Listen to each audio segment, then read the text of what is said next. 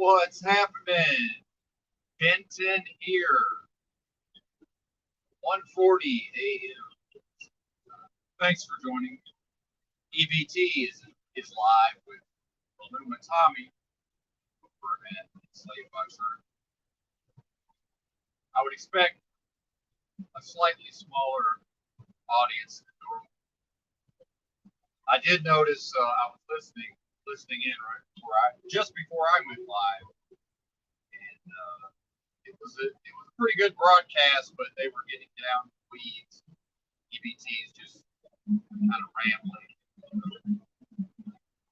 It's interesting how things go off the rails very quickly. Now, the title of this broadcast is Products of the System. And I got the idea for that because I tuned in to Slave Butcher, and I was pleased to see Illuma Tommy broadcast. By the way, I take full credit for this. If not for me, there would be no Illuma Tommy. I did that. And I'm not Drew, by the way. Drew's allergic to compliments. And Drew seems to be a humble man. And he doesn't do a lot of bragging and tooting of his own horn. So, Drew has put a lot of people together and has had a lot to do with bringing various personalities together. He doesn't talk about it that much. Claim credit. Well, I do. I claim credit for this because nobody else is going to put up with Tommy trying to alienate everybody long enough to bring him into the fold. I take credit. You're welcome. I see the live chat. Shout out to the chat. I'm in a part of my driving where I probably won't be able to pay a whole lot of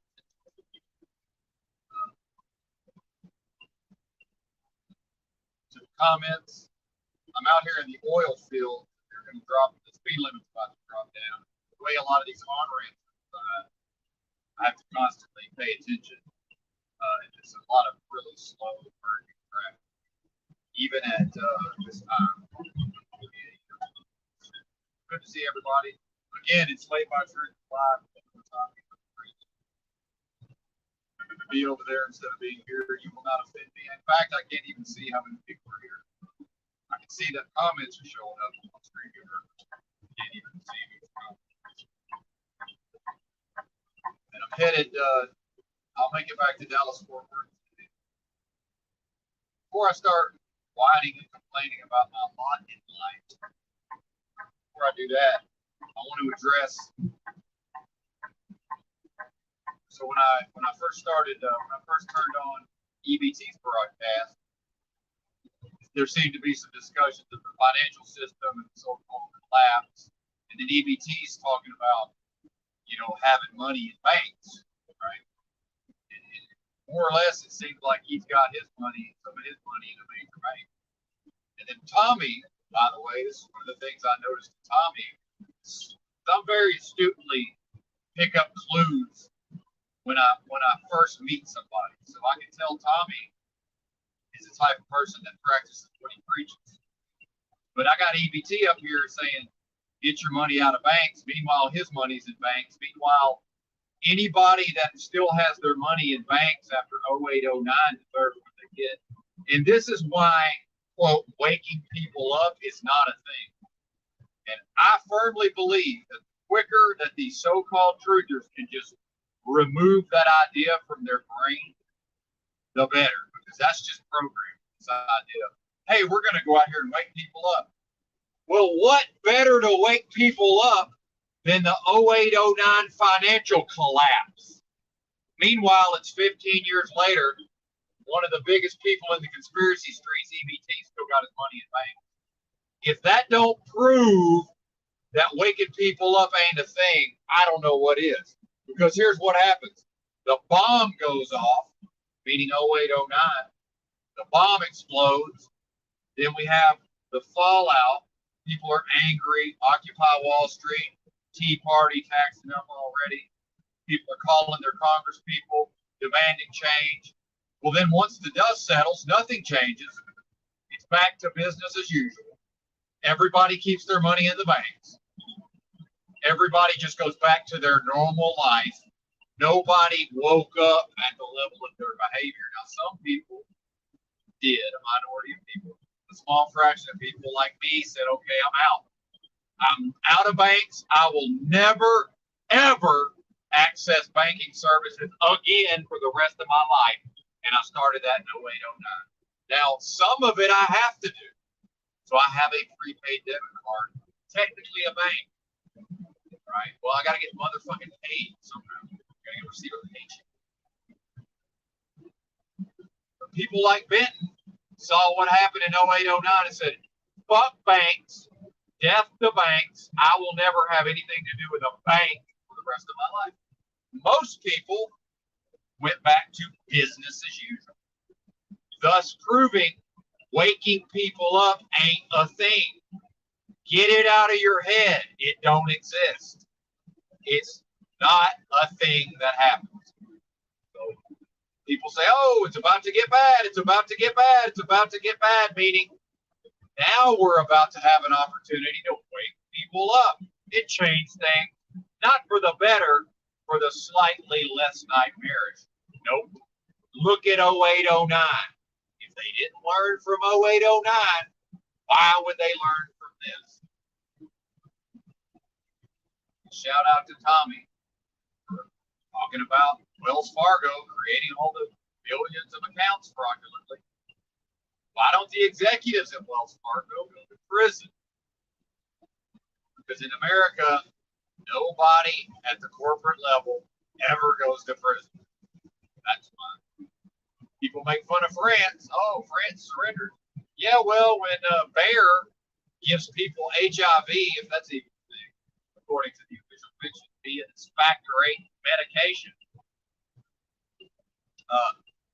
France put some of the executives in prison.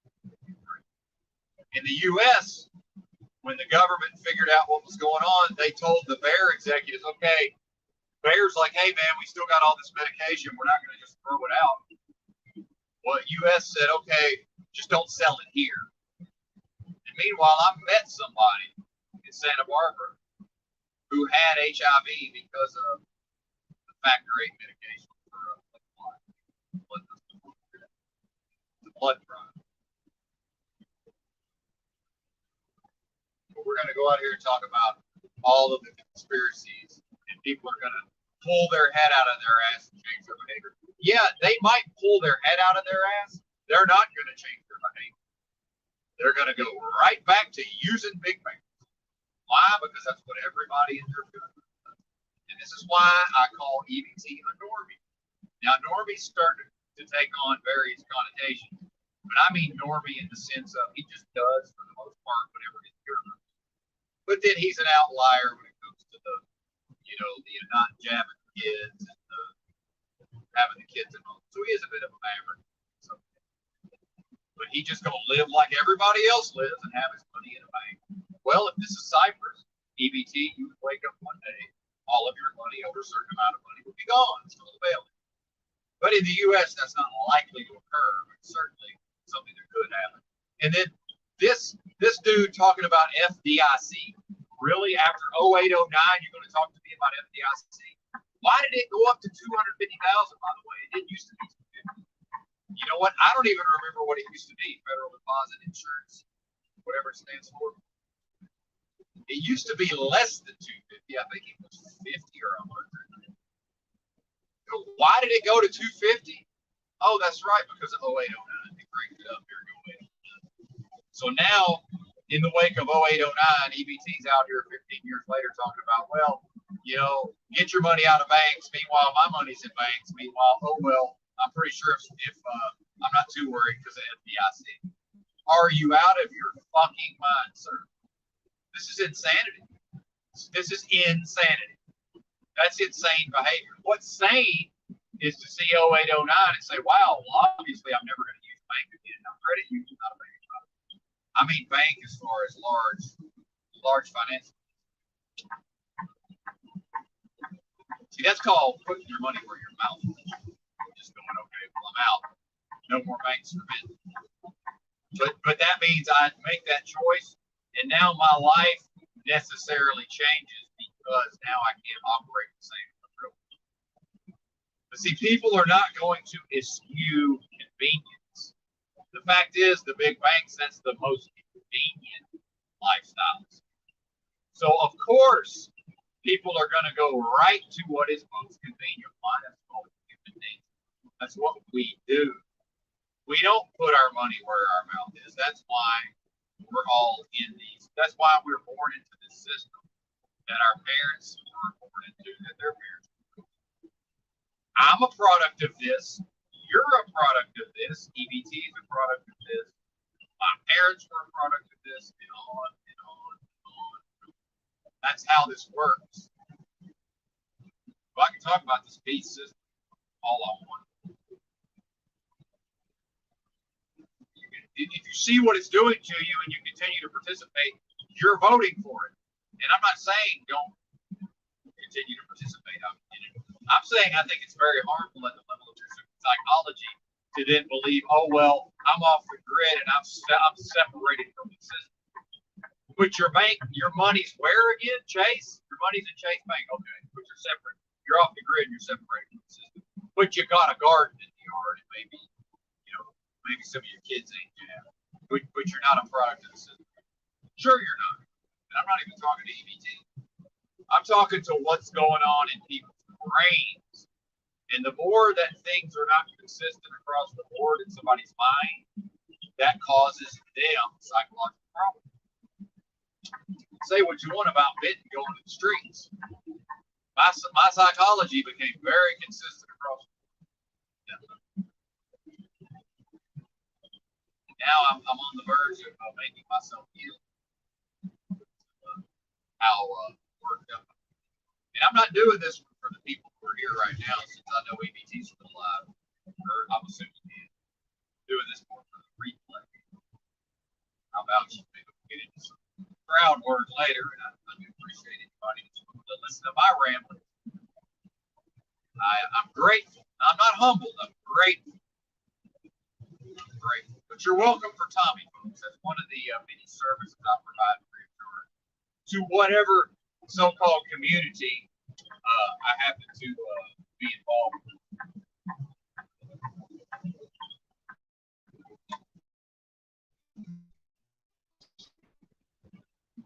That's one of the many services I provide free of charge. You're welcome. Happy to do it. Understand I'll never get credit for it. Nobody was going to humor that guy at the level of his bizarre behavior. You know why? Because of peer groups, because of ridicule, because if you're the one who, if nobody will have anything to do with Tommy, he's got a certain reputation, and he's more or less also intentionally attempting to alienate himself at the level from everybody else at the level of his own behavior. Most people are not going to stand apart from the group and say, well, I'm going to be the one to talk to this guy. I'm going to be the one to humor this guy. I'm going to be the one to have this guy on my broadcast. While at the same time, all kind of screen names I've never seen show up in the live chat. I can't believe you're giving Tommy a platform. I can't believe you're doing this. I can't believe you're doing that. And all Benton's thinking of is what might come out of it. But Benton is also seeing, oh, well, look, people are trying to ridicule me. What is that? That's a manipulation. And that's an attempt to control my behavior. I'm not going to have my behavior by the motherfucking peanut gallery. Look at yourselves, folks. How much of your behavior is controlled by the motherfucking peanut gallery? Mine ain't. Every once in a while, possibly. Meanwhile, Benton was given a great gift. I was desensitized from a young age to feeling weird or out of place because I was made to knock on doors and talk to strangers from about the age of 6. Okay? So if I'm on the internet and I have Tommy on my channel talking all kind of crazy shit, it might very well be high on stimulants. And all kind of random screen names are coming in the chat now talking about, I can't believe you're having this person on your channel. See, most people will buckle to that pressure. I thrive on this shit. I thrive on that shit. Because I see the potential. The potential ain't in hey, let's go suck up to the person with the good reputation, and let's try to collaborate with that person who's well loved, well respected, and well received. There's really not that much of an upside to that. There's a great amount of potential when I'm watching Truther Cop and there's some guy on there with a fucking Joker face, and I hear what he's saying and I hear his tone of voice. I'm like, wow, there's something here. And I emailed Truther Cop and I'm like, hey, I want to work with that Joker guy. Well, here's where most people don't have what it takes to provide you the great gift of a Lumatami in your life. Because then Truther Cop sends me an email and says, LOL, I think that's a Lumatami. Well, a Lumatami's reputation had preceded itself. And in fact, I had actually seen him on Fallen Slave panel, and he had some kind of an alien overlay. And then Paul was portraying him, Lumatami, as some kind of weirdo who's not to be dealt with, to be cast out, right? But I'm hearing, but also I'm realizing this is a person, Lumatami, the person of intelligence. He was doing funny material and LARPing as if he was an actual alien. But then I also knew that he had a reputation, so the cops like, LOL, I think that's Lumatami. And I'm like, well, then I just emailed the cop back. I'm like, well, that changes nothing. Meaning I don't care if it's I see the potential. See? And Tommy managed to behave. It's amazing how he went right up to the line of behaving in such ways that nobody would even be able to tolerate. You think I didn't see what he was doing? Of course I did. It's obvious to those who are tuned in and tapped. So, especially that time that he went on for like 12 hours. And eventually I tapped out of my project. So I take full credit. You're welcome. But that's the thing about having a community. We don't all have the same skill set. We don't all have every man has not the same office. So here I am in the metaverse. Here I am after however many decades of American society becoming more and more and more and more isolated. Each individually, we're more and more and more isolated. It's damn near Ready Player One. And if I want to be a so-called content creator and I want to be involved in various communities, why do I have to do everything? Why does Paul Enslave have to do it? Not that he does. He certainly have collaborators. But I'm saying it seems like at least initially, when somebody's trying to get something going in the metaverse, why are we just all left to our own devices? So I like to get in. I like the ad hoc grassroots, get in where you fit in, community development from the ground up, and that's why I was trying to figure out who's been around these streets, meaning this channel. And I say streets tongue in cheek, all this. I'm pretty sure he does. I'm saying that tongue in cheek, sir, just so you know. It's a bit of a joke. The thing about O'Shea, by the way, real quick, while I'm thinking about it, Brian O'Shea in comedy. Brian O'Shea, I've noticed he's true to actual comedy, and I respect him for that. He doesn't clue the audience in that he's told a joke by laughing at his own joke. He delivers the joke deadpan, and most people don't notice that he doesn't just told the joke. He actually made me laugh yesterday, but it's because I'm paying attention to what he's saying, and when he says the joke, he deadpans it. That, by the way, that's what a comedian is supposed to do. They're supposed to deadpan. It's up to the audience to figure out, oh, this is a funny joke, and laugh. And I do sometimes use deadpan humor. And sometimes I'll be in my regular life and I'll say something deadpan. And one person will get it and start laughing. The peanut gallery doesn't get deadpan humor, y'all.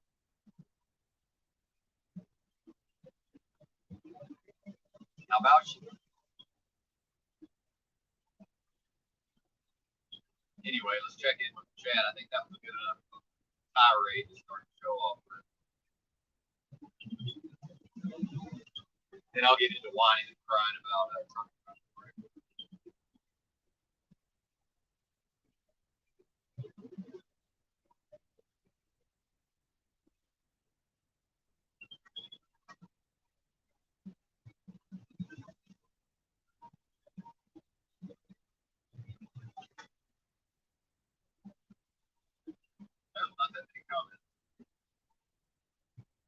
What's up, everybody? Good to see you, Sean. Check my audio. Yeah.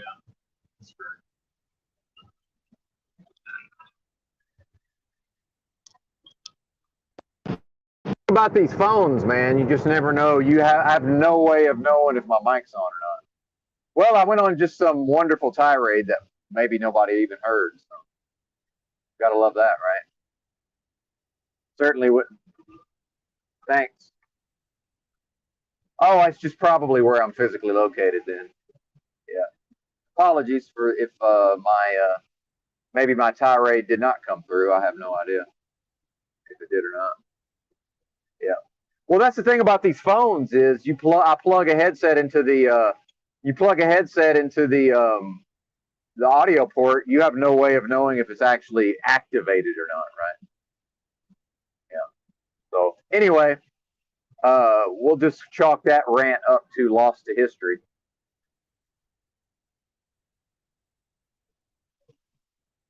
If I wasn't driving, I would probably just end the stream and start the stream over. But hopefully, anybody who's listening to the replay will know to just go ahead and fast forward. Yeah. And this actually kind of ties into what I was saying earlier about there at the end of the rant about how isolated we've become, in American society, and when it seems like pretty much anybody wants to become a internet content creator, it's more or less up to that person to do everything for themselves. So like, this is where I get in where they fit in type of thing, right? There should be some kind of way to where, okay, well, the host is actually driving a big rig, so other people are, doing other various aspects of the broadcast in real time. And I don't mean you folks, the listeners. I just mean this thing's been going on long enough. You figure somebody would want to do something, would have some kind of desire to be, I would like to be some kind of a producer, right? But here's the thing is, in America, we only keep score in money, and there's no money initially. It's how much will somebody just do something for its own sake, right? And not have to be rewarded from day one with money. And I remember Adam Carolla used to always talk about this. He had one of his real close friends, Ray, from that he went to school with. And him and Ray ended up doing a podcast. And when the podcast first started, Ray wanted to get a certain amount of money per show. And Adam Carolla's point was like, look, man, there's no money to start with.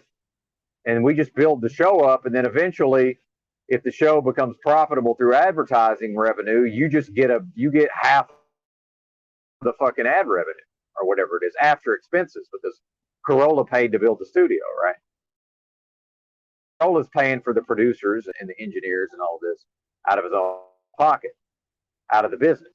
Well, eventually Ray just decides that he wants to get paid. So Ray just literally calls up Adam's fucking money manager and says, hey man, give me $100 or whatever. It starts just directly getting paid a certain amount of money per show. And then Carolla's like, okay, well, that's all you ever get then. It's like, all right, well, if this thing does blow up and take off, that's your fee, $100 per show.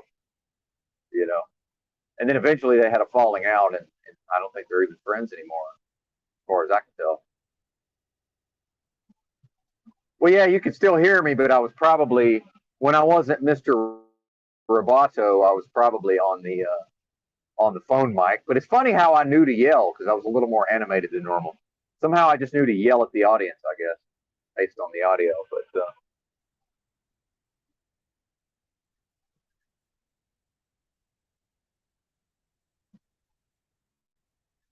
and I'm not that I'm upset or anxious or bothered about it, but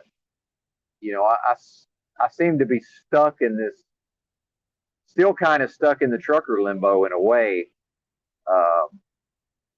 And then this also comes back to my personality when I talked about this indomitable, volatile, loose cannon. And the fact is, I behave that way, in all spheres of my life to some extent. So at this point, I'm not even sure if the trucking companies just, because what happens with trucking is if you try to quit, they generally talk you out of it. But then eventually, with somebody like me and my personality, at some point they will just have had enough. Like my excellent job performance eventually just gets overwhelmed by my the way I interact with other people sometimes. Because in my world, I can only tell them so many times not to send me to these little fucking towns where studies are now starting to show that the people who live in these rural areas are actually way more mentally ill than people who live in urban areas. And I'm experiencing it. I saw it firsthand when I delivered and then tried to pick up a load in this Silsbee. Actually, I delivered in Houston and tried to pick up a load in Silsbee, Texas, where I'd also had a lot of trouble delivering a load. I had a lot of trouble with these rural people. I mean, and these are the types of people who live fucking 45 miles from a major city. You know, well, not even 45. They live 90 miles from a major city. Like, so those are the people who will never, under any circumstances, live in a big city. And they take this, they buy this propaganda hook, line, and sinker. If the government, if the media, which is just an arm of the government, which I would say the government. So when you turn on your TV news, that is the government. So when the government says all this stuff about Chinese balloons and fucking hazmat spills, and the nation more or less heavily implies that the nation's directly under direct attack in real time, they just internalize all of that immediately. These rural mentally ill people. And the general public is already mentally ill, but these rural people, not all of you now. See, the ones that come here, I'm not talking about y'all. See, I have to be very specific in what I'm saying. I'm saying generally, and if y'all live in your rural areas, you know what the fuck I'm talking about. Just drive to your local country store. We call them country stores in Arkansas, and just hang out front of the country store. You know, or go to the outskirts of the local, you know, whatever cities in your area, you know, whatever little 15,000 population city, and just go to the fucking there and just hang out at the fucking gas station or the Walmart. You know what I'm talking about. Talk to those people. They're out of their fucking mind. Nobody's saying cities aren't doomed, Kevin Mooring. I'm saying that people who live in rural areas are more mentally ill than people who live in cities. That's what I'm saying. They're more maladjusted. They're more susceptible to being carried off with the programming. That's what I'm talking about. When see, what city people don't do, big city people don't get upset about okay, so truck drivers as a group tend to skew more rural. So here's what city folks don't do. City folks don't go get jabbed, which is what truck drivers did. 75% of truck drivers got jabbed, and I'm talking from my own experience talking to these people. And that's a low figure, by the way. So here's what city folks don't do. They don't go get 75% of them don't go get jabbed, but then think they're going to have a nationwide protest of jab mandates. See, that's a schism. That's a mental illness. Going and getting jabbed and saying, well, we're not anti-jab, we're anti-jab mandate. That's a schism. That's cognitive dissonance at its core. That's hypocrisy. See, city folk don't do that. So that's what I'm talking about, the convoy, the convoy. And then here's another example of mental illness. See, city folk don't suffer from this. And if you understand city folk, here's what city folk do. Oh, okay, a big protest is coming to D.C.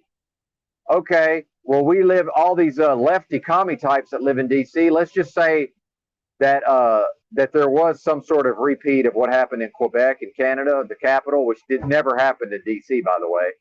But if that were to happen, here's what the lefty commies who live in D.C. would do. They just say, oh, well, it looks like a good time to go spend the weekend in Manhattan. They jump on the Amtrak, they shoot up to Manhattan, and they spend 3 nights in Manhattan. And then they wait for the dust to settle, and then they just go back to D.C. See, that's called mentally healthy. That's called psychological wellness. What's psychologically ill is to be in a group, 75% of the group took the jab, and then start some kind of nationwide protest and also really believe that you're going to change things for the better at the level of a jab mandate. This is fucking crazy, man. It's mental illness. When I drive, When I drive into the facility in Silsbee, Texas, and the guy thinks he's Delta Force, and we've all been living our lives, and he pays absolutely no attention to my rig, but now the government spit a bunch of propaganda at him, and now he's scrutinizing every square inch of the outside of my rig, checking for bombs and explosives. That's mental illness. That's literally mental illness. That's what that is. Now, Benton, I can deal with city folks because at least they're consistent in their mental illness. Yeah, they're lefty commies who hate God, but they can run a fucking warehouse without triggering my autism. Okay, because they're not suffering from psychological schism. Okay, and they don't have antisocial personality disorders like these small town people do. So whoever works the gate at the major corporation facility in the rural area, almost 100% of the time has a fucking personality disorder. See, when I take this load to some warehouse in Dallas Fort Worth, that big city person that I interface with doesn't have a fucking personality disorder. See what I'm saying? They're probably not on a combination of opiates and meth. I drove up to that facility in Silsbee. I bet you $1,000 that guy's on opiates and meth. You could see it in his eyes. But then we want to talk about the cities. No, you're just a small town person, which is fine. That doesn't make cities bad because you're from a small area and you prefer a small area. That doesn't then mean, oh, it's a country boy can't survive, and you're only getting shot if you go downtown. Meanwhile, guess what? You're more likely to be murdered in a rural area. Have you studied statistics? Small towns, way more creepy, fucking crazy, violent shit goes down in small towns than goes down in cities. And in small towns, most of the time, we don't know what happened. Just the people got their fucking heads chopped off, and we never really figured it out. Or just, hey, this person was here one day, and then now they're just gone. They're just disappeared, never to be seen or heard from again. We don't really know what happened to them. That shit really doesn't happen in cities. It happens, but not nearly as much as it happens in rural areas. But then people who are predisposed to living in rural areas, in their mind, it's just everything city is bad. No, it's not. Cities are fucking awesome. Your small town sucks, but there's benefits to that. My whole state is kind of that way. It keeps people from moving there. So we've seen that small towns have great advantage, especially if it's an actual town where there's just nothing there. If you're just in some town, it's off a highway somewhere, and there's like literally one intersection. Maybe you got a Dollar General, maybe you've got a McDonald's, and you've got one gas station. That's just not accessible. Like there's nothing for the outsider to infiltrate. You see what I mean? They're still going to have to fuck off to the bigger city, the 15,000 to 20,000 city nearby to go to Walmart. So even if they buy a house in your little fucking city, your little town, it's kind of like they're not even there in a way. Like they don't even really exist. Because why? Because y'all ain't going to have nothing to do with them. And if you go to your local fucking gas station, it might just be Benton there passing through. Or it may be Benton who just paid cash for a house nearby. It's really not, what's the difference to you guys? If Benton tries to introduce himself at the gas station and is like, oh yeah, well, I just bought a house down the road, the small town person is just going to be like, well, there you go. Well, have a nice day. And they're just going to get in their car and drive off. Right? They're not going to have nothing to do with you. See, I know these people, man. I know small town people. Yeah. They don't have nothing to do with these people. My uncle grew up in the second largest city in Arkansas, still lives in the county that city's in. He moved out into the county 35 years ago. And he said to me, these people will never fully accept me because I wasn't born out here. He said, I'm from the city. I'm a city person as far as they're concerned. Meanwhile, he's from the fucking same county. But they will never truly accept him because he didn't grow up like they did. See, there's a wall there that just, you cannot penetrate that. These small towns, the culture is not accessible. Just not. Which is good because it keeps all the It keeps it, the large city culture can't take it over. But that doesn't make the big cities bad. Yeah, they are. So is your small towns also bad, just in a different way. You know, this idea of romanticizing small town rural America and vilifying and you know, characterizing city people in a certain type of way, that's just not accurate. There's advantages and disadvantages to both scenarios. And you ain't gonna make no money in that small town, period. You want to make some money, you probably gonna have to take your ass to the city. That's just how it goes, man. Now there's exceptions, obviously, but generally speaking, you're probably gonna have to take your ass to the city.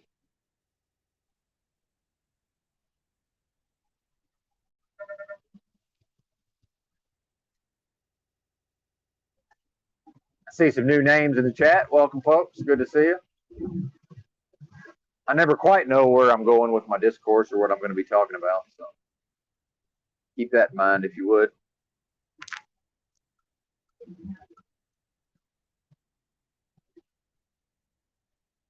Yeah, I know, Fringe, you're right. People can work online, but what percentage of the population has that as an availability right now? Most people from the country can't do it. Most people from the country can't do it. Some can. Your city folk your city folk, a lot of them can work remotely. What they can't do is move to some rural area because culturally it's a non-starter because they're used to having all of the entertainment outlets that a big city affords them. The cultural thing. See, somebody like me, in spite of my ridiculous accent, I'm a city person. And I need I'm a fancy boy, and I need some cultural outlets, or at least I used to. I don't really now because, meanwhile, when I gave that big tirade earlier about, and I'll sum that up because I don't know how much of it was heard because we had some audio difficulties, but I'll sum it up here by saying this. 0809 proves that waking people up is not a thing. Because I'm still here, I'm here in 2023, and I got EBT talking out of both sides of his mouth saying, well, my money's in a big bank, but it's time to get your money out of banks. No, EBT, 0809 was your time to get your money out of banks.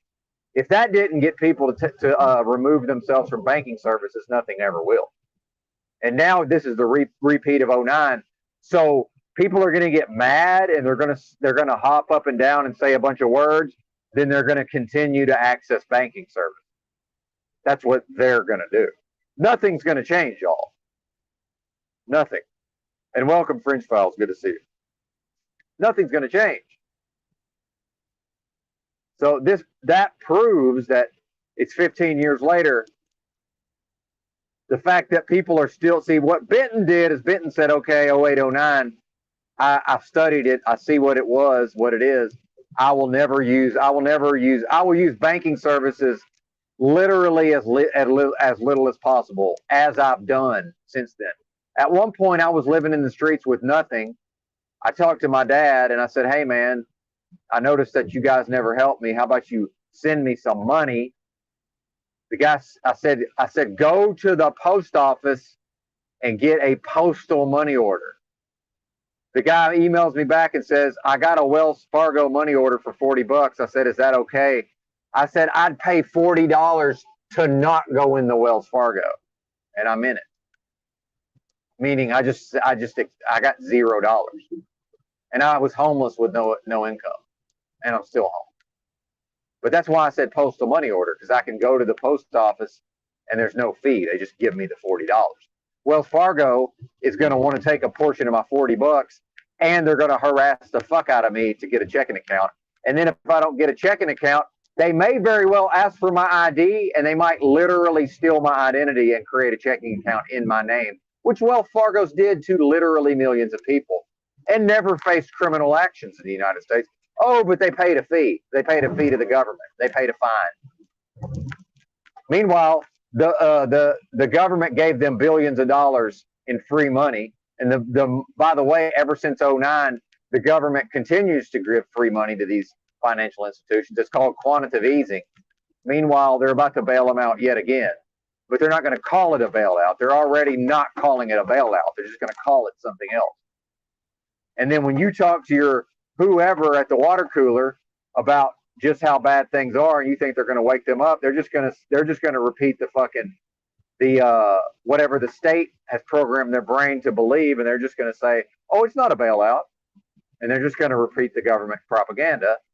Meanwhile, if you haven't already gotten out of banking services, you're probably going to continue to access banking services. See how it works?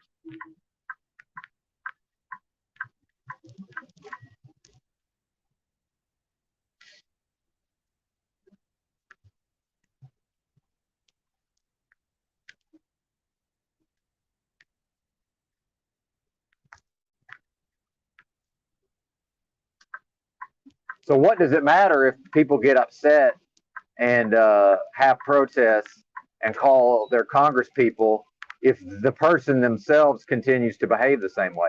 What's the point of getting angry about jab mandates and trying to have a protest? Meanwhile, almost all of the protesters voluntarily took the thing.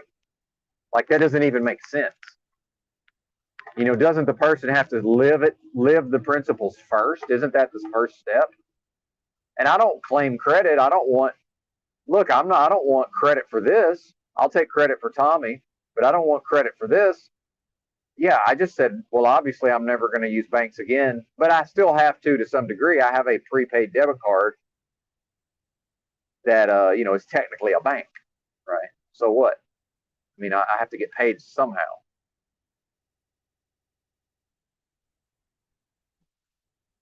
But these people who grew up in big cities, they can't just move to the middle of nowhere where there's just there's no cultural outlets of any kind. Why do you think people aren't moving to Arkansas? Now, some are, but very few are moving to Arkansas. Very few are moving to Mississippi because there's nothing there. I met a lady in South Carolina who, I told her I was from Arkansas, this real nice black lady. She said, "Oh yeah, I lived in Arkansas for a while, but I had to leave because there's nothing to do there."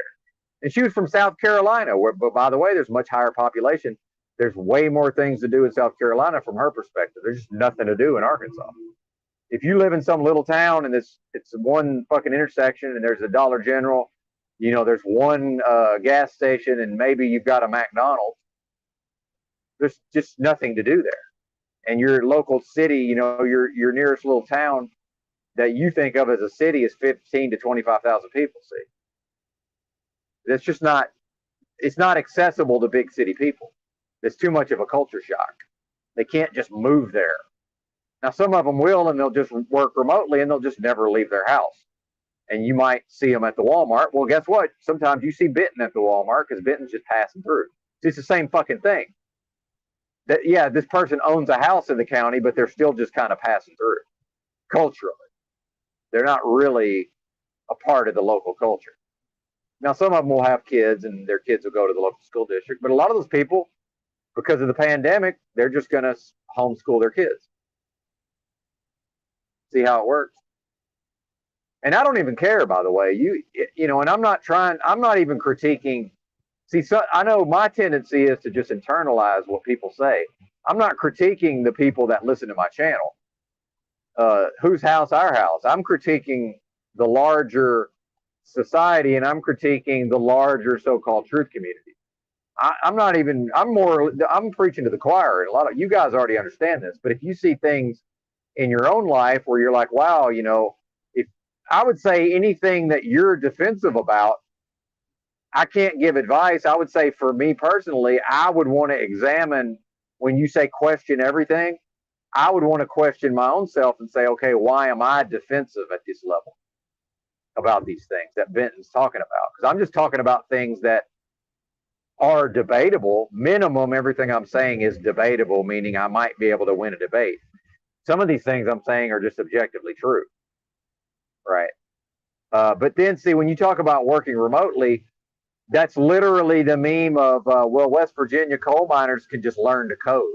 That's literally the learn to code meme. Well, I type 80 words a minute, and I've been on the internet since '94, and I was a computer expert at the turn of the century. So probably, you know, I can work remotely. I don't want to, but probably I could, right? A lot of these people aren't going to be able to. Some will. Their kids can. You know, their 25-year-old kid can. But again, it's kind of over with. If you're my age and older, it's kind of over with for us anyway. And I think that's the biggest schism that I see, is that people my age and older haven't really come to, because generationally, we got indoctrinated with all this forever young bullshit. If you're 47, you're old, period. You may not feel old. You may not view yourself as old. Look in the mirror, you're motherfucking old. Meanwhile, when I was 30, I looked 20. So, you know, and I'm from Arkansas. Dude, most of these people by the time they're 35 look just completely busted and used up. I actually look halfway decent for 47 in spite of my various illnesses compared to people who are from where I'm from. Okay, it's a fucking scale, right? It's a scale.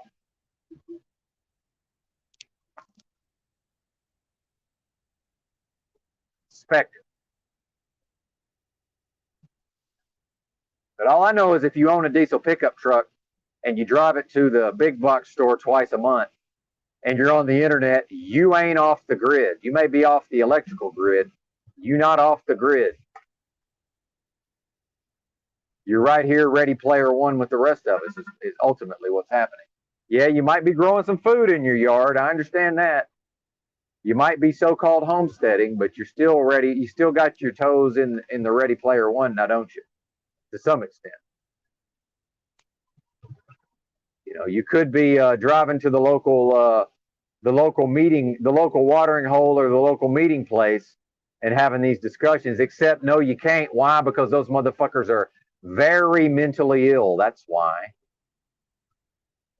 And that's the problems that Benton faces when the Eastern Europeans, the people who live in Bosnia, and most of them have never been to the U.S., don't understand. Well, Benton sounds like he sounds just like these people from these small towns.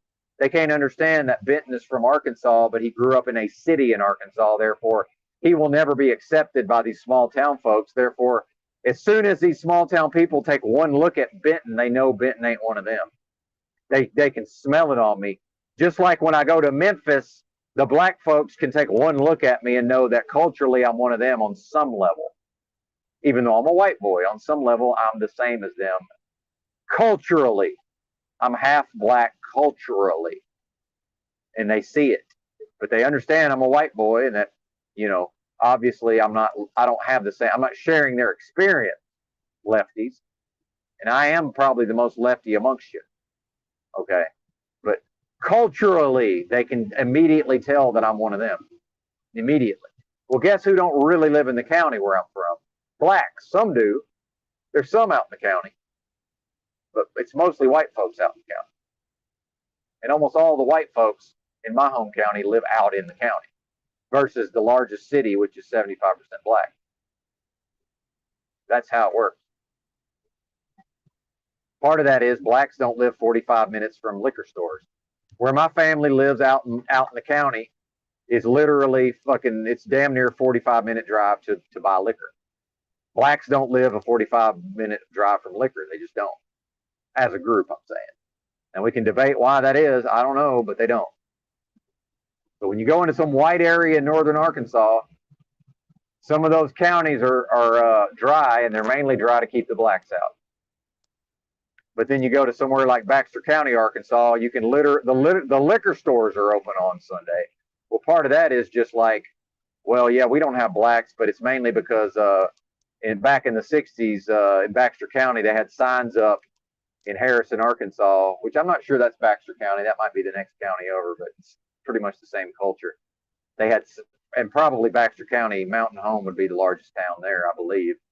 I'm sure in the 60s, they literally had signs up on both sides of town. Don't let the sun set on you, black man, literally. And I'm not saying, I'm not for that, by the way. I'm not from that culture.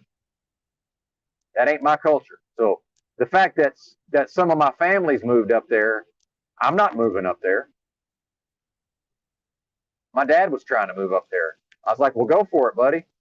I'm not living up there. But then again, my daddy's racist. I'm not. So yeah, go live with the racists. Have fun. I'm not going to join you there. I'll come visit and get hit with the fucking bioweapon, which is what happened to me.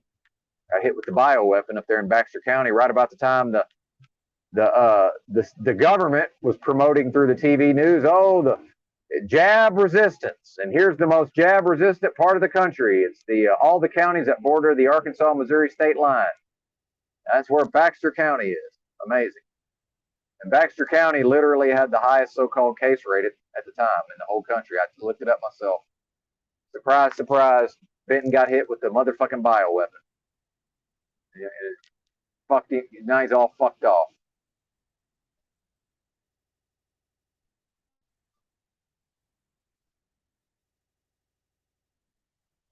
And I lost my larger point there. So that happened. One time, sometimes the one rant goes to the next rant, goes to the next rant. Now I don't know where I was. Pre alcohol, pre almost drinking myself to death, and pre bioweapon attack, I was a little bit better at keeping track of my rants and my digressions and my tangents. So please bear with me. Your host is limited. I am not the host with the most in that regard.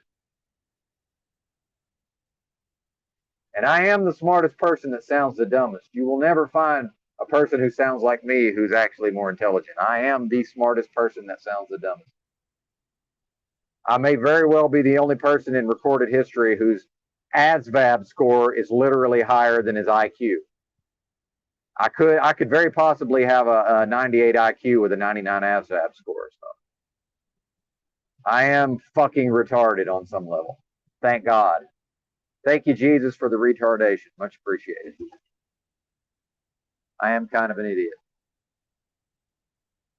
Thank God. I'd hate to actually have a high IQ, then something would be expected of me.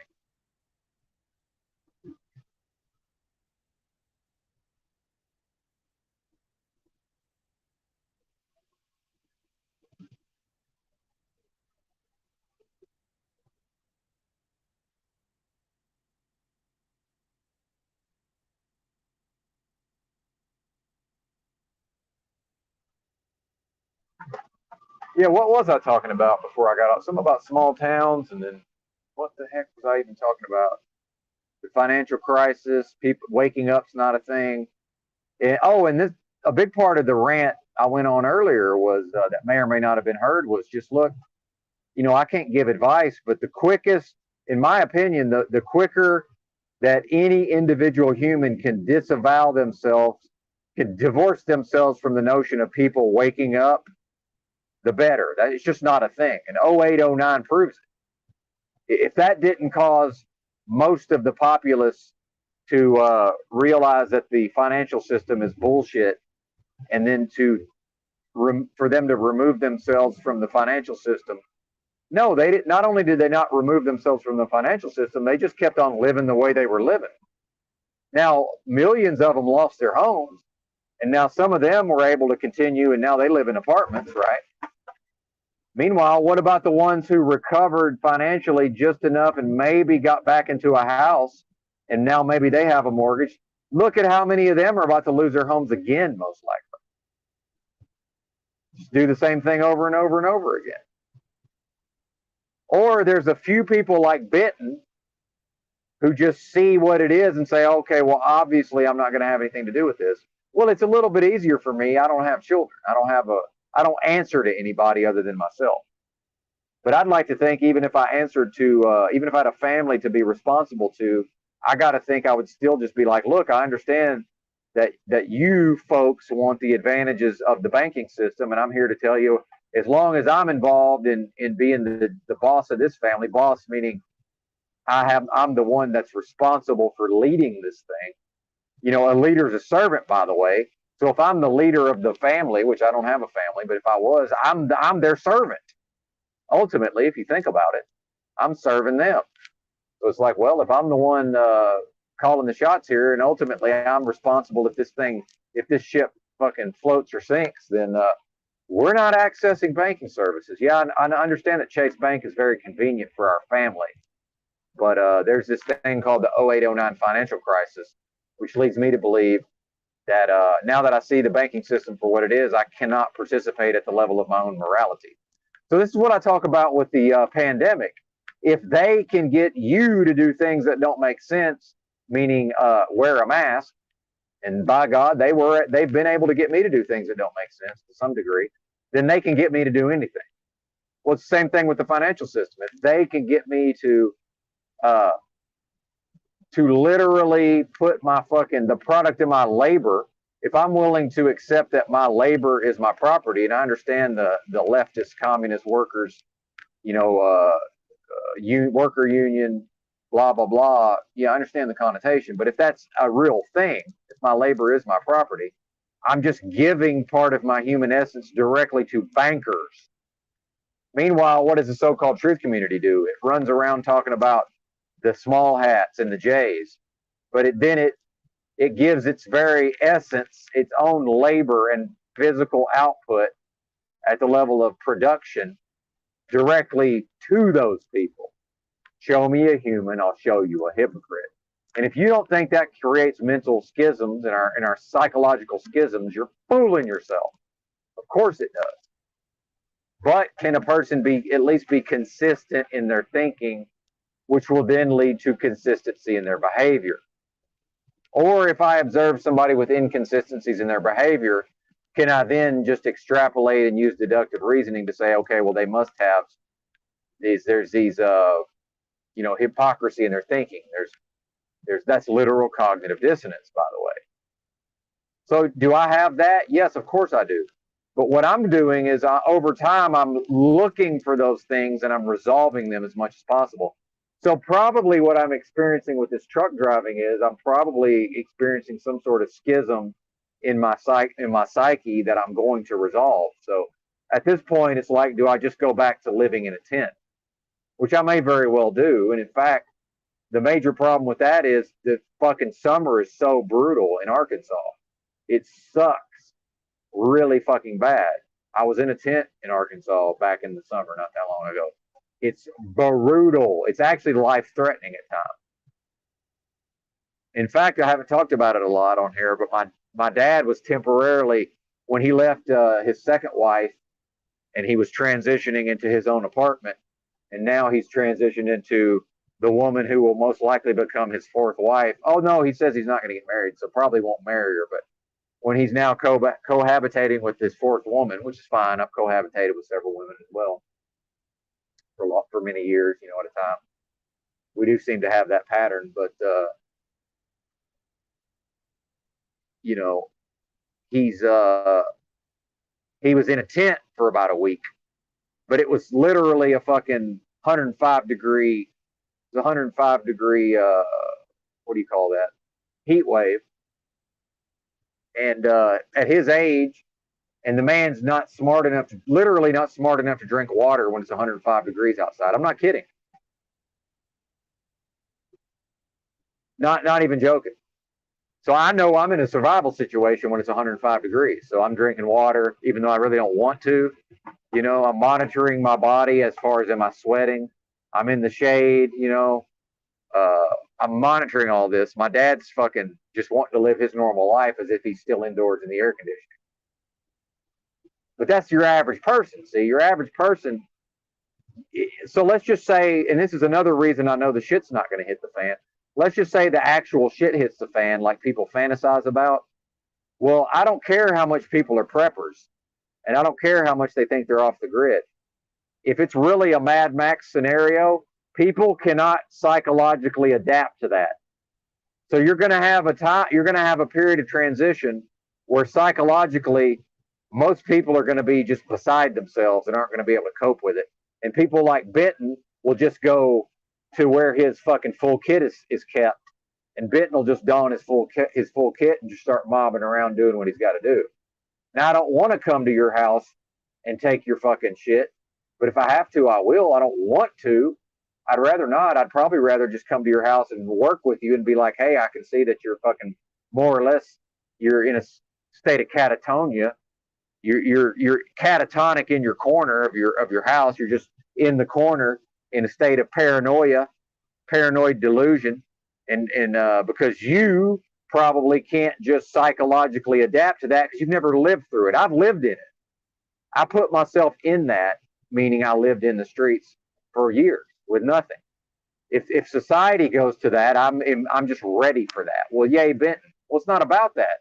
It's about I can see that the average person, my dad can't go from living indoors in air conditioning with running water to, okay, now you're in a tent in a survival situation, it's 105 degrees.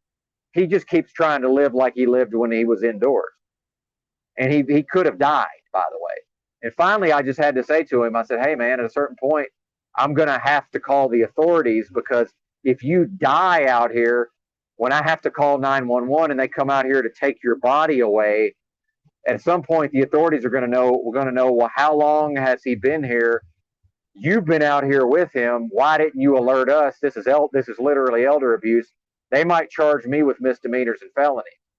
I said, so at some point, man, this is going to become life threatening, and I'm going to have to call the authorities, which, by the way, my dad is paranoid of the authorities.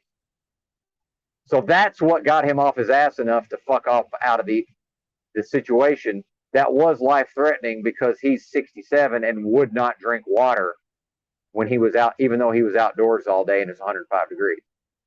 And meanwhile, I already drink a minimum of a gallon a day, minimum. And I know to at least double it when I'm outside and it's 105 degrees. And I'm monitoring my body sweat, and I'm making sure I'm sweating. It's a survival situation. And most of you never been in a survival situation. That's fine. But do you really think you're going to immediately go into a survival situation? But you've got all these things you've got all these things you've acquired. Well, what's that have to do with your psychology? If your psychology ain't ready, meanwhile, you can just drop me in the middle of any city with nothing, and I'll have everything I need by the end of the week. No fucking problem. And if you drop me in the middle of the city while society's collapsing, I'll still be able to get what I need, because I know how to do them things. But part of that is psychologically, I'll be just fine. Part of that is I've already stripped myself down psychologically and built myself back up psychologically. Have you done that? If you haven't, you can't do what I can do. Well, yippee skippy, yay for Benton. It's not about Benton. It's about you. It's about your own psychology. And if you haven't done that, or if the man of your house hasn't done that, and you think that he's just such a badass that day one of fucking Mad Max shit hits the fan, he's just immediately going to be able to transition his psychology, you're fooling yourself. But probably it's not going to happen anyway. So probably never going to matter. Because does the beast system benefit from most of y'all seeing your psychology just completely fall to pieces? And more or less becoming a version of what JG was when he first showed up in these streets. Just completely paranoid and in a paranoid and delusional state. I don't know that society's ready for that. And I'm not even saying this is good or bad or indifferent. I'm saying this is what is. See, it's not about Benton assessing what is good, what is bad, how I would prefer it to be. It's about Benton saying, well, what's best for Benton is Benton must necessarily face things as they exist, or Benton's going to lose his fucking mind. For Benton. Everybody else is on their own, see. And the fact is, it's been every man for himself in this country for a long time. Part of our propaganda is all this, we are one togetherness. We're all in this together. And look at the pandemic. We're all in this together. No, we're not. We're all in this together at the level of our expected behavior. It's been every man for himself in this country for a long time now. And I went, and I'm going to go back and play some of my podcast episodes. And the fact is, there's a very high likelihood. Basically, I thought I had to come to Jesus with my company, but realistically, the number one feature of the corporate culture where I work is it's called, the corporate culture where I'm employed, it's called laissez-faire. If they can kick the can down the road, they kick the can down the road. So if I'm called into a meeting with the operations manager again, I'm probably just going to say, well, look, me and you're going to have to talk one-on-one outside, because he always has me in his office where there's always a couple of other people present. Part of that's probably they never know what these truck drivers are going to do. Probably part of that's probably for security. And I'm sure these people I bet you they got firearms within reach. because they're just more or less employing just random people if you think about it. So I'll be like, all right, man, we're gonna have to go out we're gonna have to go out in the yard and get this. We're gonna have to handle this like men, you know. And I'm just gonna tell him And by the way, I'm driving past the hospital. They got a big sign, big LCD sign, COVID risk low. If y'all think this shit's gone away, you're out of your mind. It ain't never going away. And your average person just assumes there's going to be more pandemics at this point. The ones who have some intelligence. I'll play those clips, you know. So at this point, if I can just keep my what I consider my life savings, which is, by the way, a drop in the bucket, it's basically nothing. It's a laughably small amount of money in the grand scheme of things. But my $9,000, then probably I'm just gonna fuck off somewhere. I think I'm just gonna tell the company to send me to Conway, Arkansas, because I'm pretty sure I know I can rent a motel. I'm pretty sure these people will let me rent a room for if I give them $1,000, I'm pretty sure they'll give me a room for a month. So that'll give me a whole month to figure it out from there, right? To at least box up my possessions and send them wherever they might need to be sent.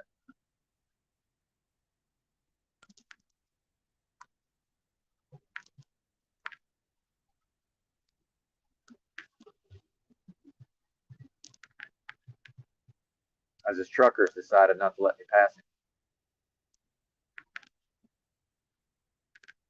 for whatever reason. But then he's going to go 68, but he just won't let me pass him. See, there's some people, that's their psychology is they won't let you pass them. Since I'm governed and he's probably not, I have no choice but to let him set the fucking pace.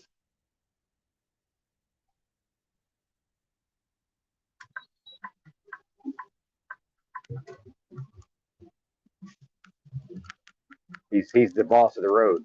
There's nothing I can do about it because I can't go fast enough to pass him, which is good because it does keep me from getting tickets. But now we'll probably cruise at 68, or he could have just let me go 71, but he's just not going to let me go 71. Why that is hard to say, but that's the way it is. Can I accept the things I can't change? See, I don't feel any type of way about that. It's just it is what it is.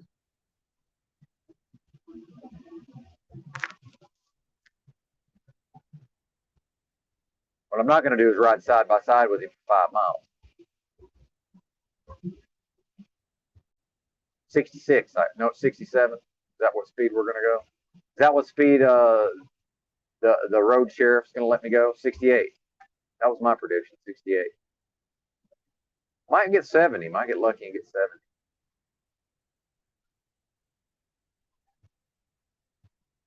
Meanwhile, I don't ever do that to truckers. I just let them pass, and then if I need to pass them back, I'll just pass them back.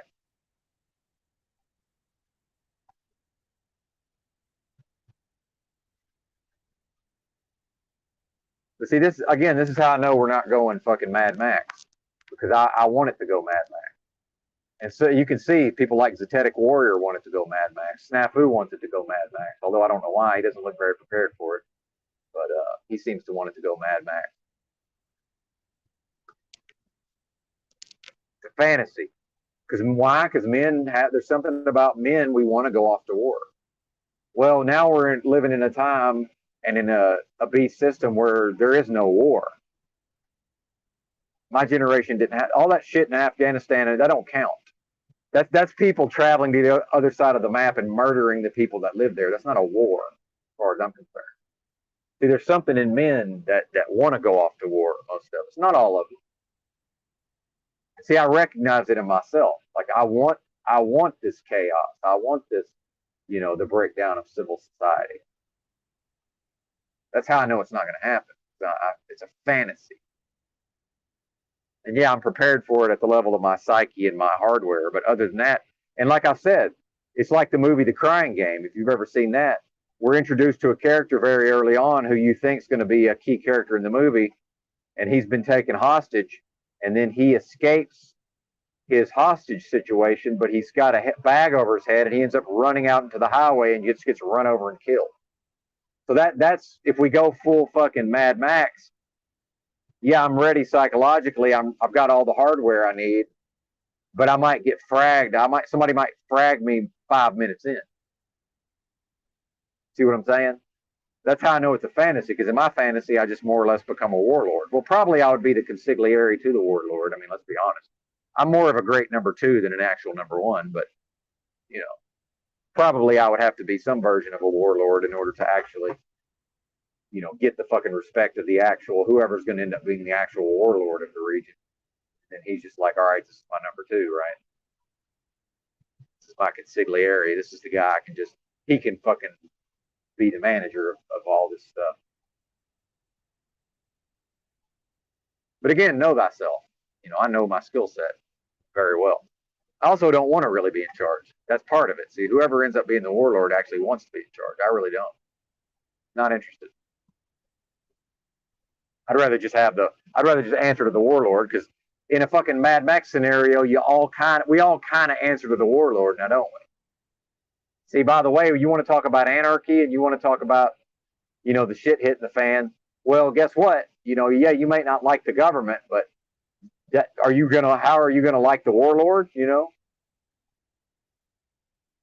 Dr. Strangelove, or How I Learned to Stop Worrying and Love the Bomb, or How I Learned to Stop Worrying and Love the Collapse, or How I Learned to Stop Worrying and Love the Warlord, or How I Learned to Stop Worrying and Love the Government. See, there's always something there. You can remove the bomb, you can remove the government, the bomb meaning the Cold War idea of mutually assured destruction. You can remove the financial crisis, you can remove the pandemic, whatever that thing is at the end of the sentence. Yeah, you can remove that, but something else is going to necessarily take its place. That's called circumstances. That's called welcome to life. And unintelligent people get tricked into believing that that they are the victim of their present set of circumstances. And what happens then is that they mistakenly believe, okay, all I have to do is resolve these circumstances. Whereas, oh, no, no, no. Logically, it's obvious to me, and this is why I say there's no such thing as common sense, because it's super fucking obvious to me that if I manage to resolve my current set of circumstances, those circumstances are just replaced by another set of circumstances. So, yeah, I'm absolutely may very well be in the process of resolving my current circumstances with respect to my living situation that I have combined with my employment, meaning my workplace is where I live. I live at my workplace, right? I drive my free tiny apartment. So what's going to happen is I will resolve that set of circumstances, and those circumstances will be replaced by another set of circumstances. So temporarily, I will inhabit a Jack Talcott limbo where I've got enough money to just go live I could probably live for 2 straight months with no problem in a motel, right? Well, probably not. Probably just 1 month, honestly. If I keep spending the way I'm spending, I could probably go for 1 month into a motel, 1 to 2 months, and still maintain my savings. And then I got to figure it out, see. But that'll at least give me a month to figure out, and it may just end up going back to a tent. But at least then I'll have time to sort through all my personal belongings, and some of them will need to get sent to my mom's house. Some of them will need to get sent here or there, right? Some of them will need to go to my storage building, wherever that is. See, the things I own end up owning me. 1998 Fight Club. See, I'm living that. That's true. That's a true statement. Now I can just walk away from all these things, but they are resources for a reason. Like, they're useful. Everything I own, they're all useful items. I have very few things that are just random, useless bullshit. Trinkets and baubles. I have a couple of things, not really much of anything.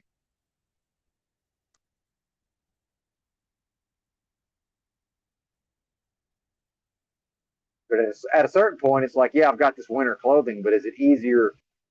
Is the cost of hauling all that bullshit around, at what point does that become higher, greater than just waiting for winter and acquiring new clothing? But the American way is you just live in a house or an apartment, and that's where your stuff lives there also, and your stuff owns you. That's just how it is for most people. which is fine. I'm not putting it down. But again, it's a set of circumstances. So there was this guy on Paul's panel yesterday, this DD 214 audits or whatever.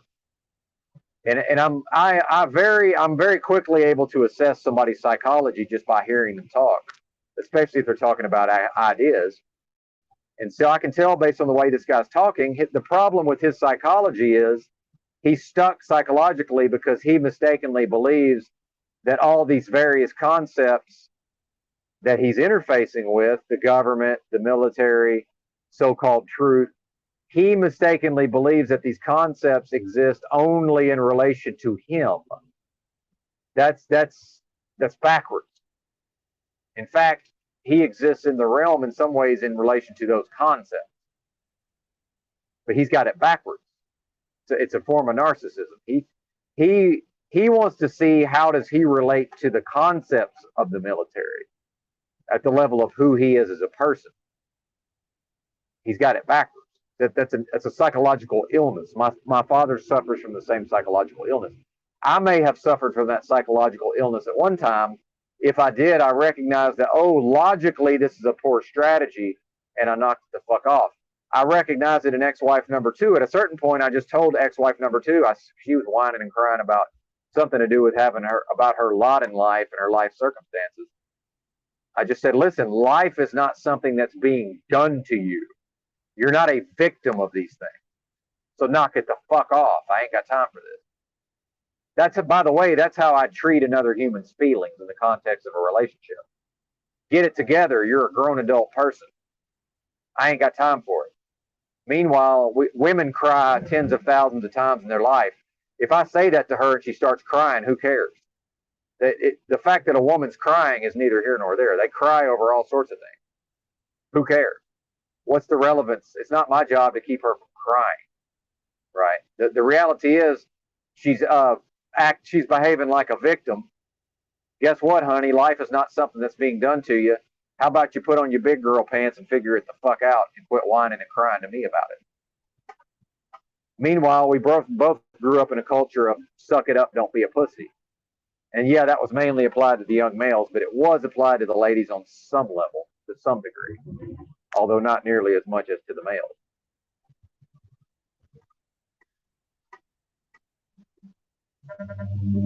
Now this will be an interesting experience. Let's see if the road sheriff lets Old Dominion pass here. It'll be interesting to see if that happens.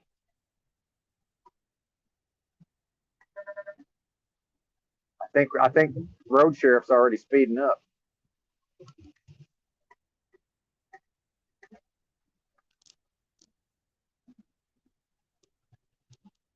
Yeah, he sure is.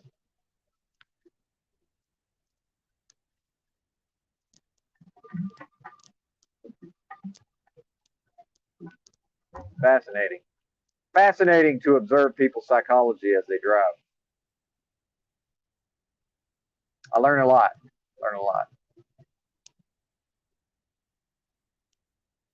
Exactly. I'm ready for the Mad Max. That's why it's never going to happen, Rusty. And see all these people who are talking about, like Snafu trying to tell Drew that he's the problem, and the shit's about to hit the fan, and then he's Snafu's fantasizing about Drew not being able to cope and Drew getting dealt with, and then now Snafu has access to Drew's wife and all this. That's a fucking fantasy, man. It's not going to happen. But 2.5 years ago, I was talking about a hot civil war, and I was talking about FEMA camps. The FEMA camps is still very much in play. It's always going to be in play. But the fact is, even if some of us get taken off the fucking FEMA camp, it's still not going full fucking Mad Max. It's just not going to happen. The supply of McDonald's is going to continue unabated. It just is. Yep, king of the road. That's right, Tranquil Vortex. Well, and I can tell he's distracted because of the way his trailer keeps moving around. A lot of these guys are having arguments with their wives while they're driving. I know it's 3 a.m, but his wife's probably on all kind of psych meds. She's probably on Adderall. She probably can't sleep. And so the way she deals with her emotions is her man drives nights, so they talk on the phone probably. So I can tell by the way his trailer moves around, he's probably distracted. But he's actually going to let him get around, it looks like. See, I'm not always right. He actually let him pass, amazingly. Somewhat surprisingly.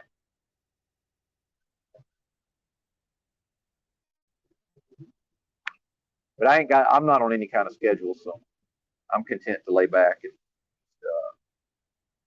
let him drive my truck to some extent. I got the adaptive cruise control set.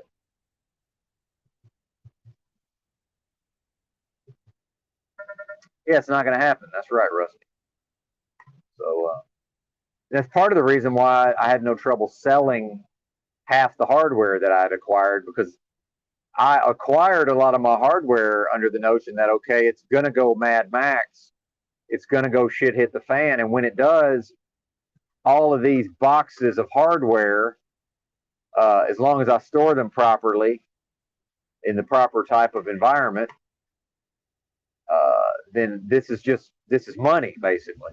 Like if I need food, I can just trade one of these boxes for food, right? Like this, I can just barter with all of this extra stuff. Well, eventually, I just ended up selling all of my extra stuff. Really, everything I got left is exactly what I need for me personally. At one point, I had everything I needed, and I had enough for another person, and still had extra.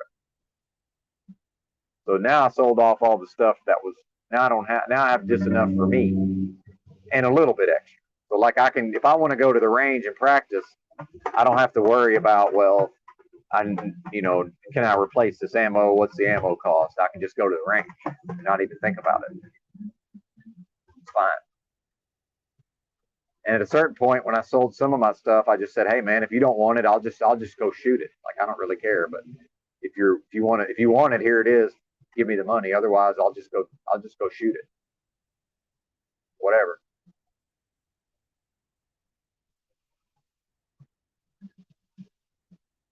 But then shout out to Hoovman, who used to be around on the old Chalk Body Outline Discord. Hoovman pointed out, in a war, a lot of it comes down to logistics. A lot of it comes down to how much of that can you physically carry, how much of that can you physically transport.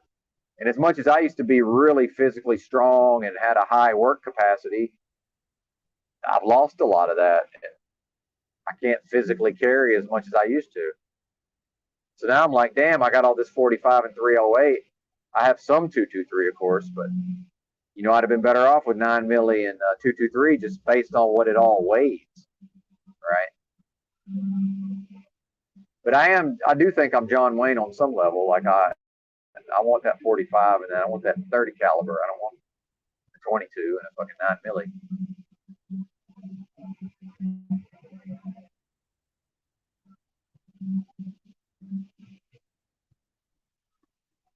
But realistically, all I need is even if at some point, I already have a 223 rifle, an AR style rifle.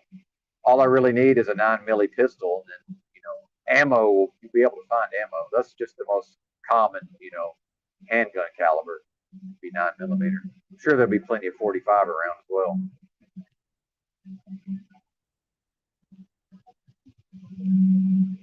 Yeah, there you go. What's up?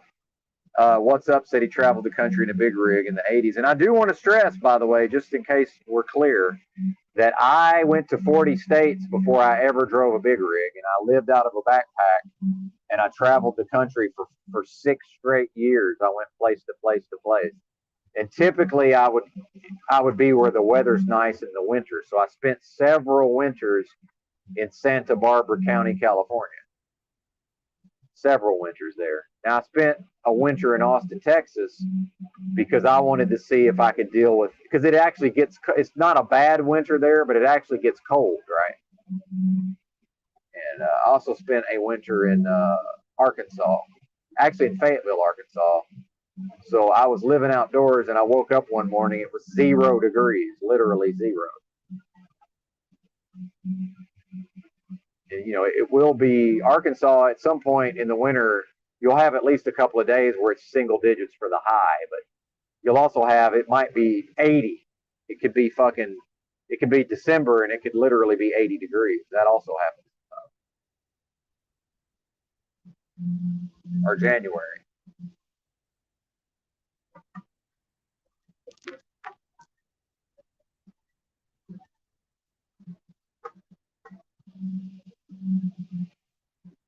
Yeah, 9 millimeter. Yeah, yeah. I had one. Excuse me. I don't know why I can't talk all of a sudden. I had one. I liked it a lot. It was a nice gun, but I'll get another one at some point.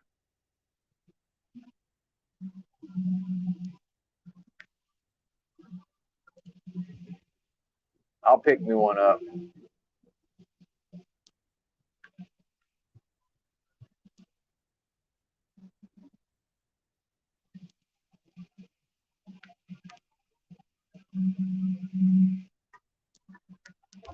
And 45 no longer has an advantage over 9 millimeter with respect because the ammo's gotten so good now. It's effectively the same as far as if you had to actually, you know, in the unfortunate event you actually had to use it for its intended purpose on a human. Nice. There you go, Rusty.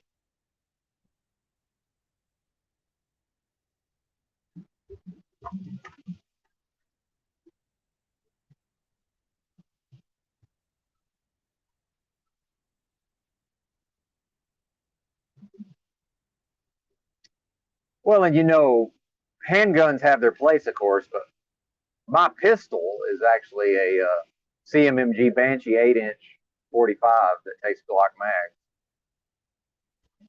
And then I also have my handguns are two Glock 21 SFs, third gens, 45 cal, 45 ACP.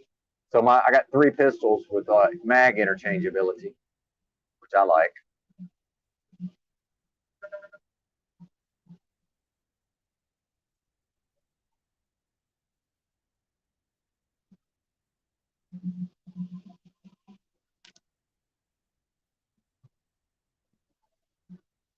But I'll still bring it back to prepping is great, but if the psychology is not prepped, the rest of it is not really going to matter that much. But if the person's psychology is prepared, even if they're not physically prepared as well, they're still going to be better off than someone who's acquired a lot of useful items, but does not have, but becomes a basket case as soon as the shit hits the fan.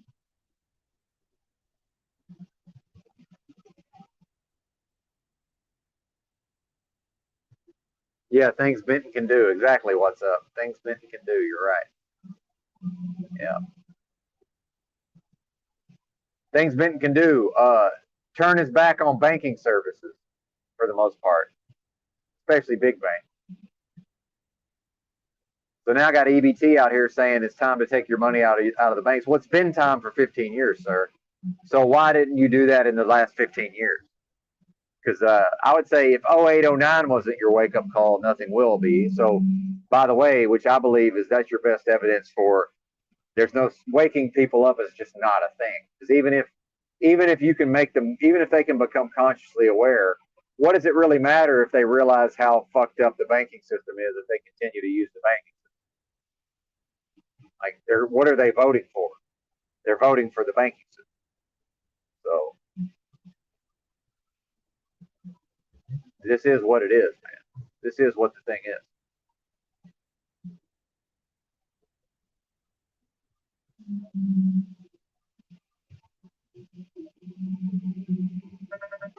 Yeah, but I like guns. I always have. I grew up in a gun culture, so I wasn't a hunter and I wasn't into guns as a young person. It was such a staple of my cultural upbringing that like we had hunter safety in school. I took hunter safety. I didn't hunt, so I had like completed hunter safety. Never hunted a day in my life. You know, culturally, we all were trained more or less in gun safety for the most part. Although I did have at least two of my classmates, believe it or not, died in a shooting accident. Although then you get into was this really an accident or not territory. But like one of my friends that was in my grade, his younger sister died in a firearms accident when she was still a teenager, tragically. Yeah, there you go. Dark glasses, Woody. Well, the bottom is falling out of the market here in the U.S. That stuff's damn near free.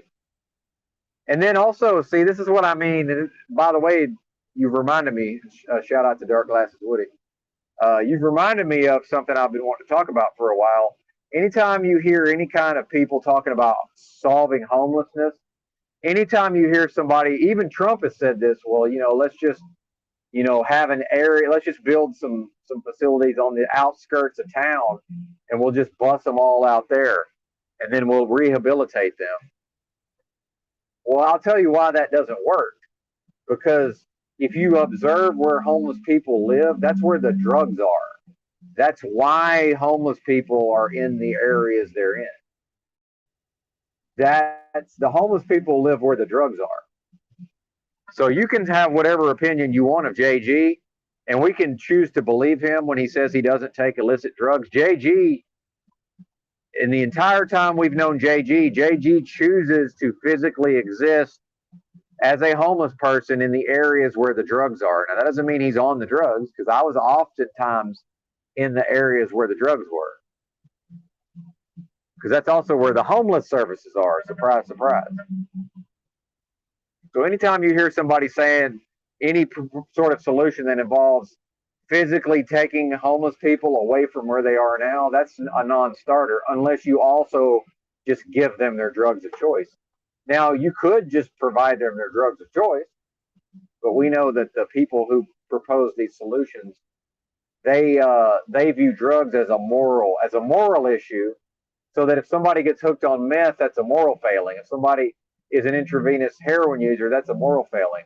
But then what are we seeing in America? Well, increasingly, the people who view these as moral failures, they themselves are seeing their communities ravaged by drugs, but it's legal drugs, although it is meth also. Meth has pretty much penetrated the entire country by now, for the most part.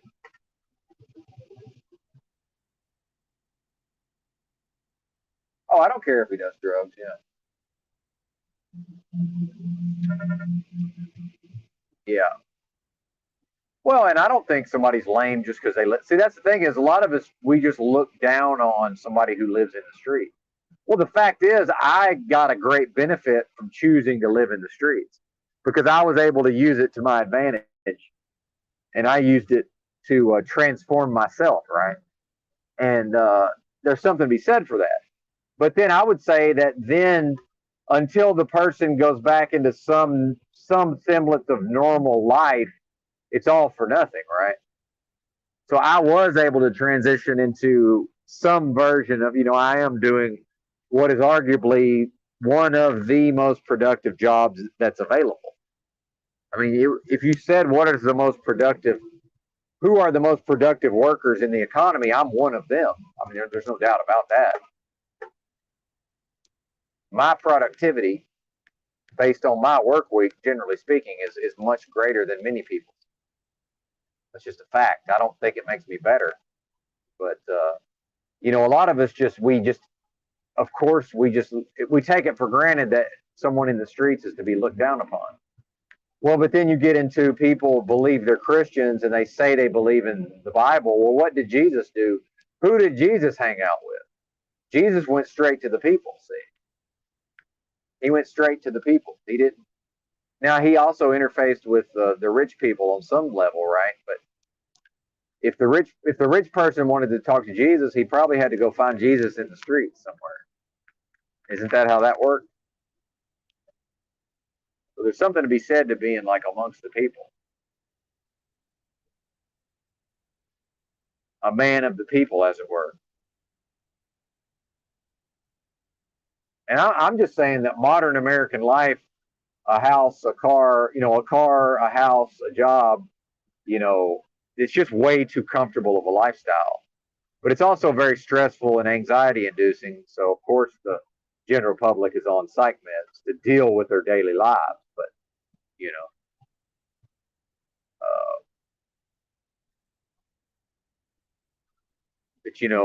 I could look down on somebody who lives in a house and has just a regular corporate job and has just a car, a house, and a job or an apartment. I could choose to look down on them. just like they could look down on somebody who chooses to live on the streets. But most of these people, they don't want to live in. Some of them do want to be homeless. Some of them prefer that lifestyle. They really do. But some of them don't want to be homeless, just are. Like, and that's just how it is. And some of them become homeless, and it's so jarring, and they don't, instead of adapting to homelessness, they immediately get scared straight, and they do whatever they got to do to fix their life enough to get back into an apartment. Whatever that is, I've seen it time after time after time. I've seen people become homeless, and that freaks them the fuck out so much that they do whatever they got to do to clean up their act. And it got to where I would meet those people, and I would just say, hey man, I can't really give you advice, but if I was you, man, I would say don't adapt to this, because once you adapt to this, you're changed forever. You will be a different person. And see, I don't really identify as a truck driver, but I do identify as a homeless person. Absolutely. It's part of the reason I identify sort of as special needs. I fit in with the special needs people to some degree. When I'm at the Walmart and there's a group of special needs people and they're waiting on the bus to come pick them up, I sort of identify with them. I feel like I kind of sort of fit in with them to some extent. But yeah, I'm high functioning. So, yippee skippy, and they're not. Big fucking deal. You know, who's the smart one in this situation, by the way? Well, unfortunately, I'm not able to pretend to not be high functioning. So here I am, dealing with all this bullshit.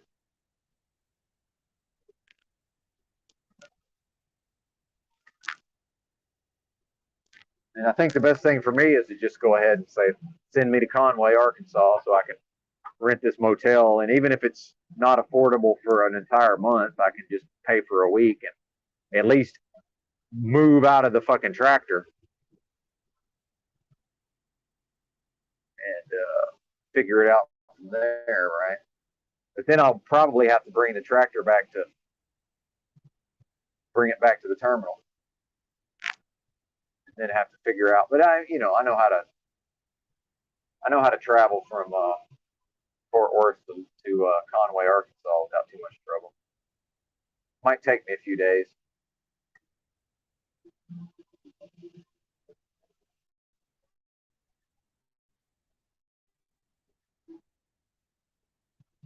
Might pay for a week of a motel and take me a week to get back. And then people say, oh, well, why not just take the bus? Why not just do this? Well, do you really think I haven't already thought about that? So if I'm saying it, I might take me a week of hitchhiking to get there, then, or you think about hitchhiking, you might just get there in one ride. You just never know. But hard to say what would happen in hitchhiking. But well, obviously, I've considered taking the bus. Probably have a reason for not wanting to do so. Might still be an option, though. Might still be an option. The optics are high. That's right. What's up, Snafu? The optics are indeed high, sir. But if you think there's going to be a Mad Max shit hits the fan, you're out of your mind. It's not going to happen. Meanwhile, I can play you podcast episodes of me 2.5 years ago, more or less losing his mind because I thought, now FEMA camps, you might still get taken to a FEMA camp, but this corporate society, this corporate structure to everything, that shit ain't going away. The supply of McDonald's and your soft midsection, you being looking like the Pillsbury Doughboy, that's not going to change anytime soon, Snafu. Because the best thing for Snafu would probably be to get starved out and to have to sort of get in shape, to shape up or ship out.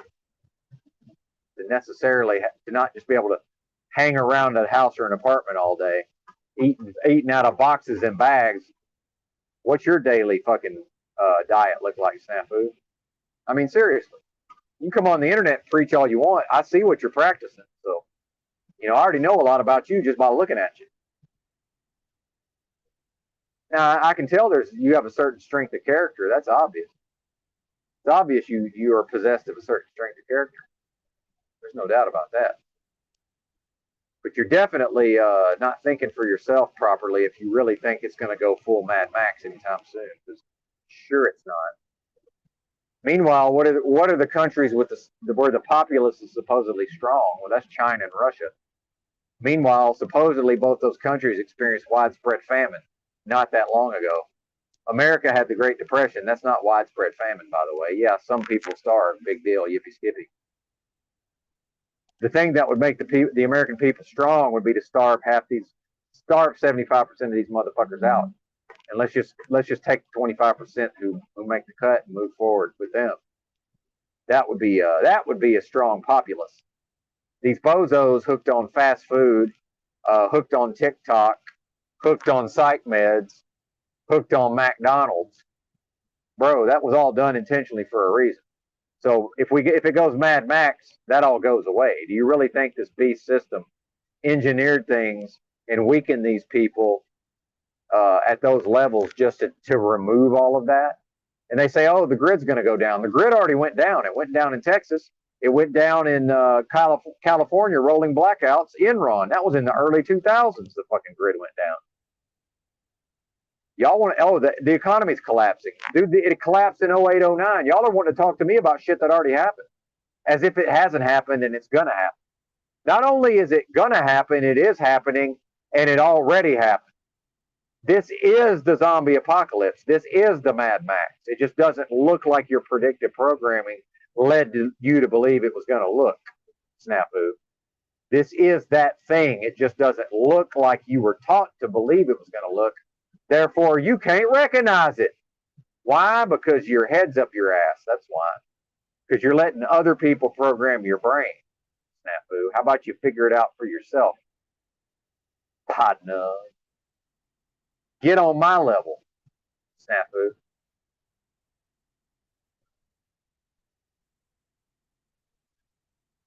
Get on my level.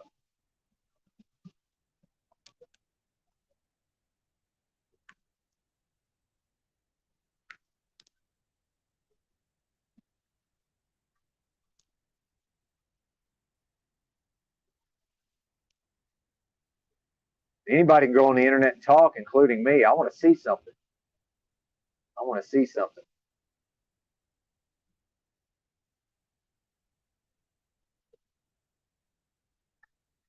Well, you are cupcaking it. It's around your middle.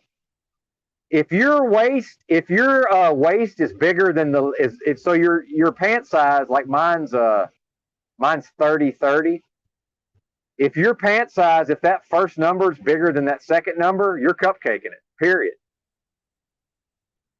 So if the length of your pants is 34, that means your waist size can't be bigger than 34.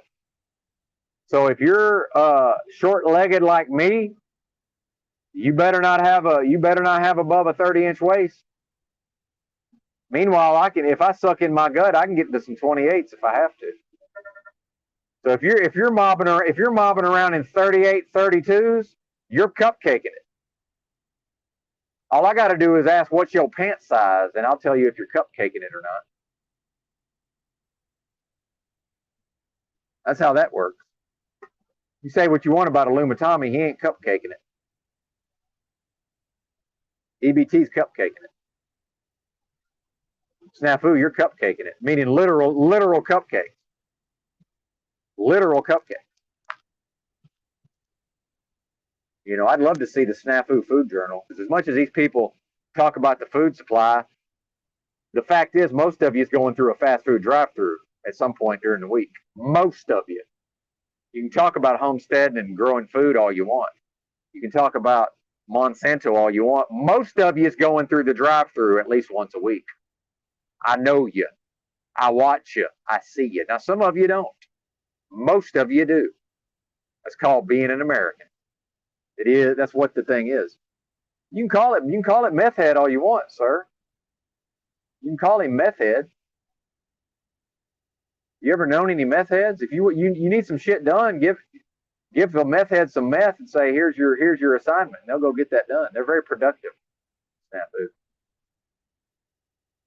Every man hath not the same office. I respect.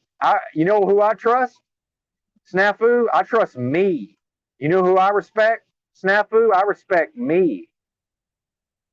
See, that's a false premise. This idea that if I have acquaintanceship and I have discussions and conversations with another human being in the Ready Player One metaverse, that I'm somehow platforming them or co-signing their humanity. No, I'm not. They're responsible for them. I don't answer for Tommy. See, that whatever Tommy is doesn't transfer onto me because I talk to him in the metaverse. See, that's where your thinking is very wrong and flawed, Snafu. That has how Tommy chooses to live has nothing to do with me. Just like your expanded waistline has nothing to do with me. I could say the same thing about you, Snafu. I could say somebody could say, "Hey, Benton, do you really associate with people who eat such a poor diet that they're fat around the midsection?" It's the same thing, brother. It's literally the same thing. Show me a human, I'll show you a hypocrite. You have every single one of us exhibits behavior that we could say that's bad behavior that should not be endorsed. I don't endorse the food you put in your body, Snafu. Just like I don't endorse certain things about how Tommy chooses to behave. Has nothing to do with me. What he chooses to do. That's on him. I don't answer for what he does.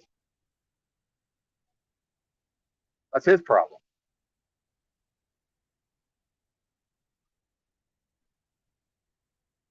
I've never done a real drug in my life other than alcohol.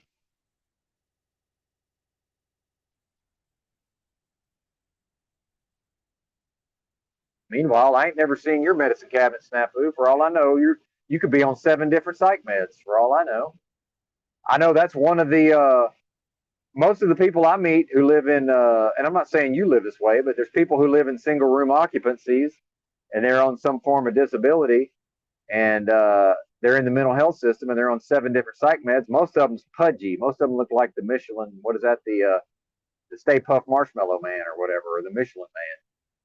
There's something about them drugs that just they take on that certain physical shape.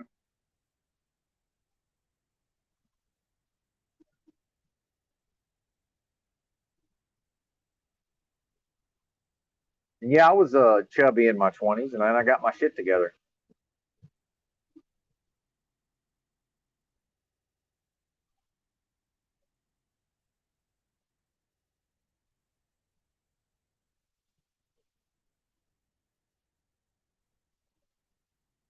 But really, it's just discipline. That's all it is. You're going to talk to me about Mad Max, but you lack discipline. See, this is how does that going to work? And then I got people, I wouldn't want you on my team. It's like, motherfucker, you're not going to make it in my squad if you ain't got discipline.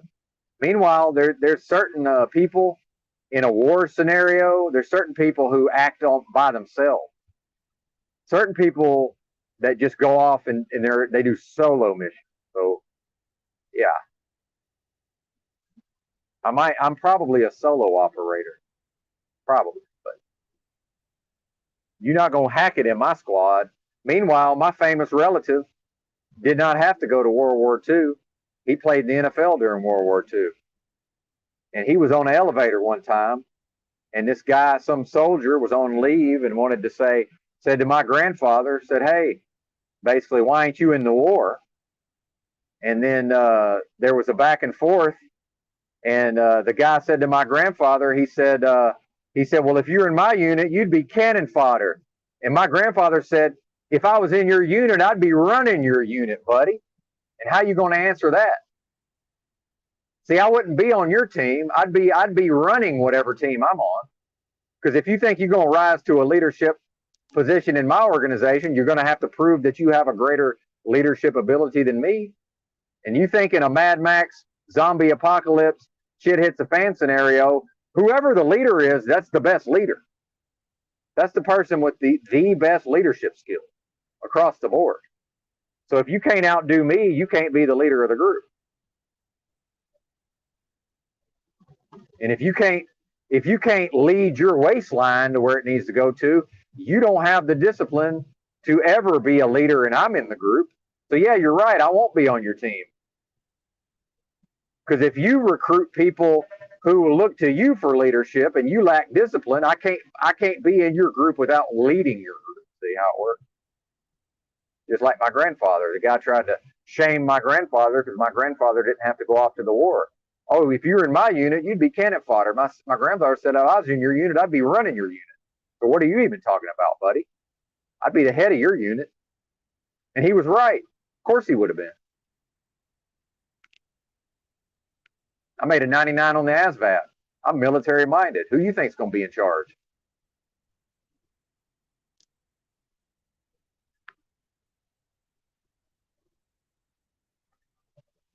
Yeah. But I ain't talking about anything I haven't already done. I had a pudgy waistline. Hell, I originally lost weight because my pants were 40s. I looked like Humpty Dumpty, 40 30s. And finally I was like, fuck it. The 40s were getting tight. I said, I'm not buying 42s. This is insanity. Like, I'm not going to be a fat guy. This is crazy. I was an athlete in high school. I was 135 pounds, man. But an athletic 135. I'm not, this is crazy. Then I got my act together. And I ain't been fat since.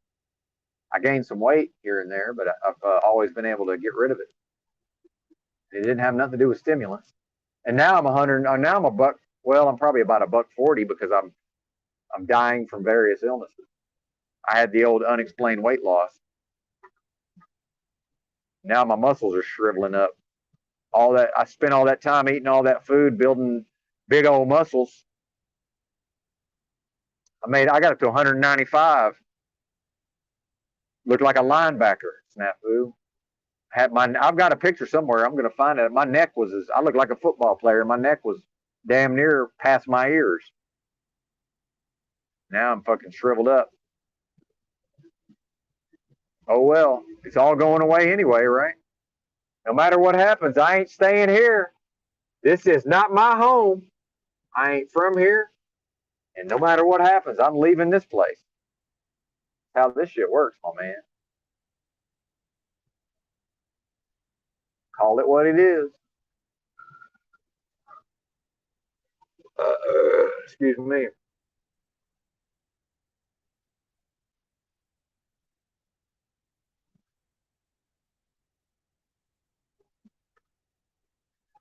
Well, that's the interesting thing about weed, Rusty. Rusty says weed is such a relaxing trap. It can be. Some people, it does affect people differently. Literally, the most productive person I've ever worked with was a guy he started his own very successful business. And this guy was super productive every day of his life. And he's literally got high all day, every day. But he probably had a touch of the tism. Some people just, there's something about them where they respond, where weed actually works for them. But I don't disagree. I certainly wasn't.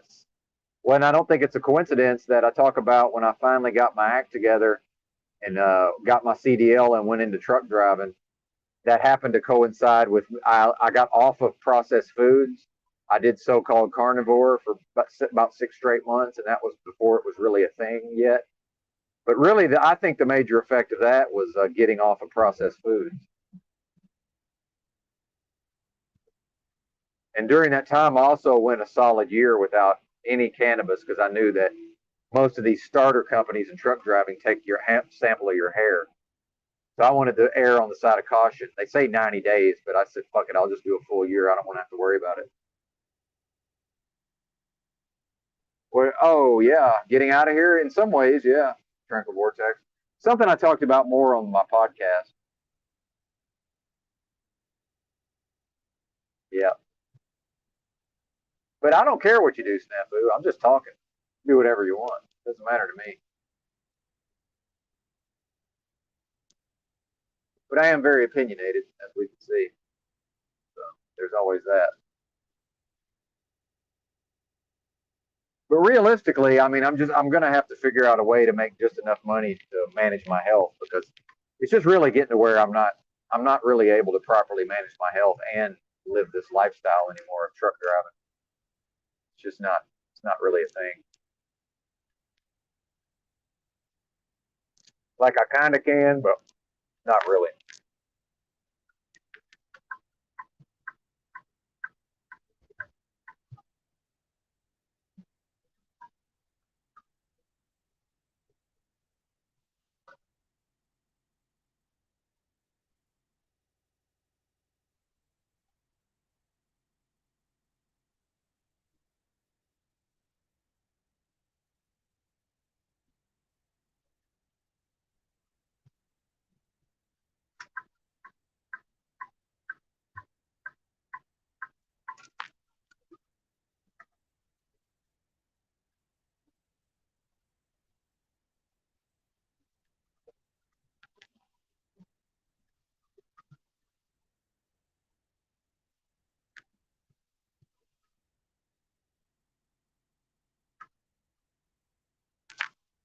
Remember, the dead air is a meditation.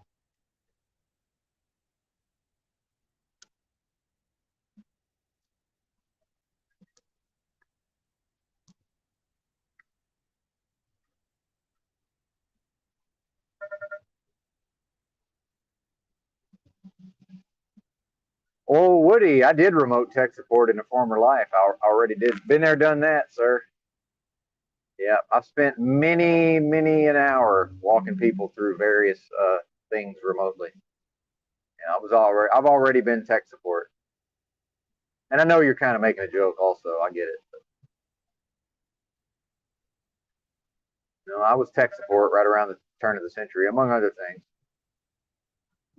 So I had a job where I worked for a company that they had their own inventory management system for college bookstores, which is it's actually a textbook business is unique in some ways. And so I did tech support.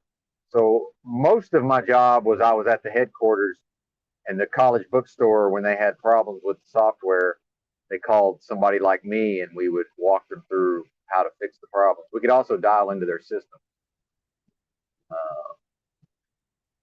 But then also part of my job was I would work with we had one main installer. So I worked with him. They would send me out on installs to new sites, or we would do upgrades to existing sites. But then also I would train the staff at the bookstore on how to use the inventory management system. And it's way more complicated because of the nature of the textbook business. It's way more complicated than it should be. And then also did the tech support. And then like I did stuff like I worked in a call center for like a cell phone, for Sprint.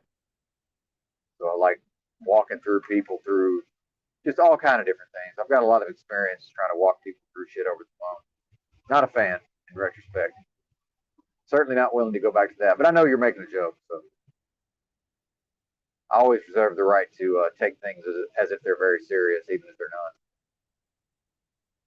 But I am looking forward to, at this point, why not just take a month off and make some content? I could use a break anyway, right?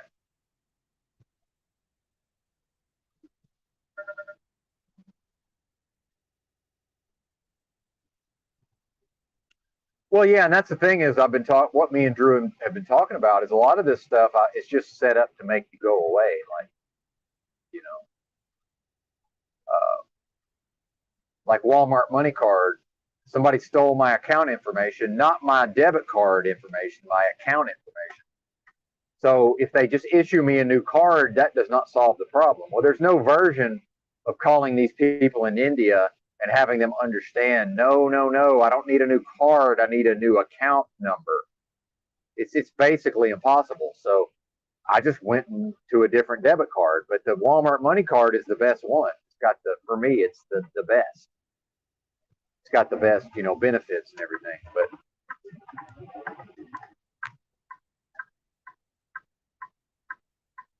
now I'm using one that's almost as good, but not quite, because I literally can't. It's not possible to call a person in India and have them understand what I'm talking about. It's just not possible.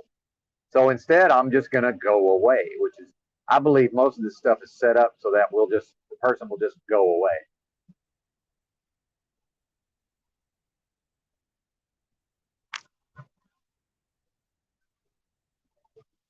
So part of Amazon developing what I would say is basically a monopoly at this point, part of that was their customer service was so good, they were never trying to get you to go away. Now I see their customer service is transitioning into, let's just try to get this person off of the phone or off of the chat. Whether or not we resolve their problem, the motivation is let's just try to get him to go away. So now they're starting to tell me things that I know are not true and they know are not true, just based on let's just get Benton to go away. So that I still don't have a refund for the computer that was supposed to be delivered last Thursday. And now what's today? A week ago. I still don't have my refund. In fact, I believe that still sitting in the fucking Amazon locker. They're supposed to come pick it up after 3 days. They haven't even come to pick the thing up yet. I mean, how is it just going to sit there indefinitely? I don't know.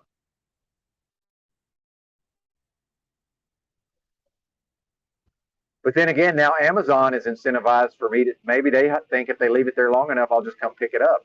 Well, no, I already bought another computer, so I'm not going to come pick this one up. And they would probably prefer if I come and pick it up and just send it back to them. That saves them money because now they're not dispatching someone to pick it up, but they're gonna have to deal with it. Meanwhile, I told a human being at Amazon, hey, don't send out a replacement because I'm not going to be there to get it because I'm a truck driver. I go to all different places. But in their mind, they can't relate to somebody who doesn't live in one physical location. That's just not a possible. That doesn't exist in their psychology. A person who, I don't have a fixed address. That literally does not exist to them. It's not a thing.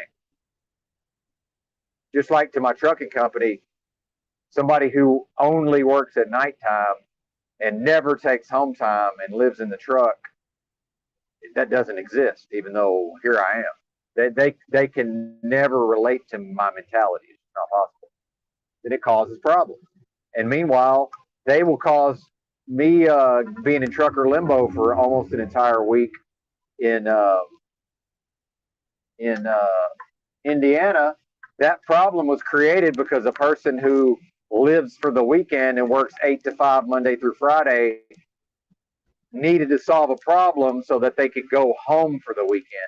So they solved the problem just enough to go home for the weekend. But what that did was create problems for me, the person who doesn't live for the weekend. And sometimes I'm in a situation where everybody else makes an hourly wage, and I'm just like, well, of course I'm suffering because I'm the only one dumb enough not to be working by the hour.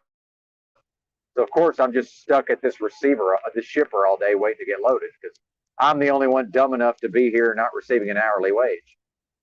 And people can talk about, oh, detention, you get detention till they're blue in the face. Yeah, you get detention as long as I'm willing to become the detention department. So here's how and this is why I say truck driving is just, it's a horrible industry. So if I'm dispatched to pick up a load, what happens is usually you get like a 2-hour grace period. So the first 2 hours is just considered just normal. So when I get there, as long as they load me within 2 hours, that's just considered normal.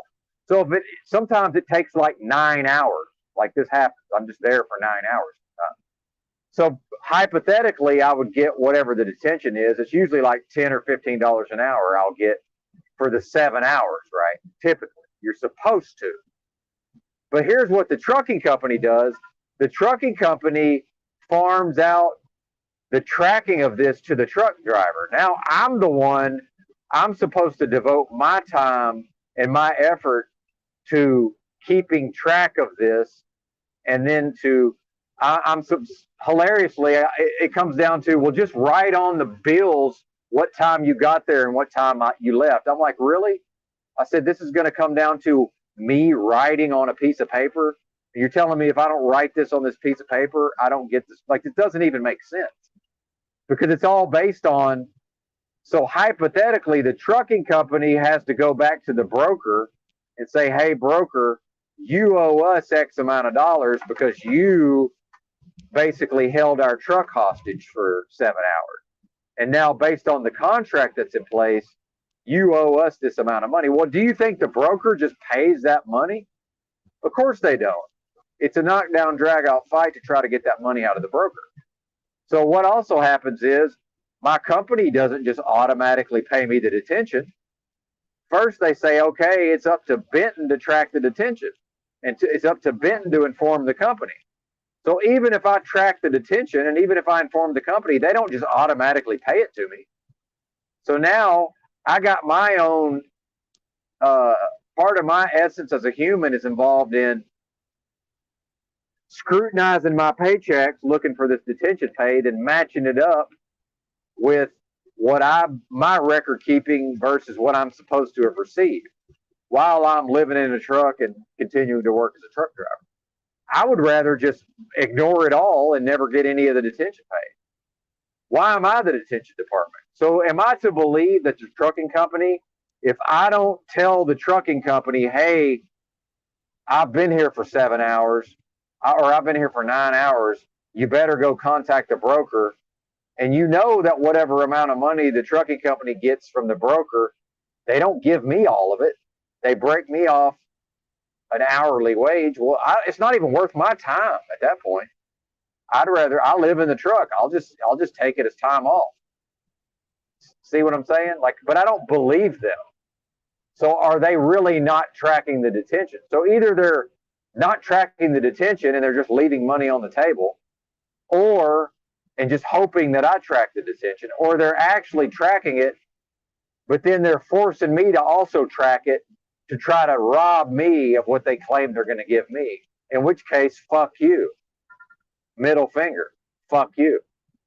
See what I'm saying? It's already a crooked industry. It sucks. I don't like anybody. Ultimately, I'm an actual misanthrope. I dislike humanity in general, across the board. Exactly. Well, that's the thing is, see, my advantage is I'm living in their truck. So, you know, but I do have a work ethic and I like to keep a good relationship with the company. So, you know, I could just make excuses for the next 6 months, you know, but meanwhile, they're putting me through the ringer. It's just been bad situation after bad situation after bad situation. Well, some of that is I just get to sit around in the truck, you know, but I don't know when I'm getting the day off either, right? Like I don't know ahead of time what's going on. Yeah, things Benton won't do. Yeah, you're right. Now we're on to things Benton won't do. But yeah.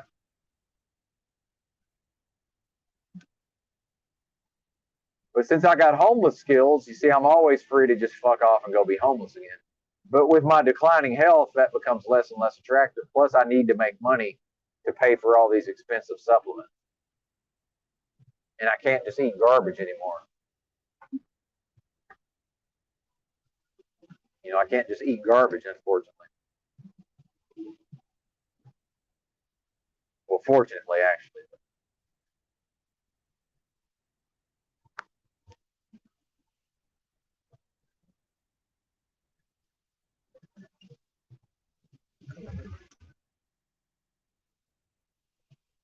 People talk about homeless people and food and this and that, but food's basically free if you're homeless. It's just, you know, if you're willing to eat complete trash, and that's what most people eat is complete trash. But food's basically free. So like when I'm outside the Safeway in some little town in Arizona, and you know I bobtail over to the Kroger or the Safeway or whatever it is, and some wretched creature of a local homeless lady who's just one of the most hardcore drug addicts you'll ever see, and she's a pitiful sight. She comes up to me. She's like, "Hey, I'm trying to get something to eat." Number one, I'm homeless. She doesn't recognize me as homeless, but yeah, I feel bad for her situation, but there's nothing I can do for her. The fact is, food is effectively free. Access to food is not her problem. I can take her to the fucking Burger King right now and get her some food.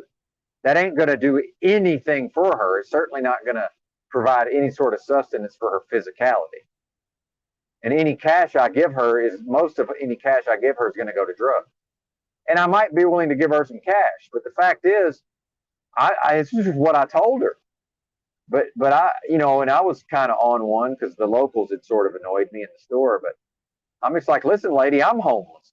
Like, I understand that you're homeless, but in the homeless community, it's kind of seen as it's kind of out of bounds to panhandle another homeless person. So as soon as I inform her I'm homeless, she's supposed to just leave me the fuck alone. It's sort of a rules of engagement at the level of being a homeless person. She's supposed to just be like, "Oh, my bad, I didn't realize it," you know. But she's just completely pitiful. She's a pitiful, wretched creature. So she just wanders around, and whoever comes in off the 10 freeway, she just gives them their sob story, and they just give her a few bucks and she goes and buys more drugs, smokes more drugs, which is fine. I mean, that's her business. But like, I'm just like, look, lady, I can't do anything for you. I said, there's nothing I can do to help you. And I said, it's sad. I wish I could. But I said, we both know there's nothing I can do to help you. Literally nothing. Food ain't going to help you. Food's basically free. I didn't say this to her, but any money I give you, most of that's going to go to drugs. Right? I guess I could go buy you a pair of socks or buy you some new clothes. That'd be about it. Other than that, I can't do anything for you, lady.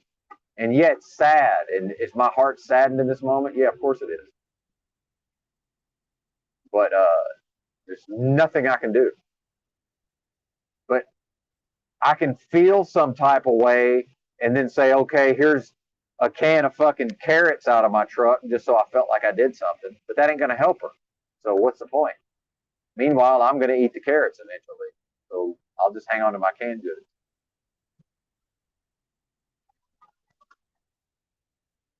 And sometimes I do just give people money. That's fine. I'm not opening my wallet when some random person wanders up to me. That's a recipe for getting robbed.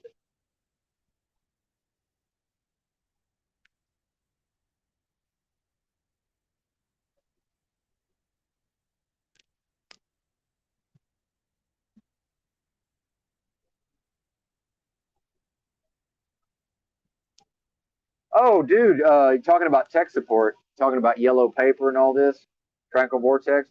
See, and this is why I say it's it's already a dystopia. This one time, I think it was when I was with my first company, and I was late on a delivery, but it wasn't my fault, and I wasn't even that late. But sometimes in truck driving, there's nothing you can do. Like basically, when I picked up the load, it was going to be late no matter what. Nothing to be done about it, and so I got up to the gate, and the guard. Here's what the guard said to me. He says, "You're late." He said, "Do a U-turn. I'm going to open the other gate.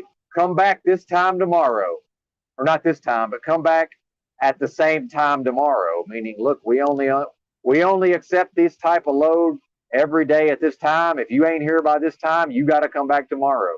That's just their procedure, which I don't even care. It's like, all right, whatever. But a lot of people get mad at that. So I go and park. He's like, here's where you can park till tomorrow. So I go to, it's like a Hardee's or whatever with truck parking. I go park at the Hardee's. So then I come back the next day at the appointed time. I get unloaded. Well, guess what? When I go to leave there, it's like an hour delay because their printer's down and they're having to call tech support on the phone. So now I could be mad, like, you guys could have unloaded me yesterday and blah, blah, blah. And now you're keeping me for a fucking hour because your shit don't work. What is this? This is crazy. But I already knew it was a dystopia. It's just like, this is just par for the fucking course, man. This is just par for the fucking course, man. Just what this is. Like, just deal with it.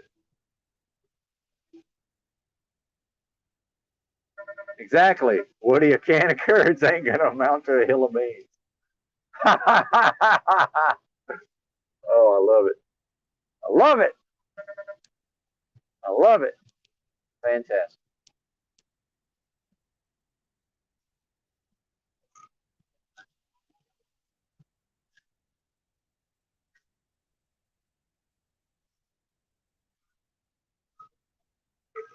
Anyway, it's about time for me to find a place to pull over. I'm going to gamble. We're just going to take this. We're going to take this exit. Every once in a while, I just randomly take an exit. In truck driving, you can take an exit and just not be able to get back on the road the way you're going. That does happen at times. My gut's telling me this will work out, so we're going to try it. So it's time to eat. Hey, looky there. Convenient little area I can sort of pull over onto. Although this drop-off tends to tear up the tires pretty well. Try to see if it smooths out a little bit up here. Can't really see it, but the asphalt gets real jagged and it can tear up the old tires when you try to get back and you go back up it.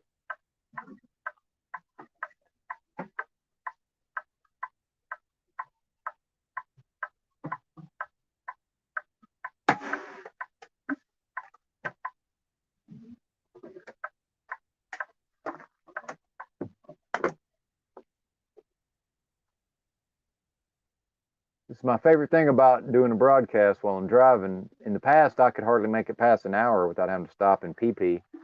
And now I'm 2.5 hours. Good morning, according to Pamela. Good to see you. Gonna go back in the sleeper for a minute. Actually, I got to eat, so let's see. Yeah. I think I'll keep the stream going, but we're on break, so it's cool that everybody's here. I don't know if is EBT still live. I don't even know.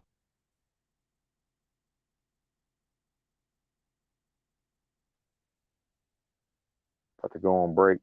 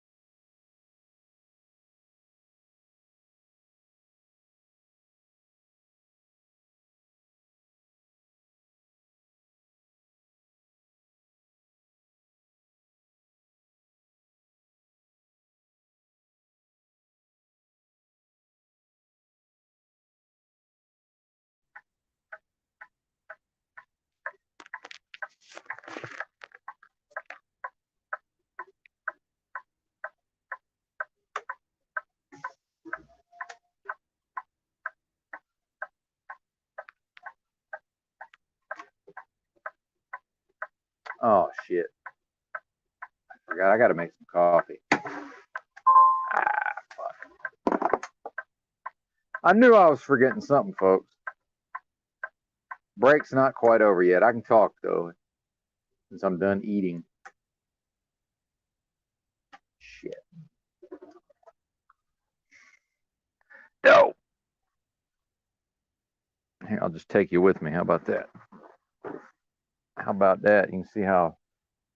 Look at this. Oh, I never even rolled my sleeping bag up yet. You know that's I'm off my game when that happens. Open the curtain, sir.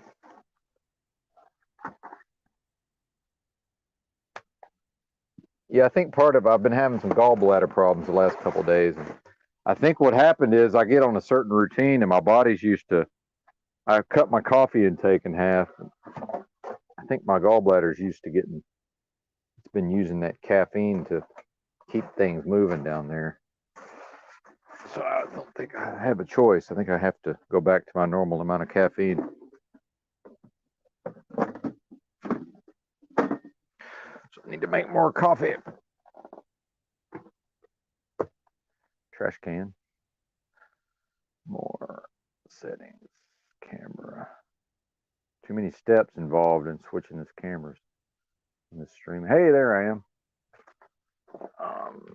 Turn on the front light.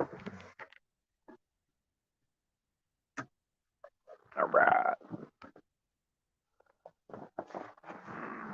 Let's see if I can find the.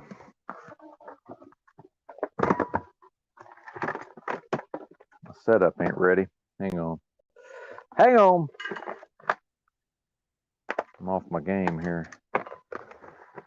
Yeah, there's the mic. Mic in the mixer.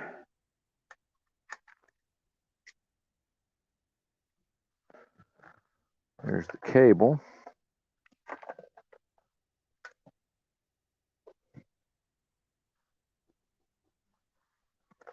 Where's this? There's the splitter.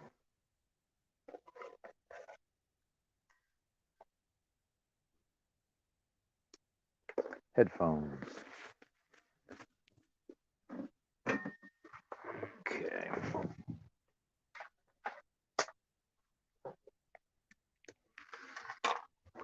Okay.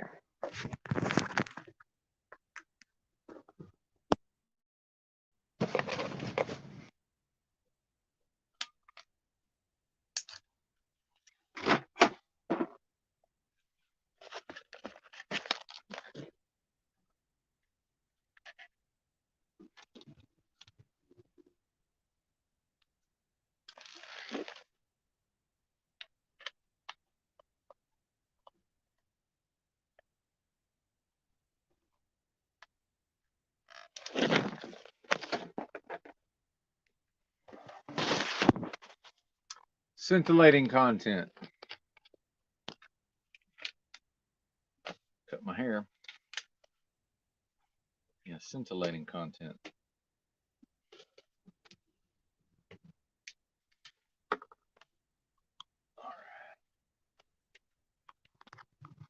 All right.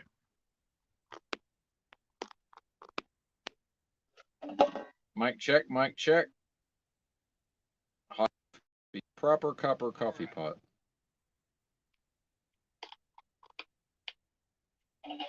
Mic check, mic check. Hot, proper copper coffee pot. All right, I guess that's it. Sometimes I can't even tell the difference.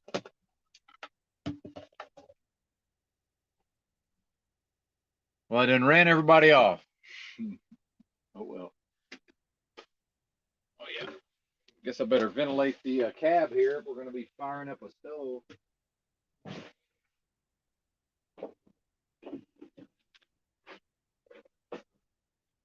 Sometimes I forget, and then later I'm like, why am I lightheaded? Oh, yeah. Breathing in fumes. Yeah. Here's my stove, by the way. Amazon, of course. Much more conveniently sized than those Colemans. I have one of those Colemans they sell at Walmart. This is way better, more compact. All right. Yep. Get that caffeine in you.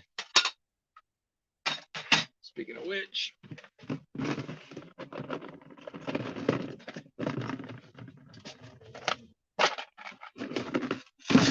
since I'm a fancy boy, I grind my own beans. Yeah, much better that way. Even if you just get some, like the cheapos, even if you get the cheapo stuff that Walmart sells, it's still way better than buying the coffee pre-ground.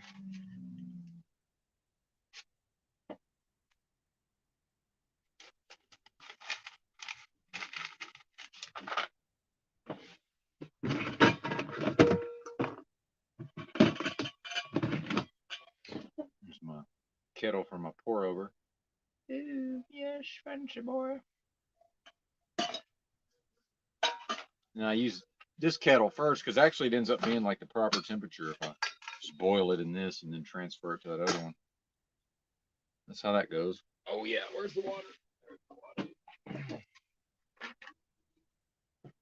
24 ounces to 40 grams of coffee.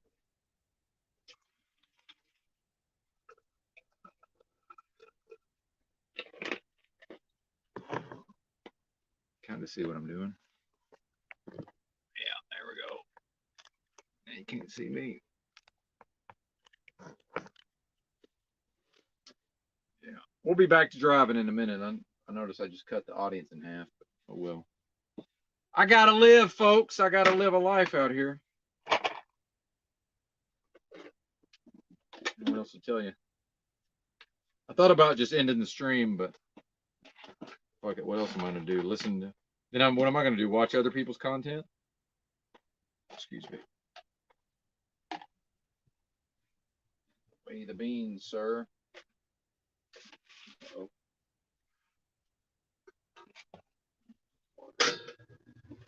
Maybe pour the water in the kettle. Maybe me calling myself a fancy boy ran them off. I don't know. Them's jokes, folks. Oh yeah, I can't really smell anymore. The bioweapon mostly killed my sense of smell. But yeah, I used to love the smell of freshly roasted coffee. Although my sense of smell has never been that great to start with. Sometimes I can smell things, sometimes I can't. It just kind of comes and goes. I've noticed.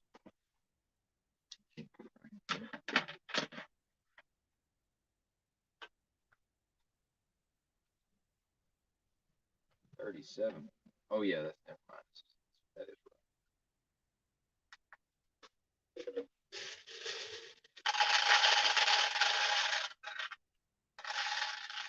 Uh-oh, way too much.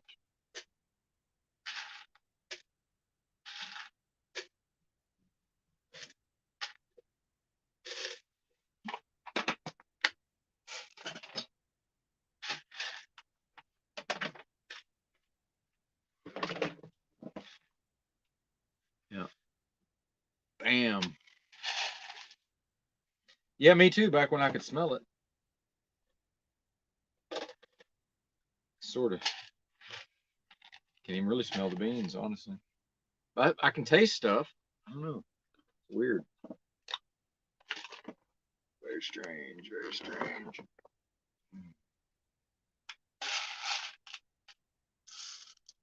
A little grinder here.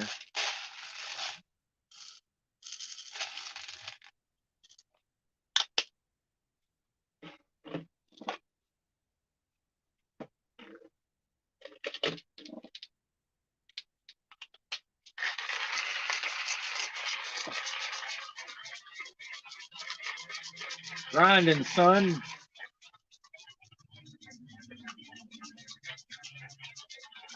Is this ASMR? What are we doing?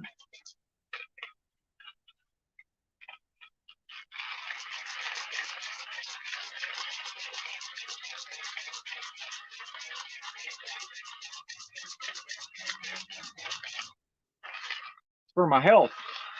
Yeah, I was all fucked up, dude. I was fucked up yesterday. Oh my God. Burping just for hours. And then finally, at the end of the day, I took some herbs and stuff, and I felt better, but then it was the other form of burping for hours. Good Lord, man. If I get into a routine and I get everything sort of dialed in, I feel mostly fine.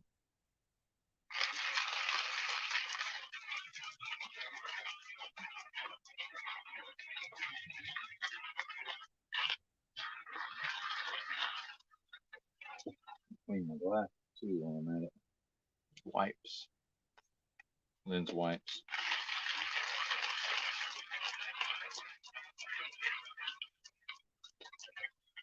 I got up early enough. I should have been able to get into Dallas before rush hour, but I think I'm going to end up hitting rush hour. Oh well. I'm dilly-dallying too much. And still got to get fuel.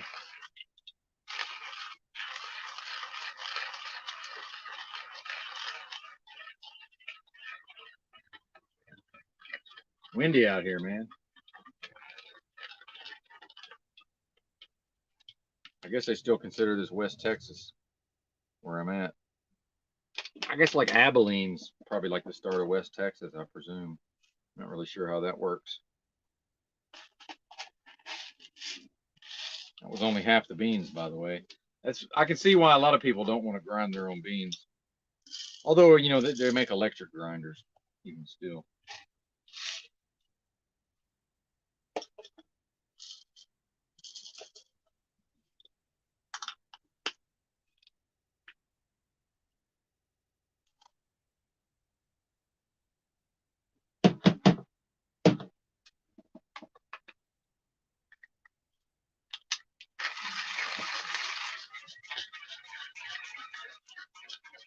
I don't know, what was I even talking about? I don't even remember. I guess I don't need the headphones. There's no link and no callers. Maybe we'll drop a link. How about that? You never know.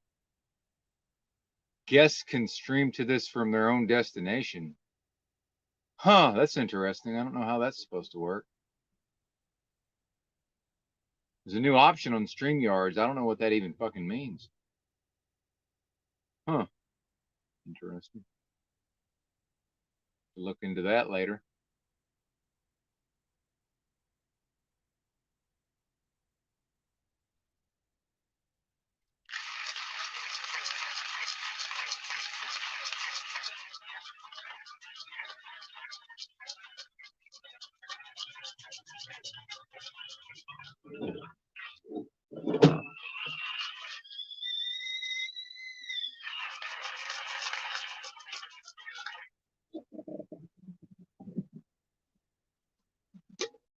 Travel mug.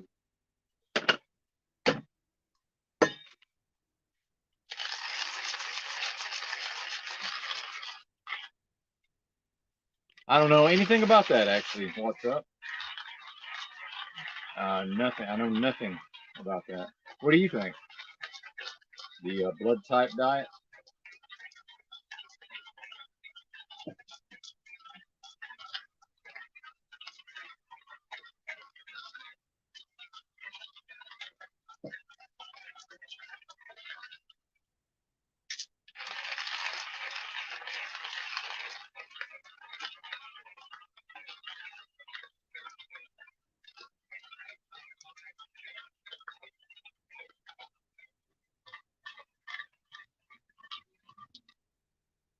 Oh, yeah? That sounds good. Yeah, I'm posh, exactly. Yeah. Yeah.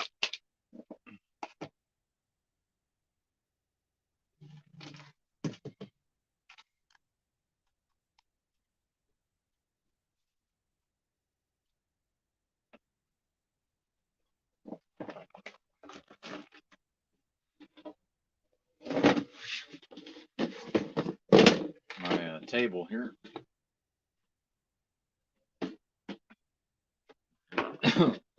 Excuse me.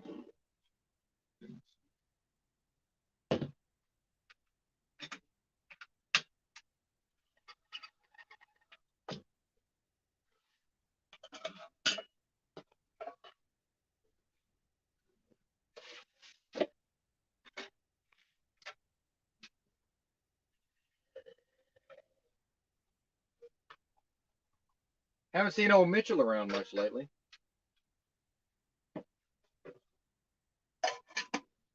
don't think he's been around here too much since I know I said something about him one day. It kind of went off on me a little bit. I don't know if he was here when I did that or not. Good old Mitchell. I do the pour over mainly because it's easy cleanup. A French press would probably be better, but it's too much hassle to clean one up in a truck with no sink. One thing about a pour over, it's a balance between under extracting or over extracting.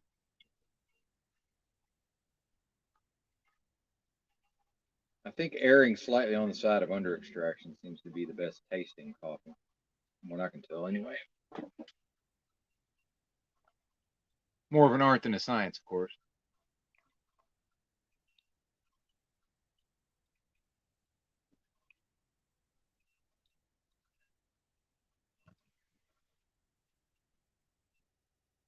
Yeah, well, feel free to drop the links if you want.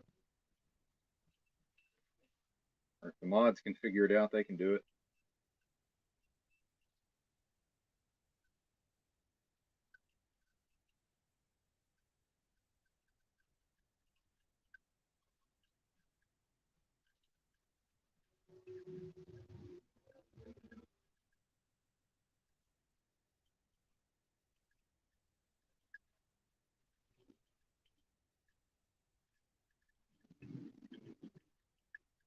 Dude, that wind is crazy right now.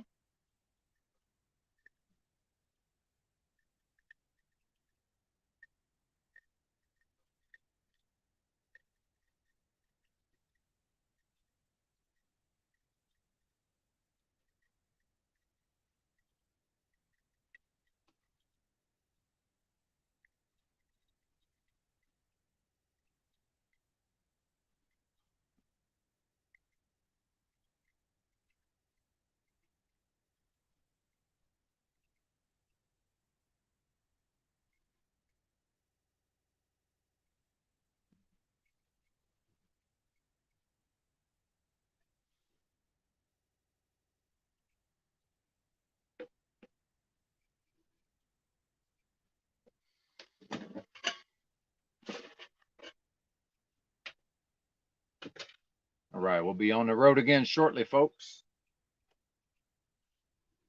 I left my other phone up there in the front. Still kind of curious if EBT's still going. We got up to like 18 over here or 20 or whatever it was. So it led me to believe he's probably no longer live.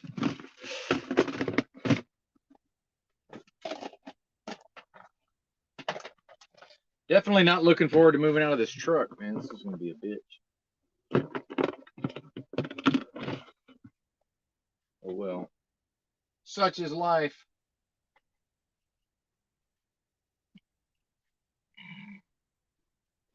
Well, I do think a lot of junk food cravings ends up being some sort of nutritional deficiency the body's trying to compensate for. Dude, I don't crave any kind of bad foods. It's like, but I can't, I can't really eat anything either. I'm eating a very limited diet, but I don't crave any kind of sugar or sweets. I used to love pizza. I still do probably, but I just can't eat it. So it's like, I don't even crave that. I don't know. Whatever.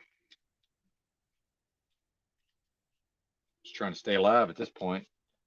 Keep my body weight above 136. So I'm not technically underweight.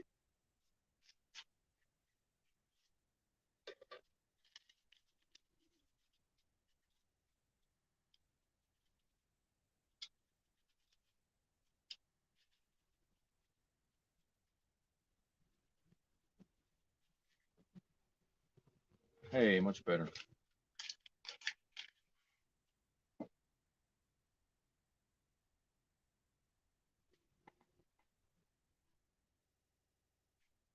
Okay, cool. Thanks for dropping the link. I don't even remember my blood type, to be honest with you. It's been so long. I used to know it. Hell, I forgot it.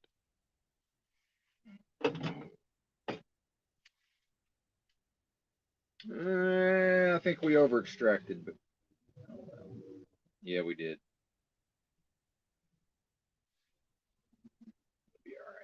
Tastes good, but it'll be okay. Yep, over extracted.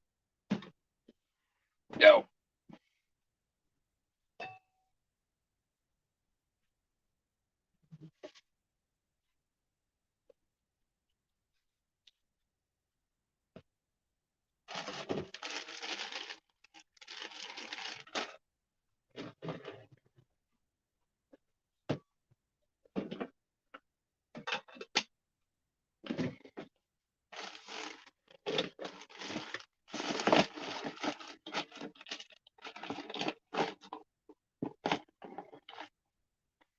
Where's the fucking grinder part? Oh, there it is.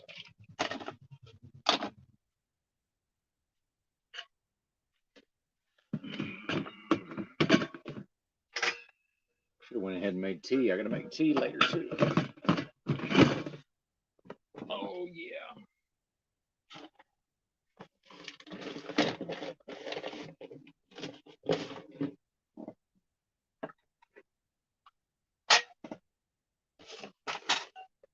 All right, back to the old grind.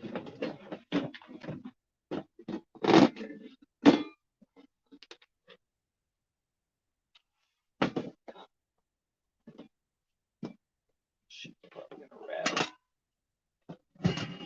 while I'm driving.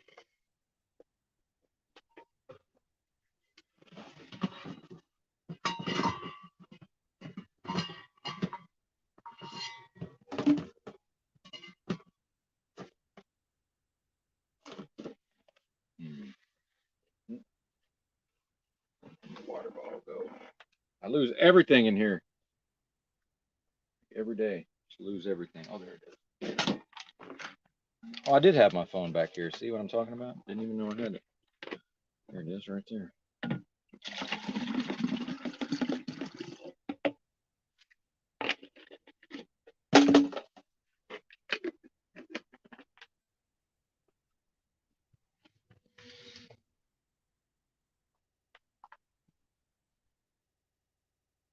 EBT must have passed out unless they're still alive.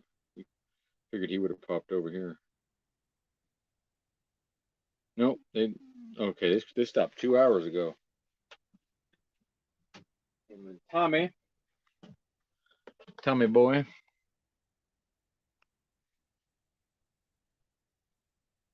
Oh, I've done a bunch of gallbladder cleanses. Yeah, I can tell you a little bit about that. I can assure you. We can get into that if you want, but let me get back into the seat here.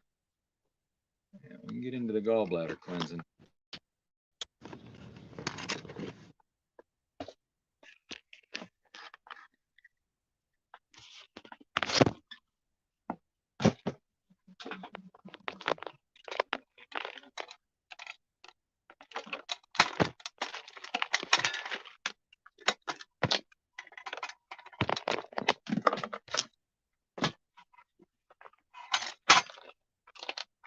I have to pee again. Yeah, this whole way. Should be the fuel stop here in a couple more hours.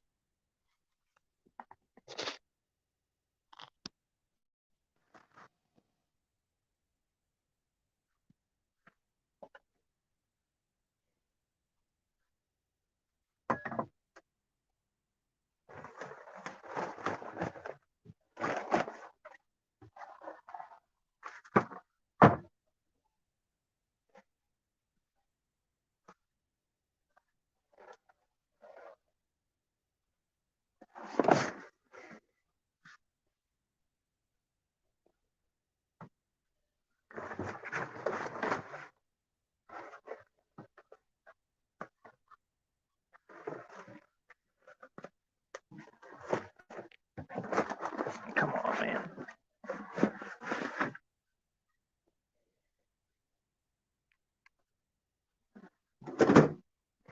All right. Press some buttons.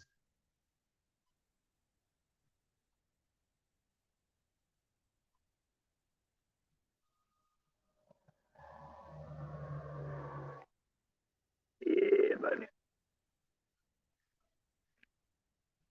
Oh man. Yeah, I can tell you all about my experiences with the I did the Hulda Clark's did like a modified version of that. Now, after a while, after my first few times, I was no longer willing to drink the Epsom salt mixture. That shit is fucking horrible. Ah, God, terrible. But I think it definitely helps, while not being strictly necessary. But I gotta say, in retrospect, I don't recommend that shit to anybody. The actual cleanse itself, I think people are probably better off not even doing it, honestly. But I'm sure it's helped some people, and in fact, it helped me the first time I did it. But in retrospect, what it did was it just allowed me to go longer without actually addressing, what was causing my issues in the first place. Funny, you sit here all this time and then, yeah, never mind. I thought they were on the service road, but they're on the main road. Okay. Yeah, there's nobody on this road.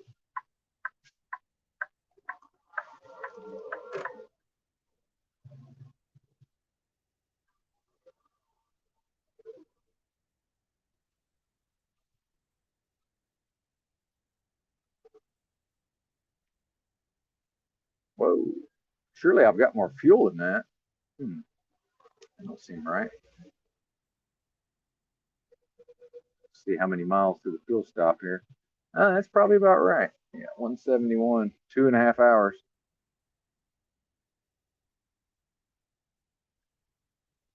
Yeah, we'll make it.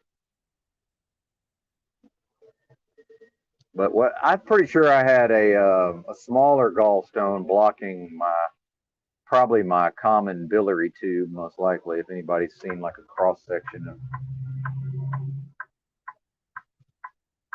what our digestive system's supposed to look like. And I remember I was real fucking sick for a while, and finally figured out it was gallbladder. Just doing research, and of course something's rattling back in the sleeper. That never happened. Maybe it won't rattle when I get up to speed, but what I'm working with, well, and let me start with where I'm at now, and then and I'll explain why I'm probably never going to do it again. But I'd say I've probably done I've done at least 7, I would say, maybe as many as 10. It's hard to remember sometimes. I'm not good. Sometimes my memory's not that great for stuff like that. And what we're talking about for the uninitiated is it's mostly a mixture of a 1/4 cup of olive oil, and then either olive juice or lemon juice or grapefruit juice. I always did grapefruit juice unless I just remember if it couldn't get, and I mean fresh squeezed. But obviously, research it yourselves, folks. Don't just willy nilly go doing this. But you're supposed to take like some walnut tincture to help with the potential parasites. But then if you actually read the original Hulda Clark material, she also talks about, I think she says to do the parasite cleanse first, and she gets into that, like using a zapper to kill fucking, some sort of electric zapper to kill parasites in your body. So, I mean, this gets to be a very long, involved process. So, my research indicates if you just skip right to the gallbladder cleanse like I did because I was so sick, well, then I was sick for like a whole nother week, but then I felt fine after. Like I felt, way better. It got me more or less back to normal, I would say. Well, I said I was going to talk about what I was like now, but then I went right back into talking about the first time I did it. But yeah, then I was real just tired for like a whole week. Just slept a lot while my body did whatever it did. Did I leave the water back in the cab? No, there it is. Or in the sleeper, rather. Somewhere in here, I've got some lemon juice, too. Uh-oh. Careful. What's that? So last time I did the gallbladder cleanse, so the purpose of this is to cause your gallbladder to forcefully contract, because your gallbladder, your liver, your body concentrates bile in your gallbladder, and then when you eat a fatty meal, it can squirt out the concentrated bile, because your liver, under normal circumstances, they say it produces up to 1.5 quarts of bile per day.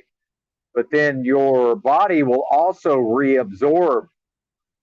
Your intestines can reabsorb some of the bile also, but then bile also additionally has an effect where it can be used to also remove toxins from the body. You have something called bile salts as well.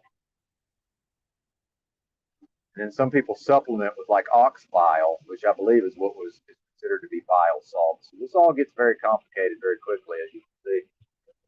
So a lot of research will be needed just to understand the basics. But I'm the type, I've done a lot of different types of cleansing. And like I saw Ian from We Are Awake recently, apparently he did 9 days on the Master Cleanse. I did 17 days on the Master Cleanse like over 10 years ago. Not that, you know, yippee skippy yay for Benton, but it's like, dude, I have a lot of experience with a lot of these things.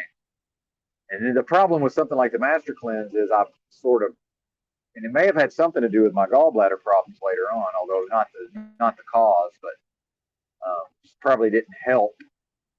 But I botched the transition back to solid food, got sick from that, but oh well.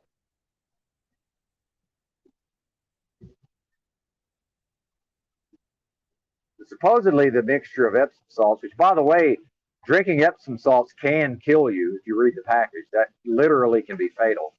So just drinking fucking Epsom salts is not necessarily the greatest idea, but you're supposed to like mix up this Epsom salts and refrigerate it. And you're supposed to drink a certain amount, you know, so many hours before the cleanse or whatever. But ultimately, the olive oil, grapefruit juice combination causes the more or less causes the gallbladder to force all that bile out, and then it also, you know, pushes a lot. The bile, your liver will push a lot of bile because your liver also has ducts, so you can actually get liver stones, which are very similar to gallstones. You can actually get stones in the pathways of your liver. That's also something that's not always well known. And just generally, like sludge can build up in there. So that's where I'm at right now. Is I'm pretty sure I've got the really thick, sludgy bile. I don't really think I have actual gallstones anymore. Although this last time, if anybody knows about the Shitrock saga when I was still on the Discord, the last time I did this, one of those gallbladder flushes, I had some large fucking, dude, it was gnarly what came out of me, but that was when I'd been daily drinking and eating a real poor diet. And while I did the cleanse, I was still daily drinking. So that was probably part of the problem. But then not long after that, I got off booze, and then I was just super fucking sick. So the cleanse didn't cause my serious illness, but it did not help at all. So, but in the past, I've certainly seen it to be beneficial. I would say it's up to the individual to sort of assess their own situation versus, you know, I wouldn't want to just hear somebody say, "Oh, take this, you can drink this, do this thing," you know, just Google. I used to tell people to Google it. At this point, I would say it's up to the individual to sort of figure out for themselves if that's going to benefit them or not. But we know if you go to the doctor, all they're ever going to do is take your gallbladder out. Like, so going to the doctor is not even an option unless you want to have your gallbladder. Wait a minute. As fucked up and sick as I am, dude, like my gallbladder still works to some degree, right? And if you research gallbladder surgery, they say something like 40% of people who get their gallbladders removed, they still have the exact same symptoms as before they had it removed. So obviously, if I have half a brain, I can just manage this shit myself, right? Like, I just don't see the point in having it removed, me personally. But I'm so far down the road. So until I can resolve whatever it is that's causing my bile to be too thick, even if I flush it out, you know, I'll probably be better for a time, because you end up, part of the gallbladder cleanse, part of that is even if you don't see, and people debate whether or not those are actual gallstones. And some people, you know, you go flush them out of the toilet, or you don't flush them out, but you find some kind of way to get them out of the toilet. People will show them they'll take pictures of them or whatever. But some people say, well, that's just, you know, the actual mixture causes those to form in ball shape. But I can tell you this: when I first did it the first time, the biggest one that I had was shaped like a peanut, and it looked like it had been in there for a while. So I think it was an old gallstone, and I think just eventually, for whatever reason, it ended up getting pushed out of my gallbladder. But it couldn't. It was too big to travel down that tubing, and it got stuck. And that was the start of my woes, I believe. Which then they got made much worse through some of my own behavior. And I know I'm kind of all over the place, but it's a lot to cover. It's a lot to cover if we're talking gallbladder flush. But one part of that is that you do end up, you have, typically the person would have diarrhea, and that's, most of that is the bile coming out. So pretty much all the bile ends up getting, more or less all your bile comes out. So that's probably a benefit, because now the body's going to have to produce new bile, right? But then we get into, well, if my body just goes back to making the way too thick bile, I'm just going to end up in the same, I might as well, in my view, where I'm at personally, I need to figure out how to resolve the thick bile, which part of that is this. I've started taking this TUDCA, which is a bile salt, but it's water soluble. Most bile salts are fat soluble, so supposedly it helps thin the bile. And I've been on that for, I don't know, I think yesterday might have been my third or fourth day. It's very expensive. If you get it in capsule form, 30 grams of it's like damn near $30, close to $1 a gram. But I can feel it having some kind of effect. But I seem to do better if I wait till the end of the day to take it versus taking it early in the day. The TUDCA. And I'm on Liver King's fucking gallbladder supplement, because I literally can't find anybody that sells a gallbladder supplement with actual desiccated gallbladder. And of course something's pinging. Something's back there rattling in the sleeper, going to drive me nuts. Guess I should have taken my sweet time. Oh, Z's about to go live now. And he's overdue, I reckon. So yeah, feel free to pop over to Zetetic Warrior. Let's see if he's live yet. It says waiting on him. Yeah, feel free to pop over there. Don't feel any obligation to be over here. Here, let me check in with the chat real quick.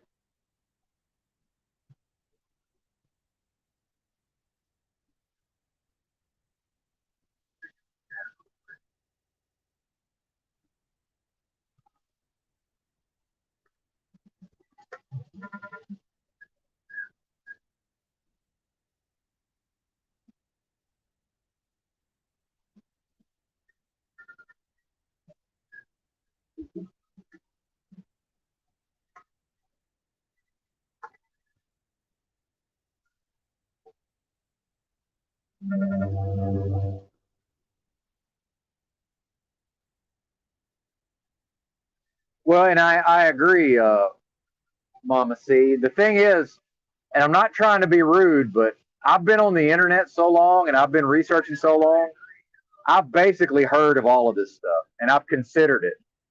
So I've certainly considered coffee enemas. But where I would caution people is, none of this is a cure-all for anything. It's just not. Can it help somebody get to, so my first gallbladder flush, that got me to a part in my life where if I had properly managed my health from then on out, I probably would have had a chance, right? Versus the fact is, my health is now so serious, none of this stuff is going to cure me. Like the Gerson is not going to cure me. The coffee enemas is not going to cure me. A gallbladder cleanse is not going to cure me. You can't cure, some of this stuff it's not curable, unfortunately, unless the Most High intervenes, right? But I hear what you're saying. And I'm not even exactly sure what Gerson method is. I know parts of it, but I guarantee you if I Googled it right now, I'm probably already doing like half of what it says to do, like already. And and here's something, Mama C, I don't know if you know this, but I've been on stream here in my sleeper cab back there, and there's been times where every single supplement that the chat has mentioned, I've just reached out and grabbed it and showed it on camera. Like, I pretty much got everything that people recommend to take. I literally have just about everything you could possibly have in my truck right now. I spend about $200 a week on supplements, like no bullshit, and herbs, strong herbs. So. But I hear what you're saying. I mean, I've certainly considered coffee enemas, and it's something I'm still considering. But I have to say, based on my extensive experience with cleansing, I think you're just better off without any of it. Now, if somebody is in such a sick state, if somebody's in such a bad health state, there's such a state of poor health, some of this stuff can definitely kickstart the person. But ultimately, if the person continues to eat foods that cause cancer, they're probably going to end up with cancer. If they continue to drink alcohol, which is a carcinogen, they're likely to end up with cancer. See, I would say if the person really does change their lifestyle and goes to a proper diet and goes to proper habits, if they still are in a state of illness, then I think some of this cleansing can be beneficial to sort of kickstart and sort of get their system back in gear. But overall, I think people are better off without the cleansing. And my sister is she adheres to a very healthy lifestyle in her life, diet and exercise. And she's like me, she's real smart with the research and everything, and tracking all of these details.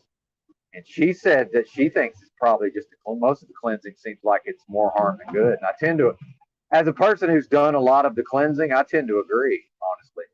I think if you want to detox, I think,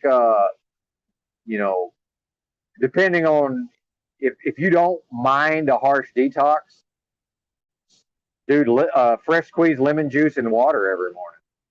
32 ounces of water and the juice of one whole lemon. Do that. Just that for the average person who's full of chemicals.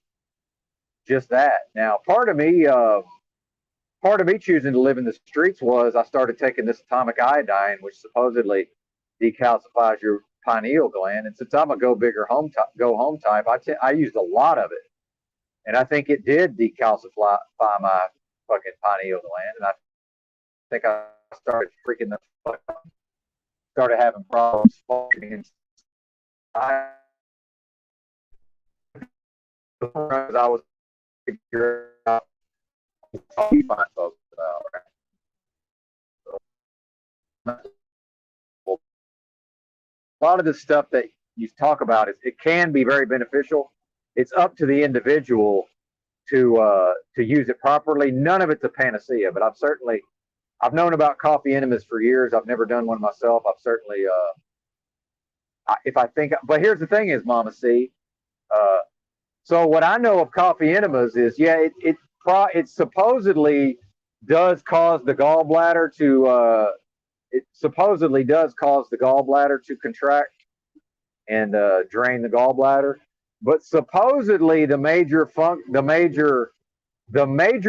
of the coffee enema is supposed to be to detoxify the liver. Well, guess whose liver works perfect?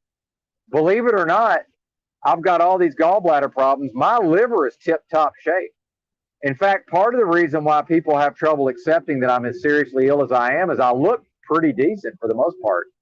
Now, I certainly appear like I've been ravaged from alcohol, and I certainly, I look like I'm withered up. But, dude, my skin looks great. I've got very healthy skin. My skin is like a baby's bottom. I'm not even kidding. If you touch my cheek, it's like my skin is in great shape. My hair is very healthy now. But my fingernails are not healthy because of I got the malabsorption because of the pancreas. But whatever I am able to absorb, my liver is completely fine. My liver just bounced right back. No fucking problem. I had alcohol. I had fatty liver from alcohol. And since I can take a hardcore cleanse, I just did hardcore fucking liver cleanse with strong herbs. In fact, I take strong bitter herbs every day, every fucking day. I'm on the Swedish bitter herbs. Holla. And they say you're supposed to take them for 6 weeks and then go off for 2 weeks. But I was off the bitter herbs for 2 days, and that was part of why my gallbladder, I think, started acting up. So I'm back on the bitter herbs. I start my day with a tablespoon of Swedish bitter herb in a small amount of water. That's what I start the day with. And then I do lemon juice, but I think I'm better off with the lemon juice later in the day. But then when my kidneys get bad enough, I have to, because I was in stage 4 CKD not that long ago, and I was in metabolic acidosis not that long ago as well. I was literally dying not that long ago, like for real. But I actually did a whole video about this, so I don't want to recap too much of it. I did a whole video about it, but dude, this wind is fucking bananas. Good thing we're 77,000 pounds. But for most people, lemon juice is gonna detox. It's gonna cause a detox for most people. Lemon juice and water, but I mean fresh squeezed lemon juice. Also, I used to go to this Blenders in the Grass when I was out in California, and I was out there in Isla Vista, UCSB, California, Santa Barbara. And I was a regular at the Blenders in the Grass, but I guess this one girl didn't, I don't know if I annoyed her or what, but I guess she wasn't I guess most people don't order their drink with a lemon, but I wanted an entire lemon put in my drink. But so she got annoyed by me, something about me annoyed her, so she put the whole lemon, including the rind, in my drink, whereas she's never supposed to put the rind in there, because you could just imagine how sick that made me. I was throwing up and dry heaving and just laying down like incapacitated sick for a whole day. But of course, that's just a detox, right? So a lot of times when we think we're sick, we're actually healing from something. So like my gallbladder has been acting up. Part of that has been my habits, but part of that's also I've started taking this bile salts. But then that's the thing about bile salts. Early on in my health problem, that was bad for me to take. Now it's part of this is managing it phase by phase, right? So now I'm in a phase where it's actually good, right? But I see the numbers dropping, so it's like, wait a minute, how much of this health talk do they want to hear? And I'm not able, because of the traffic and the wind and the road, I'm not able to read the comments. So maybe we'll transition on to other topics.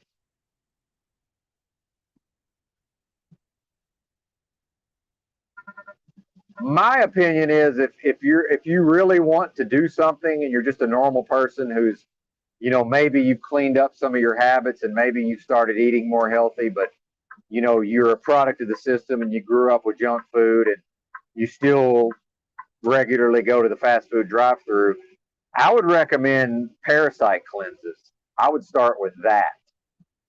And I won't recommend that. I would say if a person has never done any cleansing and they're just hell bent on cleansing, I would say start with some sort of parasite cleanse. That's what I would recommend.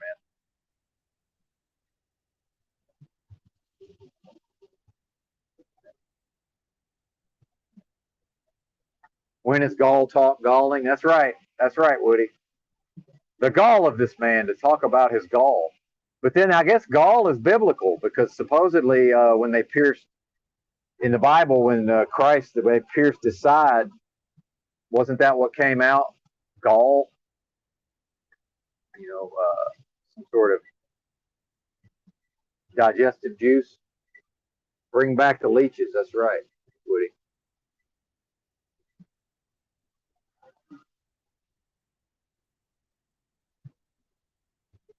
And I hear what you're saying, Mama C, and I couldn't agree more. What I would still say is it's for the individual to figure out what will work for them in their situation. So for me, I just never was, I just haven't been in the situation where that's going to be what I need to do. But I hear you on the glutathione. And here's what also might tip you off is that, all of this stuff that people have, like Candida or IBS or Crohn's, I don't have any of that.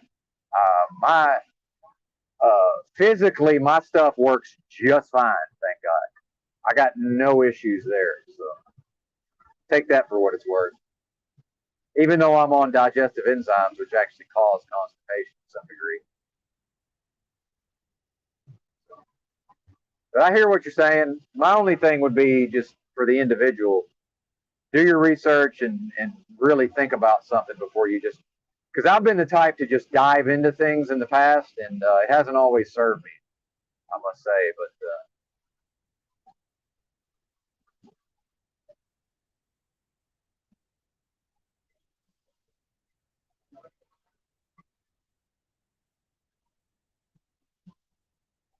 take it all with a grain of salt, would be my advice.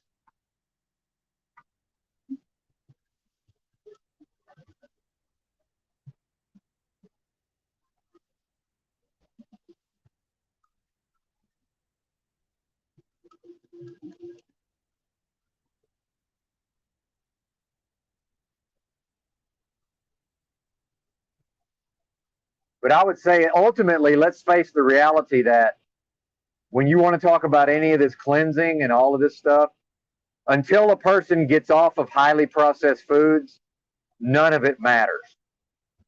So you could probably never do any cleansing, but just cleanse yourself of highly processed foods.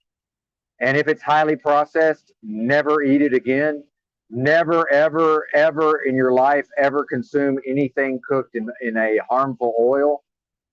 And you'll probably do just fine, most likely. Or you can do all kinds of cleansing like I did, but I always went back to highly processed foods and foods that were prepared in unhealthy oils. So how about just head it off at the pass? Refuse to eat anything highly processed, but that requires discipline now, doesn't it? Or you could become so ill, like Benton, I can't eat anything highly processed now, or I'm sick for 2 days, literally.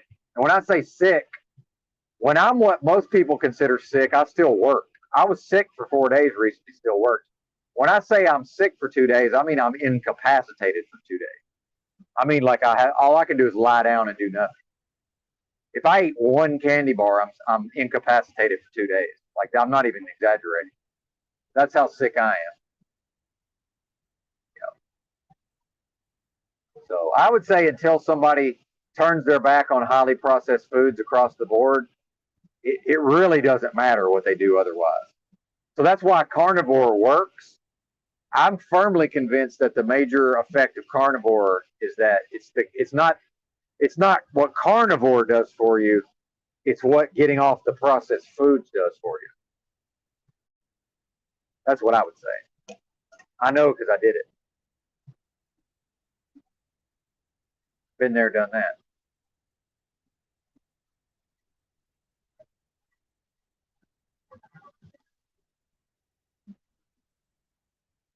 Dude, the road is so rough, and I don't know if I'm even going to be able to. And the wind is so bad. Oh, that's pure wind. That's not my driving. I don't know if you could tell. The camera moved because I accidentally pulled on the mic cord, but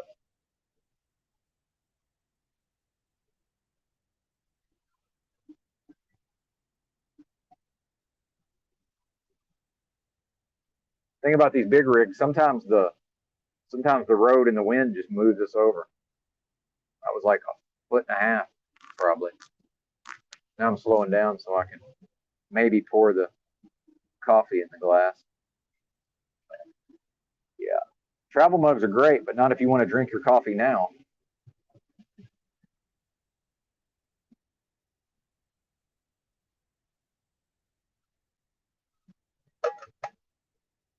Now I'm just rambling now, so let's see if we can get onto some sort of coherent topics before everybody goes over to see Mr. Z. I may go see him myself.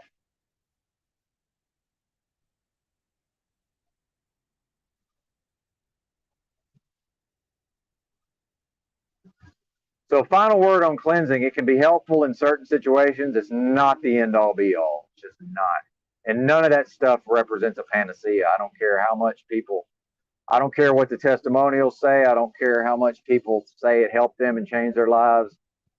You really won't know it'll be 10 years before you really know if their lives were changed.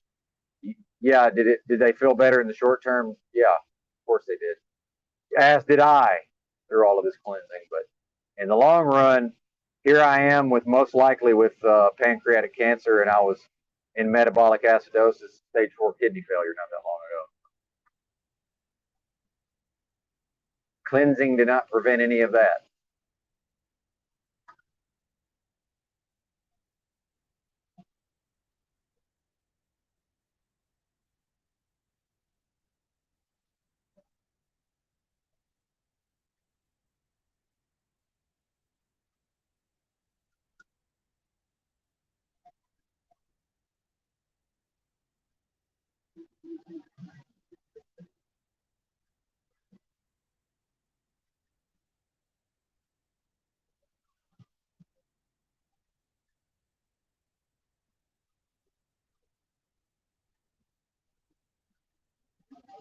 Yeah, I used to drink a lot of kombucha, even when I was living in the streets. I would regularly use my EBT food stamps for kombucha. Now I'm on the kimchi. I typically add a little. I've been here lately. I've been adding a little bit of kimchi to each one of my 4 meals. Well, usually I have 5 meals because 1 meal is just all fruit usually. Although yesterday I was feeling so bad, I had today's fruit also, so I ate two fruit meals yesterday. Usually pineapple,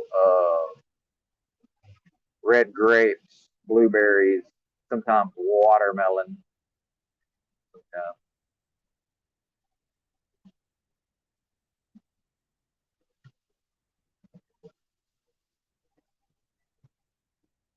If you ever find yourself underweight, not that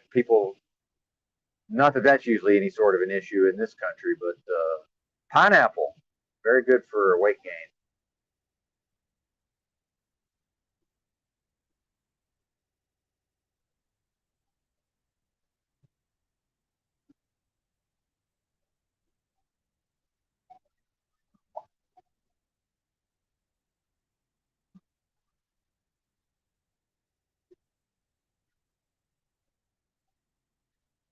Well, I think this is the nightmare dystopia. It's already ramped up. What's up?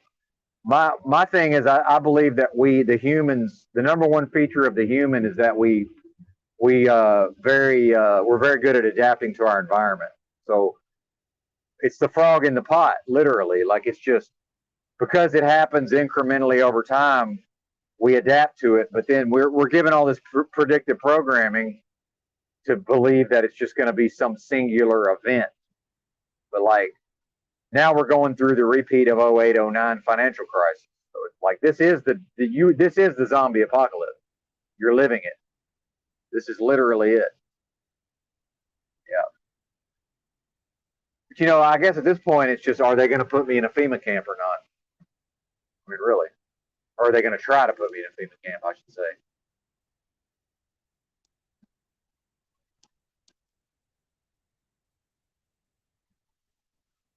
That's really what it comes down to for me. Other than that, I just expect more of the same with the corporate slavery, but then, with the possibility of an actual, what Tommy talks about, the central bank digital currency and our digital coin, whatever they call it, and then, blockchain at the level of our own behavior and social distancing. And, just imagine a repeat of this pandemic, except now, the system has the technology to tie in your behavior in the physical realm, can be tied into your social credit score and your ability to actually be able to have employment. What parts of the city can you go to? All of this at the level of, well, we'll just turn your money off. Like, I think that's a possibility. I really do. Now, I'm not saying it's going to happen. And I'm bad at predictions, what's up. So if you're looking to me for predictions, just be aware that you're you're coming to the wrong person. But so I don't really have specific predictions. What I will say this: whatever the trend is, I've noticed a trend in my life where I'm generally just slightly ahead of the curve. So, like the internet, I was ahead of that curve. Like crypto, even though I didn't take advantage of it, I was ahead of that curve. Like a lot of this, even something like carnivore, I was ahead of the curve on that. Like a lot of this stuff, for whatever reason, I'm slightly ahead of the curve.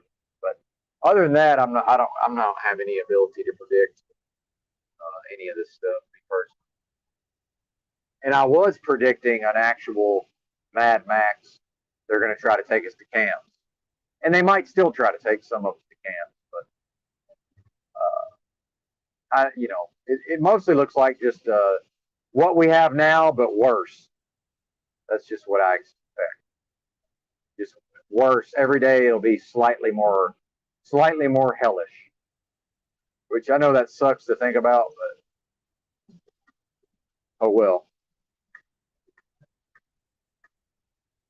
But then that's typically if I get to that part of the conversation in real life, that's usually where people start pushing back at the level of my happiness. And that's where I have to point out, well, you can't convince me that the populace is happy, because if so, why are they all on psych med? So we can't have out of control, off the charts mental illness, and you're trying to sell me a bill of goods with respect to happiness. Come on, get happy. A whole lot of loving is what we'll be bringing. We'll make you happy. We had a dream we'd go traveling together. Spread a little loving and we'll keep moving on. Something always happens whenever we're together. Get a happy feeling when we're singing a song. Traveling along, here's a song that we're singing. Come on, get happy. A whole lot of loving is what we'll be bringing. Yeah, no, that is my opinion. I'm not good at predictions. Like anytime I make them, I'm wrong. I've noticed I'm just bad with prediction.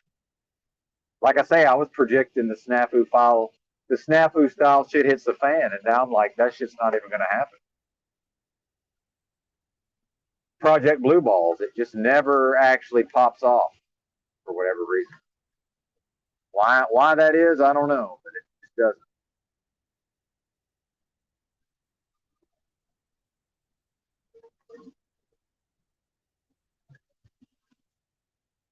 Ah, yes, the coffee. Yep, over extracted the coffee, as I feared I would. I think we're going to start just under extracting and dealing with it.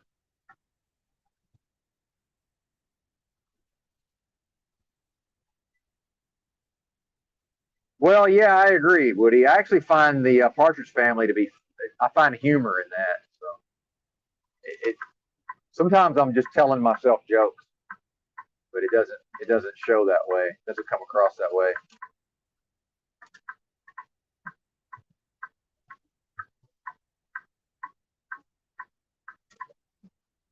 Poorly designed on-ramps out here in West Texas, by the way.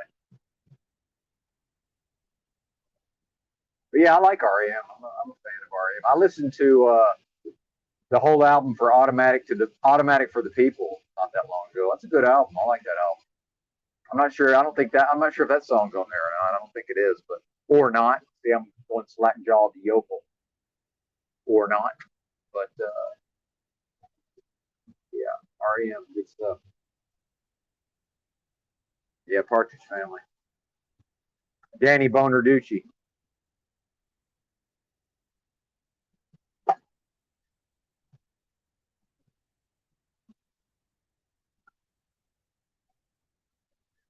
Well, and that's the thing about the Walmart being used for. That's possible, but now I will make this prediction. What's up? And if I'm wrong, I'm wrong. But I do make certain specific predictions. I fully expect Walmart and Amazon to either merge, or I think Amazon will eventually just buy Walmart. And part of that is, at that point, I would expect especially if there's another pandemic, which I would assume there will be. I would expect that because during the last pandemic, Walmart, they stopped being 24 hours.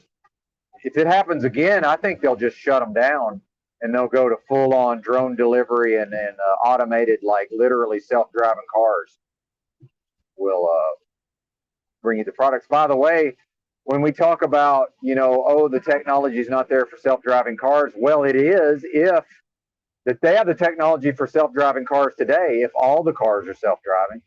Well, what about another pandemic, a more strict lockdown, and now nobody's allowed to drive around, but you can order something on your app and then from Amazon, and then a self-driving delivery van will leave from your local supercenter, and then it'll pull up at the curb outside your house, and then some version of a robot will get out and bring it to your door.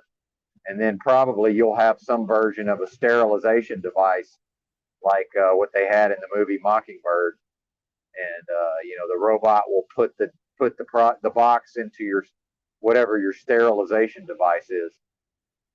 Like, I'm not even kidding. Like, all of that is not that far off. So I could see versions of that happening. And then just actual drones dropping the shit off in your backyard, which that is in beta testing. They're actually doing that in certain areas, but they're only doing it. If you read the news articles and then you look at the map of what areas they're doing the drone delivery in, it's only in areas where it's like the geography is very conducive to such things. But Walmart started running drones out of Pea Ridge, Arkansas, like I think about 2 or 3 years ago now. Because everything Walmart does, they try it in Arkansas first. Somewhere in Arkansas, it's always all of this stuff. We had self-checkout in Arkansas way before the rest of the country.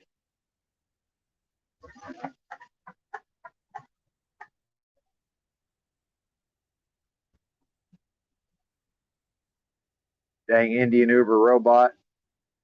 Yeah. Ate half your Soylent fries. Yeah, exactly. Basically, I mean, yeah, it's Ready Player One, man, in a lot of ways.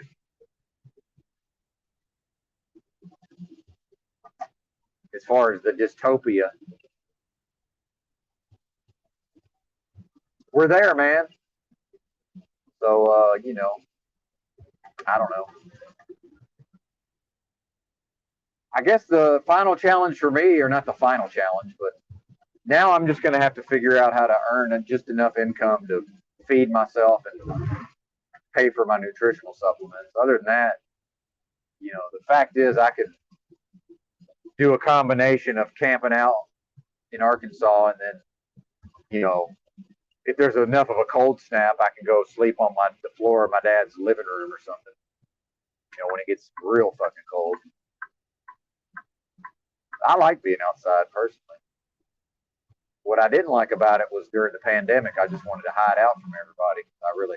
I didn't like seeing society for what it truly is and what it already was, by the way. As much as we'd like to think that the pandemic transformed society, it really didn't. It actually just exacerbated most of the social problems. And it showed us just exactly what these people are, which is something far beyond sheep. It's worse. There's something worse than a sheep. That's an insult to sheep, to call these people sheep, if you ask me.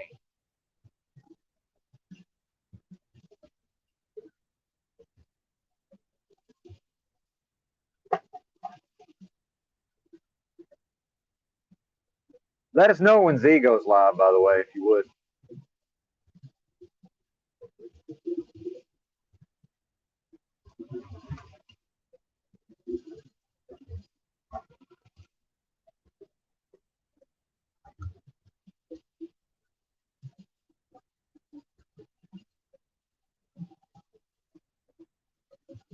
Well, yeah, and that's a good point.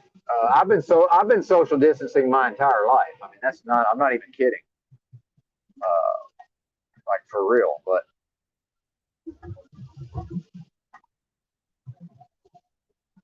yeah, introverts unite. I'm an actual hermit, by the way, but because of my cult upbringing in the Jehovah's Witnesses, I actually believed that I was an extrovert. About to witness some poor driving, I think. Maybe not.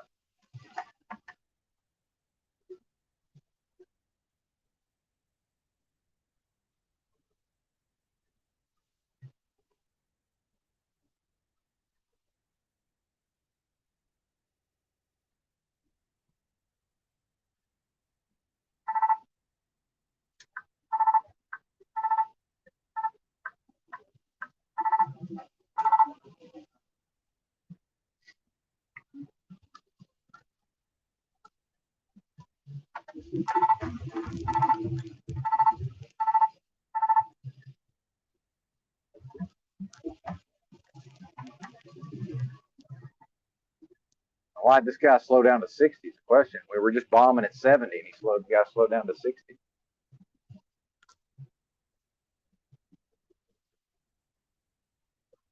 Can't call that one.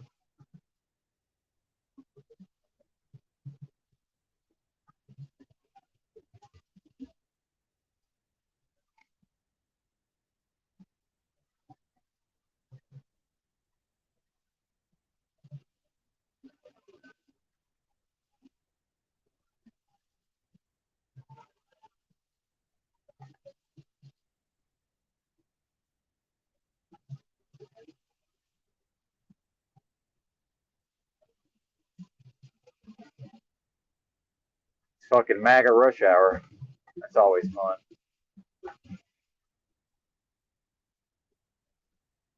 Bozos. Lefties are way better drivers.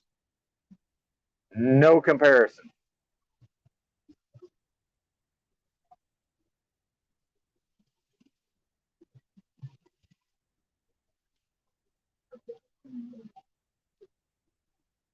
Night and day.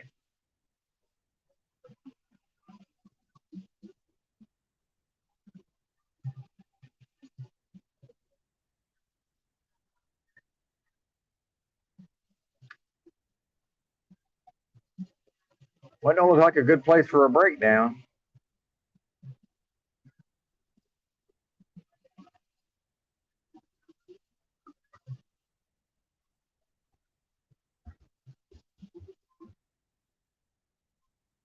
Oklahoma cruise control. There you go. What's up, sold? Sold back. Good to see you.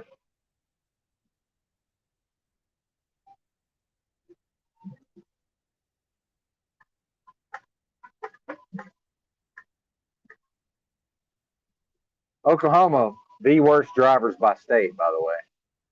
Detroit is the worst drivers I've ever seen.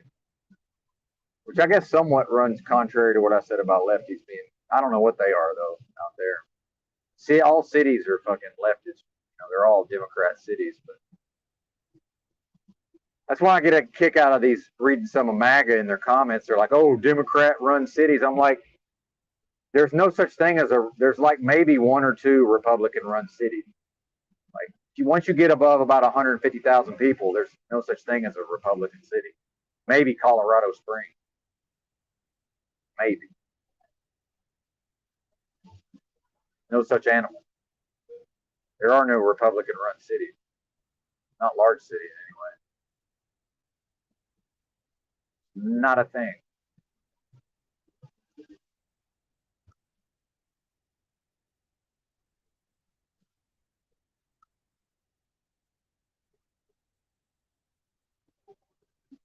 Oh, okay, yeah. One thing that surprised me about Oklahoma is that, like, Arkansas has medical marijuana now, but Arkansas is real. That's where I'm from, and they're real particular about where you're allowed to put a dispensary.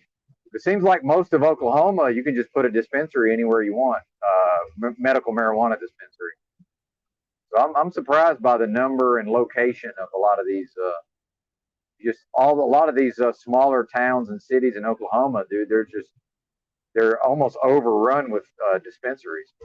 It's kind of wild to see. Like I say, Arkansas has medical now, but and has for a few years now, but it's very limited compared to Oklahoma.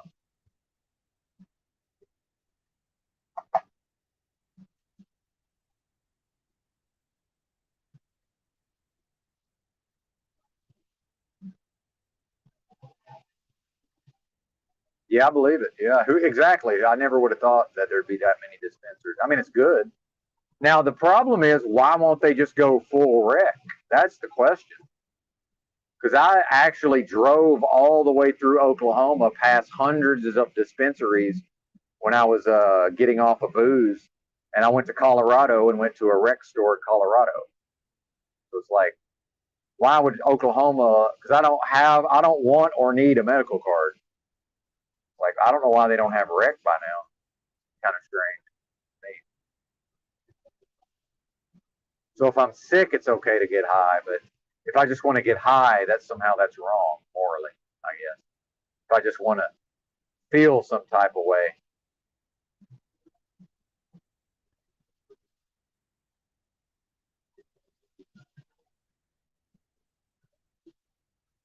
Oh, good. Yeah, cannabis can be very useful. The one thing I like to point out about cannabis, though, and I mean, I'm talking about marijuana, THC. I don't mean CBD. Some people get confused and think I mean CBD. No, I'm talking about cannabis, the cannabis plant, the flower of the female cannabis plant. The it's not benign. This idea that you could just marijuana is completely harmless and benign, it's nonsense. In fact, the fact is cannabis causes psychosis in a decent proportion of the population. That's a fucking fact. People don't like to hear it, but it's true. It's not.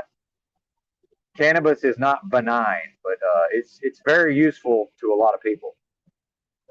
And I've been a heavy user of it in the past. If I had a car, if I quit this job and I actually had a car like I used to, I would probably just drive to Colorado and enjoy myself. But the prices are so high. If I was to get a medical card in Arkansas, the prices are so high, I could literally drive to Colorado and back, even with what the gas costs, and have a better selection and save enough money that it would literally be worth it to drive to Colorado.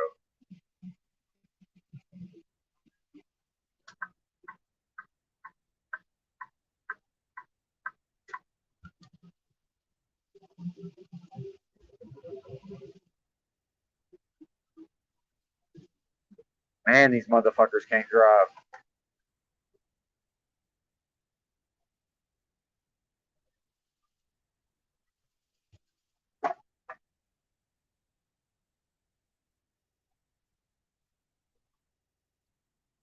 Oh yeah, I've tried just about everything, Mama C. Yeah, I've tried just about everything. I've worked on I've worked on pot farms in Southern Oregon. I've been all over Humboldt County, California. I lived out of a backpack for 6 straight years, traveled the country. I've been all over the West Coast. Yeah. Oh, yeah. I've eaten edibles for 2 weeks, two straight, all day, every day for 2 weeks before. I've dabbed in the slabs in Cali and, yeah, oh, yeah. Pretty much tried cannabis in all its various forms for the most part. I'm sure there's some stuff I've never tried. For the most part. Oh, yeah. I like Rick Simpson oil. I like to just eat Rick Simpson oil. That's my favorite. The last time when I got off of this booze, I had 3 weeks of nightmare withdrawals, and I knew that I could tolerate high doses of THC. So I went out to Colorado and bought a bunch of Rick Simpson oil and a bunch of vape carts. Ate oil and vaped all day, every day. But then I underestimated how much I needed, so I ended up having to make a return trip out to Colorado because the withdrawals they lasted way longer than I ever thought they would. 3 fucking weeks, man. It was brutal. Brutal. Yep. I like dabs. It's not. I prefer edibles, but I know how to do edibles. A lot of people don't know how to approach edibles, and they end up having a bad. It's just like tequila. They don't understand tequila, so they don't know that there's real tequila and fake tequila. So most people, when they're young, they drink way too much fake tequila, meaning any tequila that doesn't say 100% pure agave on the bottle. And then after that, they associate the smell of tequila with vomit, and they don't ever like tequila. But tequila's wonderful. Of course, I don't drink anymore. But,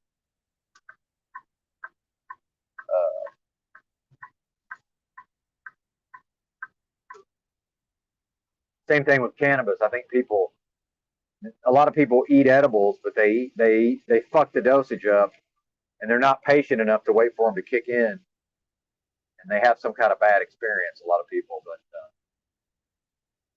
when I eat edibles, I do this every time I eat edibles to this day, and I've had a ton of experience with edibles. I eat whatever I think is a dose. I eat half of that on an empty stomach, and I wait a full and total 45 minutes. And if I feel okay after 45 minutes, I eat the other half. I do that every time, and only one time, I ate too much. I'd made my own butter. I'd made my own coconut oil, and I was eating it right out of the jar. Disgusting, by the way. Tasted horrible. Still had the plant matter in it, but I got some visuals and had to go lie down. Other than that, I've never ever accidentally eaten too much. And even that wasn't even bad. It was just, oh shit, I'm fucking tripping. When I close my eyes, I like to see shit. Like, okay, well, obviously I've had a little too much.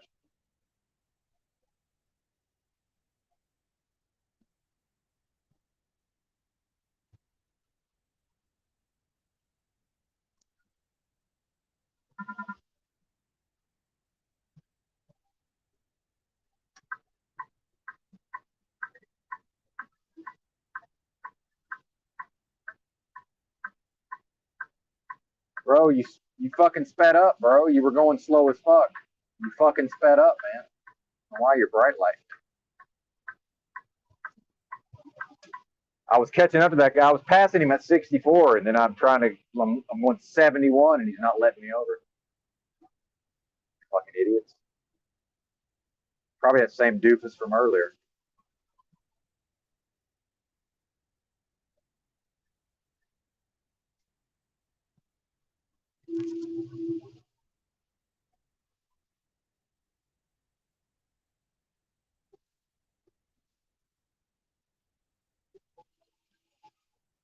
There you go. Yeah, you can do a lot with cannabis, that's for sure.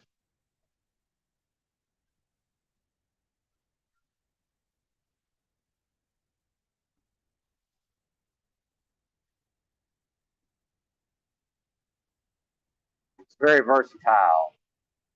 Very versatile. Yeah, imagine being sick for 2 days because you cut your coffee intake in half. My gallbladder was used to getting a certain amount of coffee. And finally, I was like, oh yeah, probably my gallbladder didn't like the fact that I wasn't giving it as much coffee as it used to. That does stimulate the old gallbladder.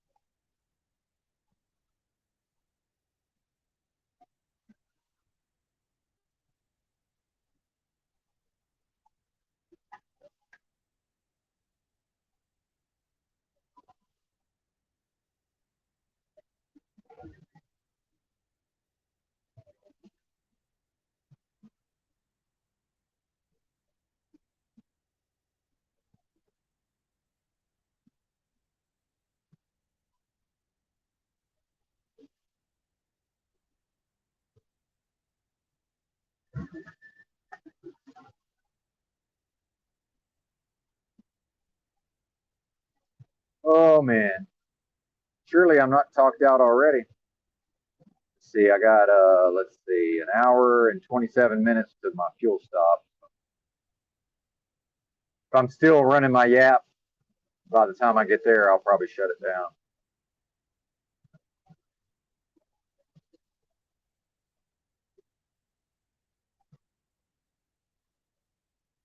Although that's about the time that it's about the time my dispatcher will be on the job. And threatened to quit. So I don't know. They might not even let me get fuel. I don't know. That's interesting.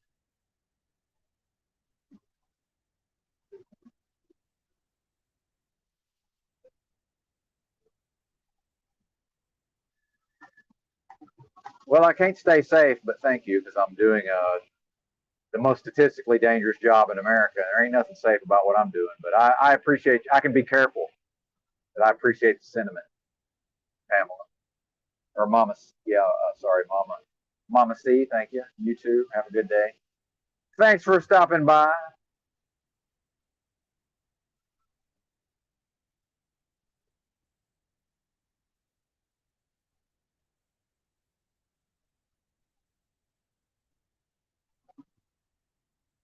I don't ever dab my RSO for the record. I only eat it. In case there's any confusion. Well, that's not true. I have dabbed it on occasion. Generally, I only eat it. Generally.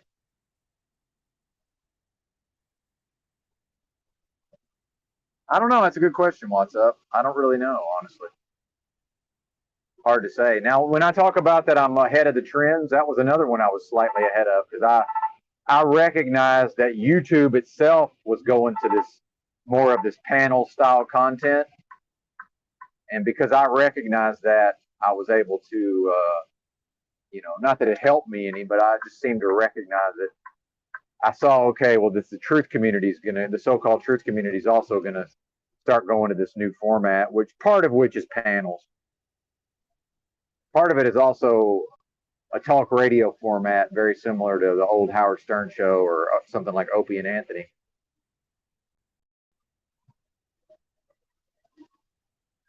Which now I'm starting to see people are openly referring to, versus however many months ago when I kept trying to tell people that the format had changed and they were pushing back on me. Really, it's just that I was just enough ahead of the curve that they just couldn't see it yet. So I don't know why I would expect them to believe me in the first place. Yeah, that's my own failing, I suppose. But yeah, I don't know, man. That's a good question. I'm particularly bad at the panels, which is interesting because I'm actually pretty good, and I'm actually really good in real life at, if you had a panel but in real life, I'm actually really good at that. But with my autism, if that's what it is, it's hard for me to pick up on the cues. I'm not good enough at reading the cues virtually, versus in real life, I've taught myself how to observe other people's physicality enough where I can, and even then I still step on what other people are going to say. I still get confused about when it's my turn to talk, but there's more information available to me. If we're all physically in a room together, I've got a lot more to tap into, versus I'm just bad at the panels. Typically, even on my own channel, I can barely get a word in edgewise. That's why I was laughing when O'Shea was over here and he was like, "Come on, Benton, let me finish." And I'm like, "Bro, I've barely even said anything." It's like, "What are you talking about? Let you finish." Like, I haven't even got to talk yet. But I just think it's funny. It's like, talking to Mom on the phone, and it's like, we're both kind of bad at knowing when it's our turn to talk. So it's like, I just end up listening, and then finally she'll be like, "Well, you talk," and I'm like, "Well, I just don't know when it's my turn to talk." So if I try to interject, like every time I start talking, she'll start talking again, like almost every time. So I just sit there and listen usually.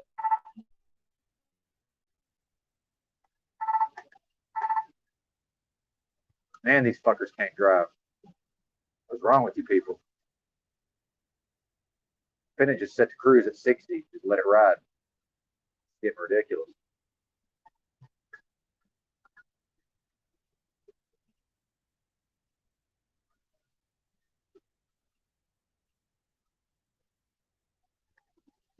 Oh, I don't know that they're picking on him, according to Pamela.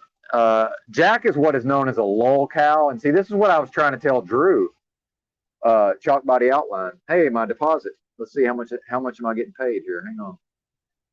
Let me check my pay here. It's a little late, by the way. Oh, it's not even telling me the amount yet. Usually I'm already paid by now. uh, see that part of the reason I realized that this panels were becoming a thing and that YouTube was going to this more of this talk radio format like an Opie and Anthony and a Howard Stern show. You know, Howard Stern had the Whack Pack, and the Whack Packers are lol cows, and a lol cow is like this. If you guys ever saw that movie Windy City Heat, that Perry Caravello, that was like kind of the original lol cow in a way. But then what Howard Stern was able to do with the Howard Stern show is he found a lot of these people like Stuttering John Melendez who just, they're so oblivious, they don't know that they're being made fun of. So Talcott doesn't, on some level, doesn't really understand that he's being made fun of. Like he doesn't realize that it's like almost like a meme, right? He's oblivious to, like, he understands people are making fun of him. He's oblivious to the part where no matter what he does, they're going to make fun of him. They're making fun of him specifically because he's a lol cow. He's being made fun of specifically because he's oblivious to being made fun of. And so what happened with like this, there's this, who are these podcasts? And there became this whole genre of YouTube creators who were literally making their living by making fun of the lol cow Stuttering John Melendez. So what would happen is they would make fun of him on their show, and then he would try to like just like cuss them out and get mad and like try to sue them and try to get their channels struck, while he's oblivious to the fact that that actually just feeds into what they're making fun of. So like Talcott is like almost like a perpetual meme machine. Like he's a perpetual source of content because he's oblivious. Versus me, like at a certain point I realized I got into this back and forth with Drew and EBT and Tinfoil, and it was like at a certain point I'm just like, look, you guys are going to make fun of me no matter what I do. Like it literally doesn't matter what I do, you're going to make fun of me. So, you know, whatever. But that's like the lol cow just being like, okay, well, obviously, no matter what I do, and eventually left the internet as far as I can tell. He just doesn't make content anymore because he probably does still have a little bit of money left over from his. He made a, you know, he had a high income when he was with the Jay Leno show, Tonight Show. And I know like he was selling his condo or whatever, so you know probably he still has a little bit of money.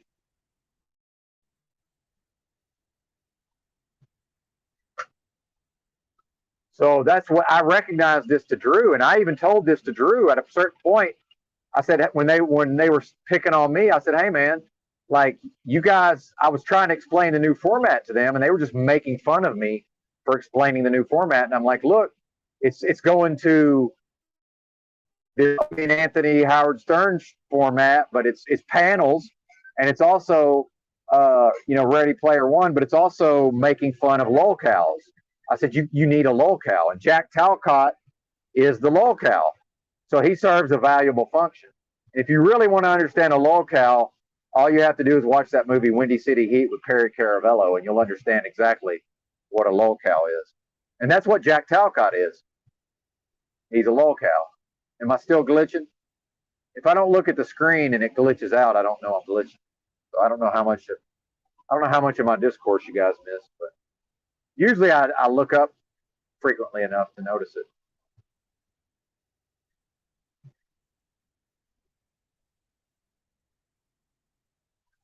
So Talcott, he cannot be anything but oblivious. So that a lol cow has to have that as a function of their personality. They have to be oblivious with it. It can never be. So when people say, "Wow, Talcott he could make his living," you know, if he could just be just slightly, you know, in on the joke. Yeah, but he can never be in on the joke ever. He's not capable of it. He can only ever be a lol cow. Just how it works. Yeah. Well, he is racist, but he is racist because he's from the Pacific Northwest. And if you spent any time in the Pacific Northwest, they're racist. A white person that grew up in the Pacific Northwest is racist. That's just a fact. That's how they're socialized. Now, not all of them. There's exceptions, but he grew up as a normie. So yeah, like Kurt Cobain is from Aberdeen, Washington. He wasn't racist, okay, but he was also literally a male feminist. Lest we forget, the guy was an actual feminist. So if he was even a real person, right? But Talcott, growing up as a normie in the Pacific Northwest, no, he was socialized with racism. Of course he's racist. But now he's adopted this, new agey, touchy-feely fucking cosmology or whatever you want to call it, this worldview. But deep down at his core, he's a cranky old man from Washington State. Like I screenshotted, I zoomed in on his face and took some screenshots when he was, when he was going back and forth with whoever that guy was. I forget the guy's name on Paul's panel. Paul, of course, since Paul's hilarious and funny and knows how to be entertaining, Paul's just laying back, just making jokes about the whole thing. Excuse me. And some of those faces Jack was making, he looks like your typical fucking street drunk on the streets of Spokane where he lives. Dude, I've been in the streets of Spokane where Jack lives. I've slept in the streets of his hometown before. It's yeah, he's just a regular old person from Spokane on some level. That's a whole nother breed of meth head. And when Tommy talks about him, going to the street with the fucking hatchet people, he's right. That's what they're like there. The fucking street meth heads there are just they're fucking brutal, man. That's a whole nother level of meth head on the streets of Spokane. Better take you all. When I went there from Seattle, and I was like, fuck, I'm just going to take my happy ass back to Seattle. This is crazy. These motherfuckers are off the chain. The only town that manages to steal my backpack, by the way, in my many years of living in the streets, living out of a backpack. And well played, Spokane. Don't hate the fucking meth head, hate the game.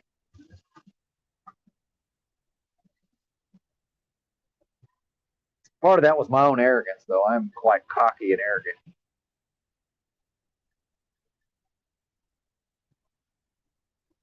I like to strut around like a rooster sometimes. Kind of invite trouble upon myself at the time. But yeah, Talcott is this. He's just, and dude, if he really gets 70 grand, and I called it in the live chat. I was on Paul's live chat when Talcott announced that he's supposed to be getting 70 G's, and I said, yeah, I got paid. Let me see how much my paycheck was. $950.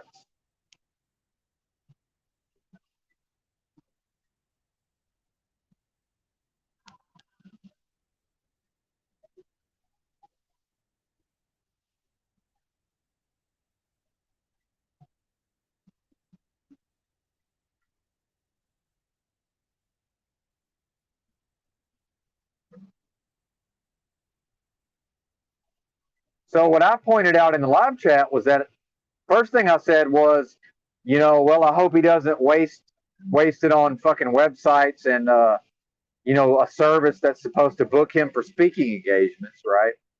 Because I'm the one that found his website and figured out that he had actually paid money to some service, some boomer service that's supposed to, for a yearly fee, book him on speaking engagements.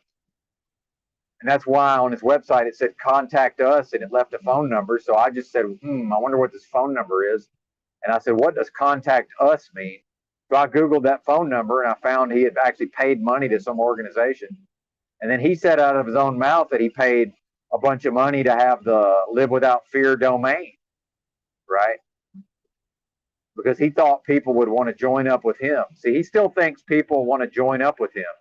And then he was talking about maybe paying people out of the $70,000. So here's what I said when he said when he started talking about paying people out of this $70,000, what I said was, I said, hey, the reality is that honest people are not going to have anything to do with him because honest people don't see an opportunity to scam him. But what's going to happen is con artists will just tell him everything he wants to hear so they can get access to his money. Meanwhile, actual good, decent, honest people won't have nothing to do with it, which is exactly the case right now.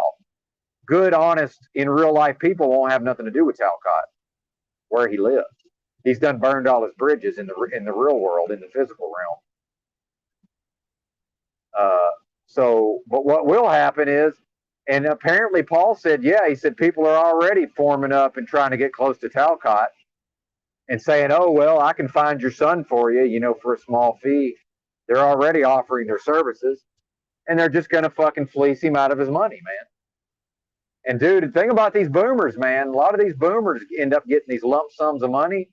And I've seen it in my own family. My dad and my mom have both had lump sums of money. They just blow that shit. Oh, man, pardon me. And my dad was very frugal and a successful small business person for years. And as a boomer, as an actual like older person boomer, I've just seen him just blow lump sums of money. Same thing with my mom. They get these lump sums of money somehow and they just blow that shit. So he's just going to blow through this 70 Gs. I mean, there's no doubt about it. It's just how many con artists are going to get a piece of it. And when he's talking about the deal, if he's telling the truth and this deal he's worked out, and see, this is part of my intelligence, is as I hear him say all of this, I immediately just figure it out in the moment. So he's saying, yeah, he said he's worked the deal out. And again, I have no choice but to take him at face value. And then we'll figure out over time whether he or not he's lying. Maybe his handler is just very creative, right? And resourceful, but is that he said that he gets to lease the house for a year. Well, so let's say that it's $1,500 a month to lease this house. Well, he can live there for a whole year out of the 70 Gs. So all he's got to do is just manage his money well enough, and he can just keep living there for a whole year. And that's if I'm just taking him at his word on what he's talking about. And he's got his $300 a month also. See what I'm saying? So, and somebody's making fun of the fact that he's got a fridge full of food. And he's like, yeah, of course I do. Because, yeah, he's got some kind of money. I don't know what he's got and where it's coming from, but he's got some kind of access to money, clearly. Oh, that's a good question, What's Up? I got a lot of favorite spots. So off the top of my head, my favorite city, see, I actually like big cities. I'm one of your, especially with my accent, I'm one of your rare people who actually likes big cities. I've never really wanted to live in one, though, although I have at times considered living in a big city. San Francisco, number one. The West is the best. Seattle, number two. The West is the best. And this is from my personal experience spending vast amount of times in these cities. I've been all over both those cities on foot. I've pretty much walked all of both of those cities on foot for the most part. So I know exactly what I'm talking about. And people make fun of San Francisco for being gay. San Francisco, in some ways, is the least gay major city in this country. I've never been hit on one time in San Francisco. I've been hit on pretty much everywhere else I've ever gone by men. Not one time in San Francisco. San Francisco is just like, it's just neither here nor there if somebody happens to be gay. Kind of like nobody even cares or notices. Not even a thing. But, dude, I've walked all around the Castro. It's a really cool part of town. If you like cities and you like to just walk around and look at shit. So I've walked all around the Castro. It's a cool, interesting part of town. And that's the thing is, most of these cities, the cool, interesting part of town is always the gay part of town.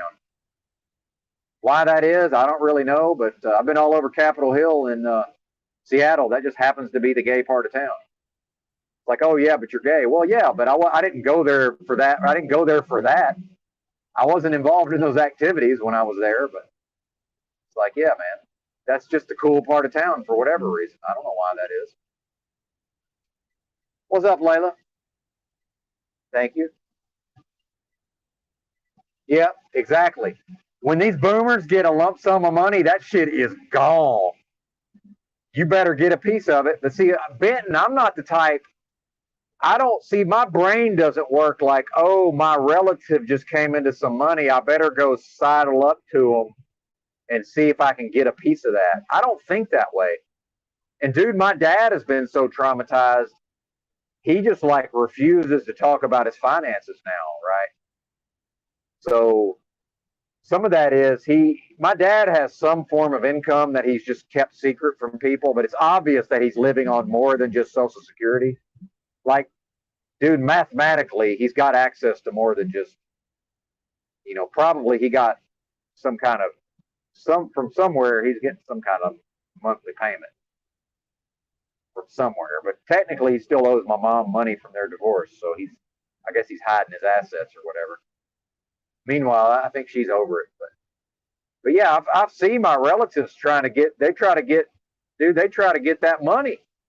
I'm just not that way, man. I can't be bothered to try to behave a certain type of way to try to get my hands on somebody's money. Like, I just don't care, man. Like, I really just don't care. Like, okay, you got some money, good for you. I'm gonna watch you blow it. But yeah, what's up? I want to actually answer your question. So my favorite, if I had to pick one favorite area, just in a vacuum where I could just go and live and didn't have to think about what does it cost to live here. So like, let's do the fantasy of, let's do the Powerball fantasy. I would just move to Santa Barbara, County, California, which sounds insane because it's like California's all fucked up. But yeah, but Santa Barbara is awesome. If you're homeless or if you're independently wealthy, it's fucking fantastic. And I would probably just buy a house in Isla Vista, probably, because I am kind of I am sort of young at heart, right? And I kind of like being around the young folks, even if I'm a hermit. Like I like, there's something about that college energy, even though I don't really hang out with the college kids, although every once in a while when I was living in the streets, every once in a while some college girl would like take me out on a date or something. But I'm not willing to hide the crazy anymore, so there was never a second. At least, lest we say there was never a second date. And every once in a while I would meet some college girl who I would just like, I would just see her and we'd have a conversation or whatever. And you could tell there was like kind of like a mutual attraction thing, because I am somewhat charming in the fucking physical space, believe it or not. I know how to flirt. I'm flirty. I know how to flirt, I'm somewhat charming to some people. Most women hate my guts just immediately, though. Just we're in the physical realm. Most women take an immediate, strong dislike to me, which I kind of respect, actually, because I am a fucking asshole. So I do sort of respect that. But yeah, good to see you. But yeah, the boomers blowing the lump sums of money is it's appalling to see, because they don't have nothing to show for it, like nothing. It's crazy. It's like I got a locker full of fucking guns and ammo somewhere, right? Like, yeah, I put my head down and worked for 6 straight months during the pandemic, but like, and I did sell off some of what I bought, but like, I still have something to show for all that money I made, right? I didn't just fucking blow it. Like, I got $9 grand in the fanny pack, well, actually 9,300. So I'm at like 12 grand liquid right now. I had $0 fucking dollars. But part of that is I can never get to 12 grand if I'm like these boomers and I just blow money. Like, it's fucking shocking how these people can go through money. And some of that is their family and their loved ones getting in their ear and being like, well, yeah, I've got this thing and I got that thing. My dad, listen to what my dad did. His second wife worked for the government, down there in my hometown, worked for the feds. She got fined. She got in trouble on her job and got fined. This dude broke off he got money somehow from something. He broke her off like, I don't know, 5 G's to pay some kind of fine. Well, so as soon as she got that money, her kids detected that she had just received money. They got in her ear, and she ended up giving it to her kids. I said, hey, man, I don't have a problem with you paying your, and she's dead now. She died in a tragic accident. And he brought it up, and I said, hey, man, I understand the part where you want to help your woman. Why didn't you know to just go down there with her and pay the government? You fucking idiot. I said, why did you think you could just give her a lump sum of money? And he was like, yeah, I guess you're right. That was kind of a dumb thing to do. I said, why did you think why would you expect her to, well, she told me it was for her fines. I said, yeah, it was for her fines until her daughter and her son got in her ear. And now all of a sudden they've got some kind of financial emergency and she loves her kids. So of course she fucking gives the money to them. Like, she's a mama. That's what they do. Like, you know, are you welcome to humans, by the way? How are you in your 60s and I'm your son, I'm telling you this. Like, what is this? So number 2 on the list, what's up? And Santa Barbara would be chosen in part for the weather. Number 2 would be Eugene, Oregon. And the West is the best. I don't think it's any coincidence that all of these places I'm naming are on the West Coast. And part of that would be assuming that I had the money to just flee. You know, if things got bad, I would just leave, right? And I am from Arkansas, so I always have the option of just going back to Arkansas. Like, that's always on the table for me. So it's actually a really good thing in a way, because like Arkansas will be one of the last places that the Californians all move to and ruin, right? Like, that is a thing that's happening. The Californians are absolutely spreading it about the country, and they will eventually they'll ruin the whole fucking country. But my home state of Arkansas will be one of the last places they ruin. Like, for real. This is a real thing. So, you know, just the fact that I'm from a really shitty place that nobody wants to move to is a benefit. And it's Arkansas is still, while I wouldn't call it cheap, it's very affordable if you can just go live in certain areas like I can. Like, I could just go buy a house in Van Buren, Arkansas for probably, I could buy a halfway decent house for 80 grand in cash in Van Buren, Arkansas. A halfway decent house. But it's like, culturally, you kind of have to be, like, you can't just move from fucking Southern California to Van Buren, Arkansas and live in an $80,000 house. It's too much of a culture shock. It's not fucking doable, man. Now, you can go live in a nice area in Little Rock, but it's going to be $300,000 house. Or you can move to Fayetteville, which they keep trying to say it keeps getting ranked the #1 city in America, which is ridiculous. That place is so fucking overrated, but you know, it's $500,000. A decent house there is going to be 500 grand. There's no $80,000 houses there. Just not a thing.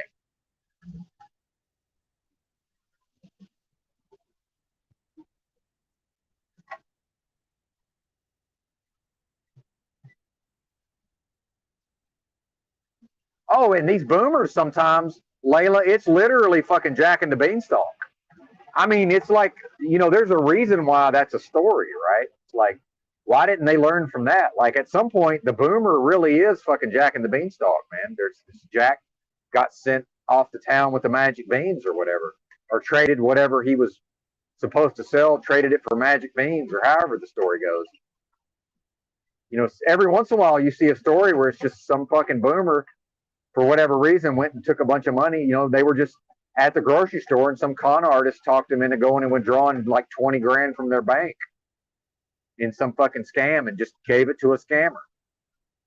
And then they're just like calling the police like, oh, well, they told me it was for this or that thing. It's like, oh, yeah, that was a con artist lied to you. And they're just like, what? Like, they didn't even think it was possible. Like, are you serious? Like, of course, if you just give a mama 5 grand and her kids get in her ear, she just gives her kids the 5 grand. Like, that's called human nature. Can you really blame her? Your fault, partner.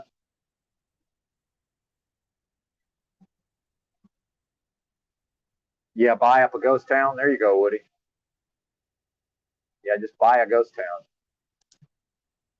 But yeah, I would say Santa Barbara County, and I would never have chosen. See, some of these places you don't know about until you go there. Santa Cruz, California would also be on the list.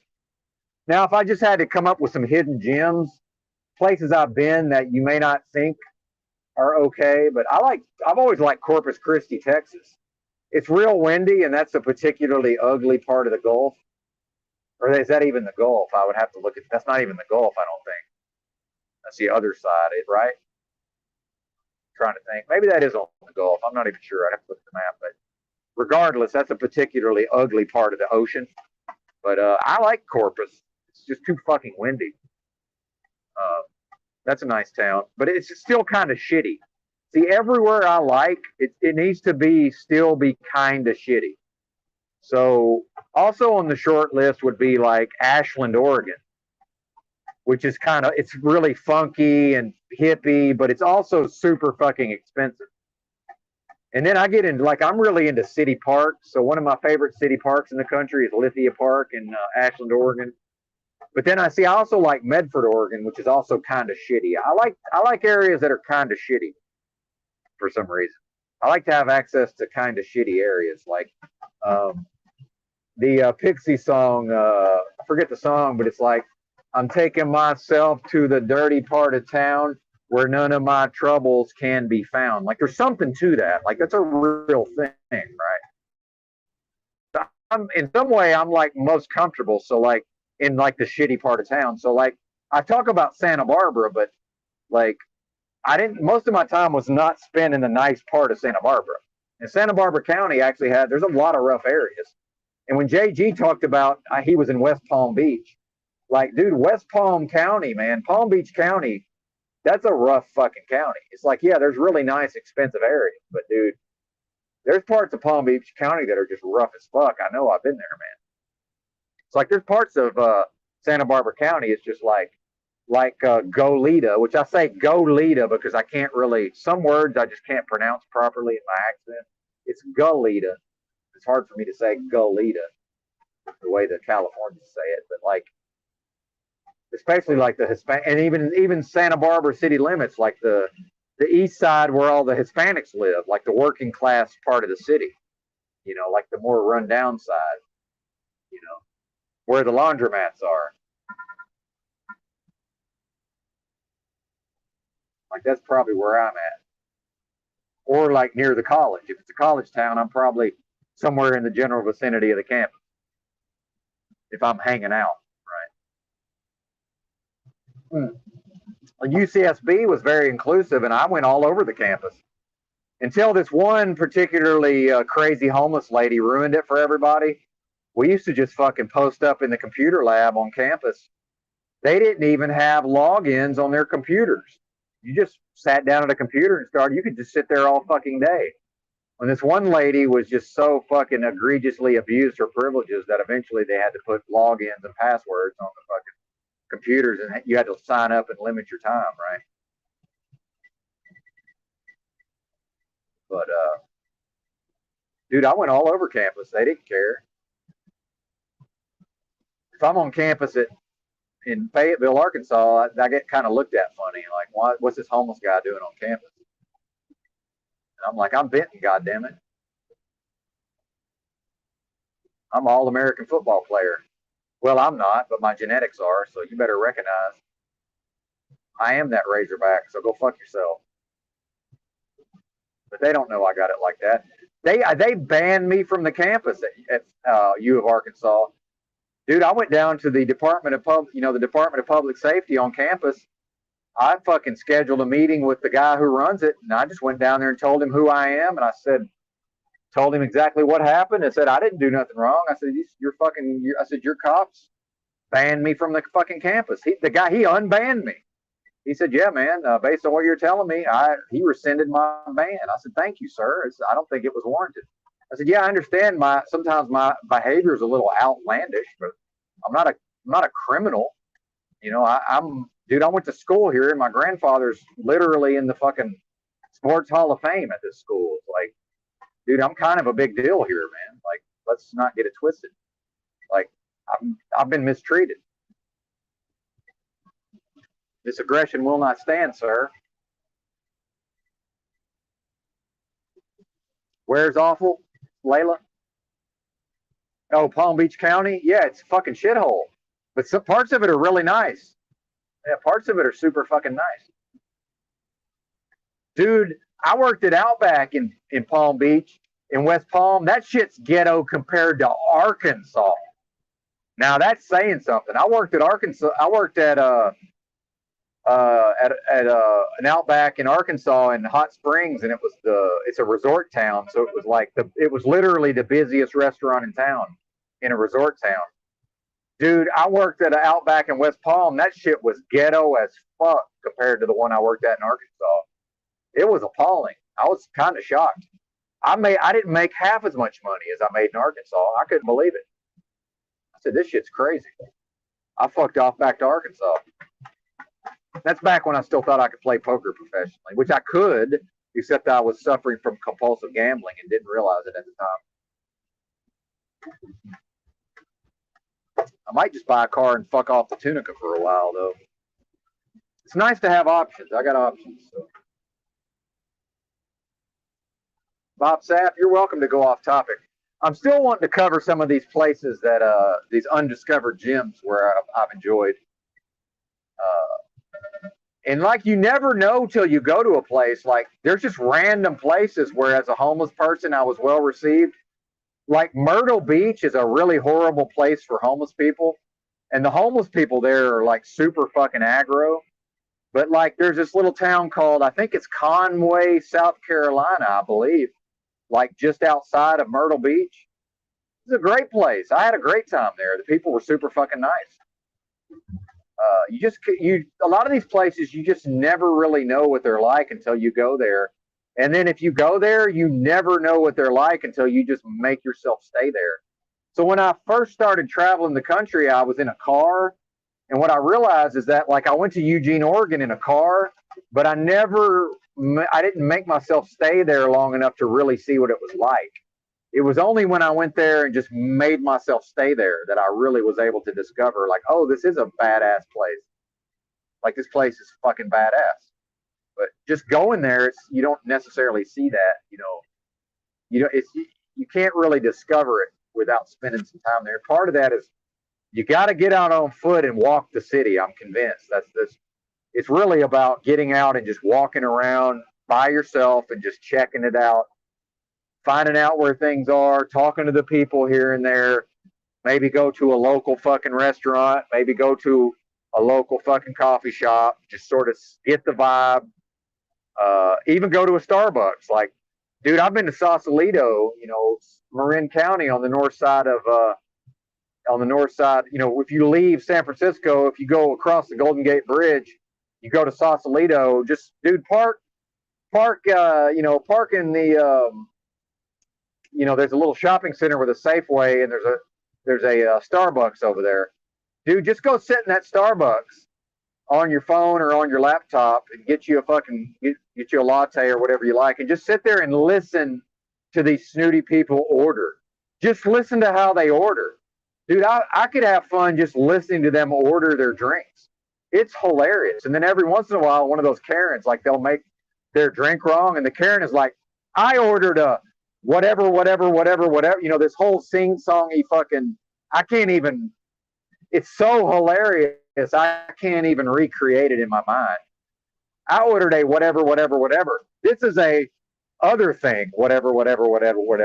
I need this remade. It's just like, dude, I'm just sitting there like trying not to crack up laughing. Like, dude, these people are fucking out of their minds, Just the Karens and sense that it's like, don't you know it's me? You didn't make my fucking drink right. It's like, yeah, they fucked up, man. The barista fucked up. What do you expect? It happens. Get over yourself, Karen.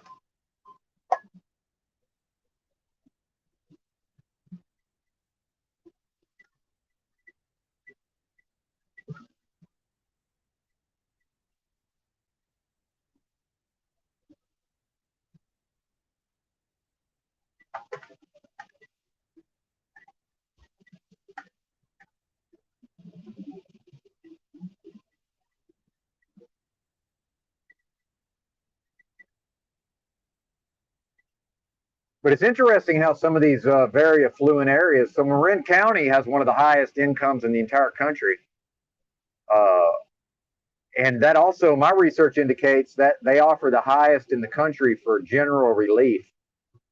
So when I looked into it, it was $384. So part of that is, you know, if somebody shows up homeless as fuck in Marin County and they're trying to fly a sign and panhandle and they're just making a nuisance of themselves, the rich people just ignore them.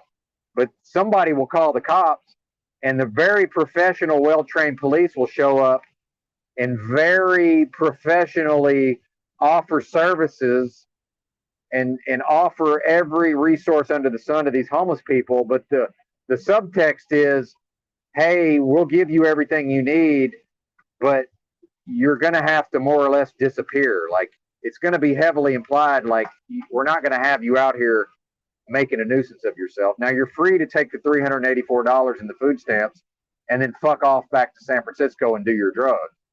Like, that's completely fine, but we don't mind that. But you're not going to be out here fucking in the streets with your panhandling and making a nuisance of yourself and passing out drunk. Like, that's just not a thing. But they're not going to be mistreated either. They're going to be treated very compassionately. Like, there's a reason why these rich areas have effectively no homeless people, or maybe they have one or two that know how to behave. Like, if you go to Beverly Hills, California, I'm sure they have like a couple of homeless people, but that's like the more affluent homeless people who sort of know how to behave, I'm sure, and know how to like be cleaned up. They know not to bother people. Speak only, you know, speak only when spoken to, type of thing.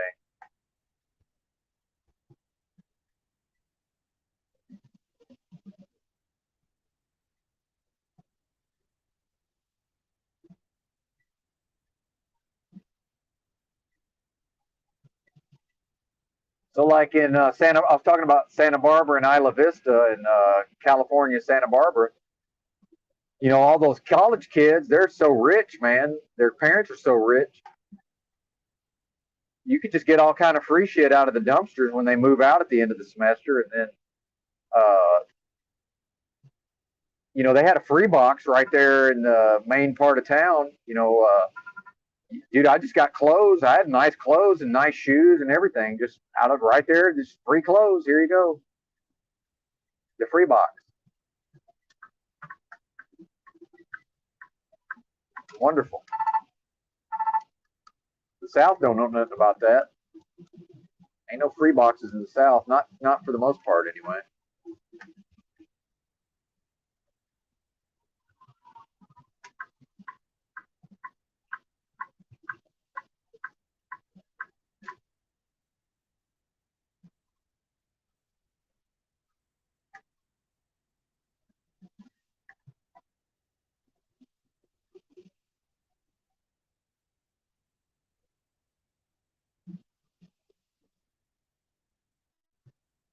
Yeah, Southern Oregon I like quite a bit. Ashland, Medford, Talent, Phoenix area. It's a good mix of hippie vibe and you know, there's like a little Ashland's like a college town, and then but you got a lot of people with affluent people, but then you got the shitty parts of town also. It's a good mix, I found. Almost all white people though.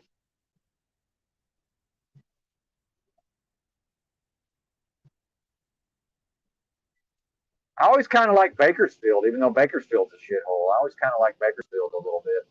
I actually like the IE, the Inland Empire. I'm not sure why. I don't know if I'd want to live there.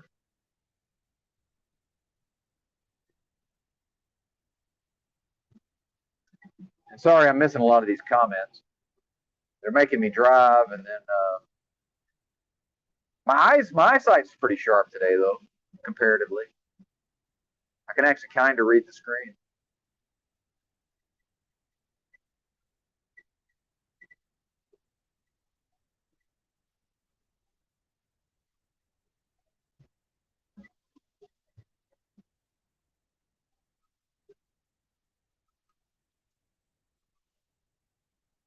Trying to think about places not on the West Coast that I like. I'm not a fan of Florida. No offense, Layla. Not a fan. Although I do like North Central Florida. I've talked about that before, which is just kind of more like Georgia, really, realistically. But I like Athens, Georgia, quite a bit. When I was there, I enjoyed Athens, Georgia. Uh, Parts of North Carolina, I like.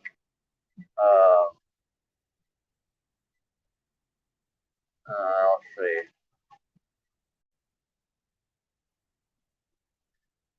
Midwest, I'm not really too big on the Midwest so much. Colorado, Fort Collins, Boulder, Estes Park was pretty nice. I kind of like that place.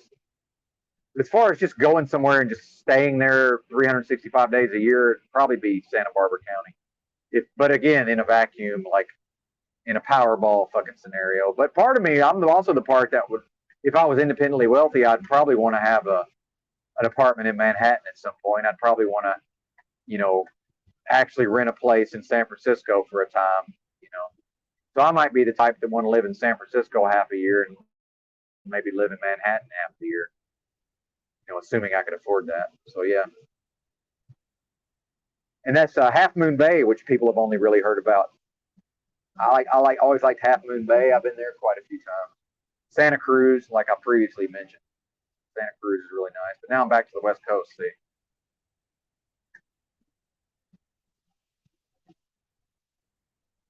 I used to like Austin a lot, but it's turned. Austin's become a complete fucking shithole. I actually prefer Dallas Fort Worth to Austin, which I never thought I would say.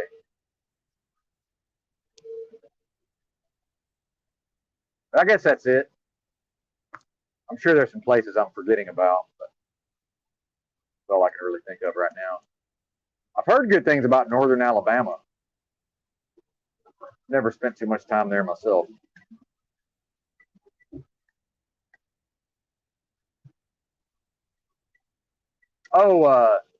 Durham, Raleigh, Durham, North Carolina. I really like. Yeah, that was a nice spot. Durham is a lot like my hometown for demographically. I actually kind of like Durham, believe it or not. A lot of blacks.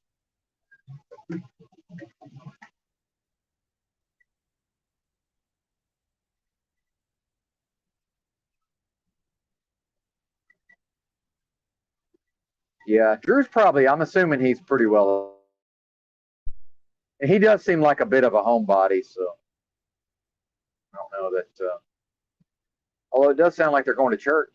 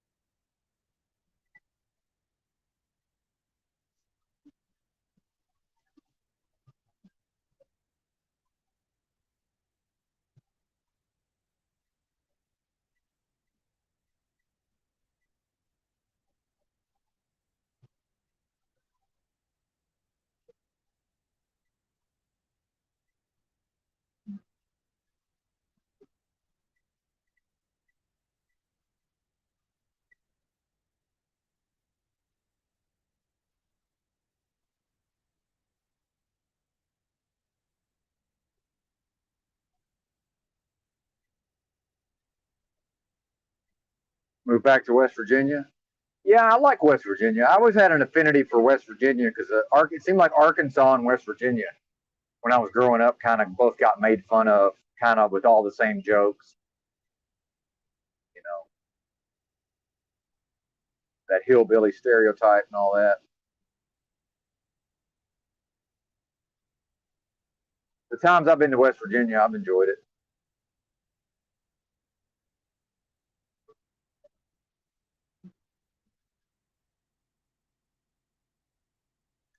I just can't listen to Jim Bob. That style of, it's just so transparent to me with my strategic brain. The way he asks those questions, like whenever somebody, you can see the way he approaches a supposed debate like that. Truther Cop tried to play that video with Drew went on Jim Bob's show, I just couldn't even watch it because it's like, dude, it's just so face up to me, like the way it's just, to me, it's almost disingenuous, like these questions, but it's like, yeah, but you're not really curious, Jim Bob. He's trying to frame the conversations in a specific way, but doing it through questions. To me, it's like bitch shit.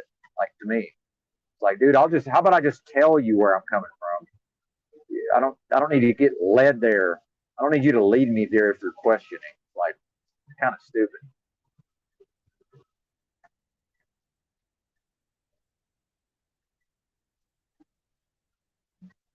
Can't do it. It's like fingernails on the chalkboard. But I see why that style appeals to certain people, because then they can sort of ape and mimic that style. I've seen like Paleo Edge.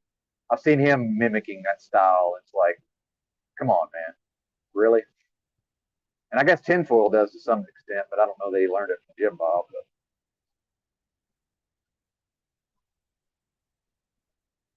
it's like, oh, I'm good. I'm just asking questions. It's like, yeah, but you're not asking because you really want to know the answer. You're asking with a motive. So it's not the question, it's the motive that I have a problem with. Like, dude, I'll just tell you what the thing is. Why do I have to answer a series of questions?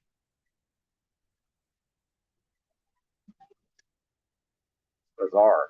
I find it bizarre.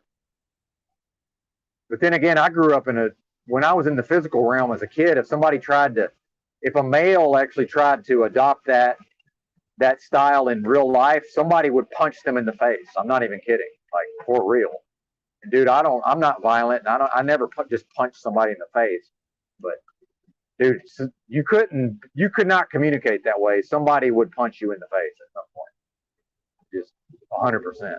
And what it's not going to be, that was not going to fly.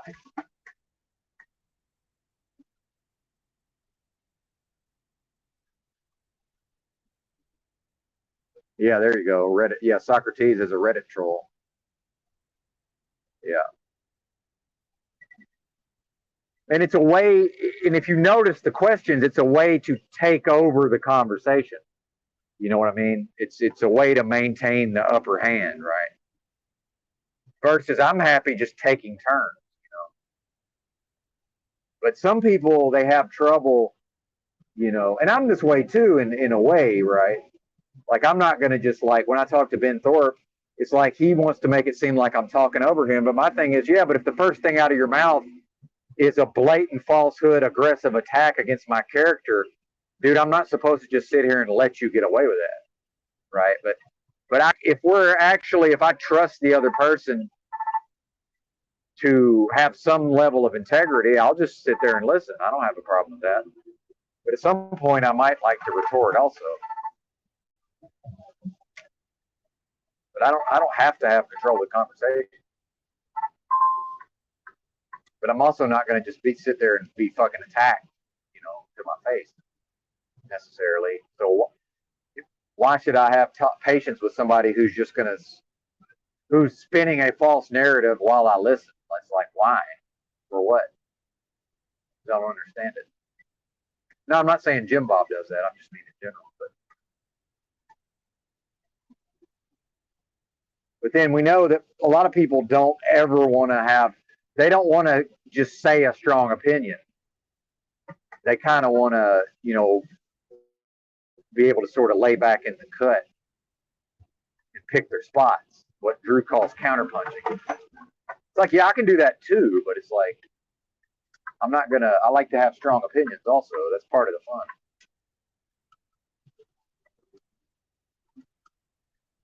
fun. Sometimes my half-baked nonsense gets exposed for being half-baked nonsense.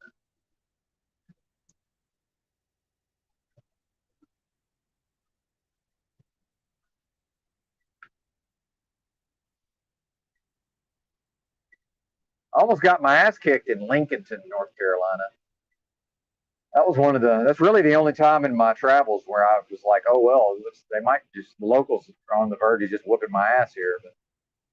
And I don't mean homeless people. I mean the actual locals. took a particular dislike to me. But my behavior was particularly outlandish at the time, I would have to say. I do tend to get way out there at times, or I did. Not so much anymore.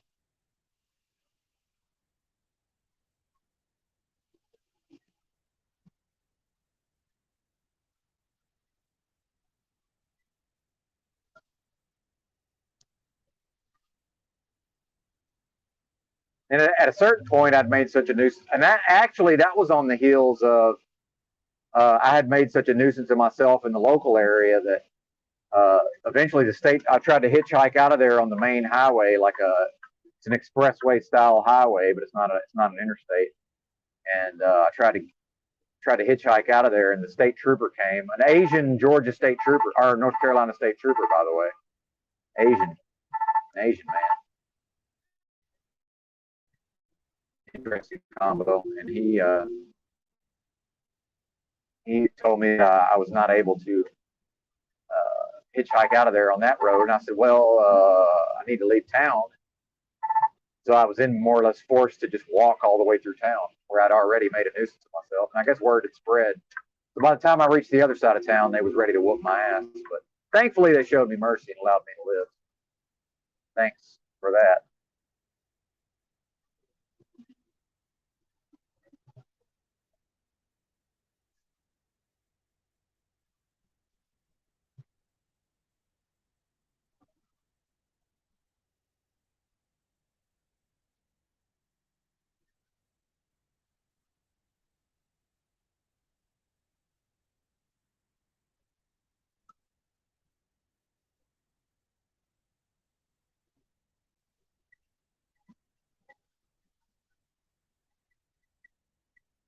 Oh, I would just stop everything. As far as the counter to the questions, Woody, I'll tell you what, it's my pedantism. I just become so pedantic that it's like I'll just bring the whole thing to a complete screeching halt with being a pedant.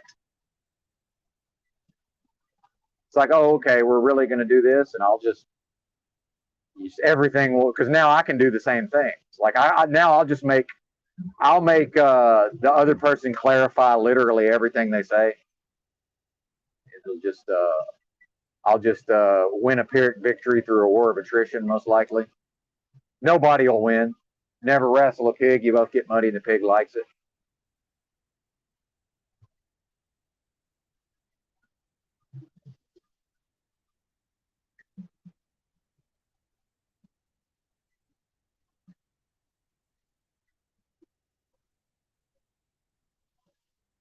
Because part of that style is based on, the question in part seems to be based on, okay, we're in this whole thing about pre-sup and all that, which I've never really even bothered to look into, whatever that is. But, part of it is, okay, the question can serve to clarify some of these suppositions, but then there's also other things are being supposed, right? So my thing is I can just become very pedantic and be like, okay, now we're not going to have any supposition. Now it's like we're not going to move forward until we all completely understand exactly what ground we're standing on. And the fact is, in any sort of conversation or debate like that, some people will strategically want there to be sort of a muddying of the waters, right? It's like, okay, well, now that this person's adopted this form, there's not going to be any more muddying of the waters. So it's like, all right, well, let's do this. Now I'm about to exhibit an ability to be way more annoying than you could ever possibly be, sir. So buckle up for pedantry. Here we come.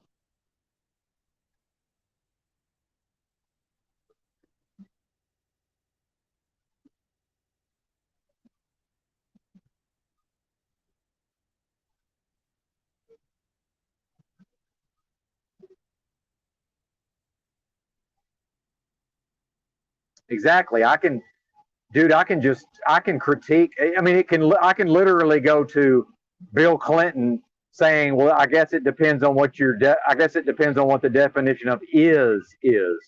Like literally, dude, I can go to the most basic level and I can deconstruct every sentence that comes out of your mouth. But it's like, We're not ever going to get anywhere that way. But I have unlimited energy for that, by the way. Like I can do that all day long, and it won't drain me at all. Like I actually sort of become energized by that in a way. Like I have unlimited fucking resources for that. But everybody else is just exhausted within 5 minutes. You know, again, I'll win a Pyrrhic victory through a war of attrition. Just the other side will eventually just be like, all right, never mind. Never mind. Or they'll start calling me names, and that's how I know I've won. Like, okay, I declare victory based on you're now insulting me personally. So now I know I've won.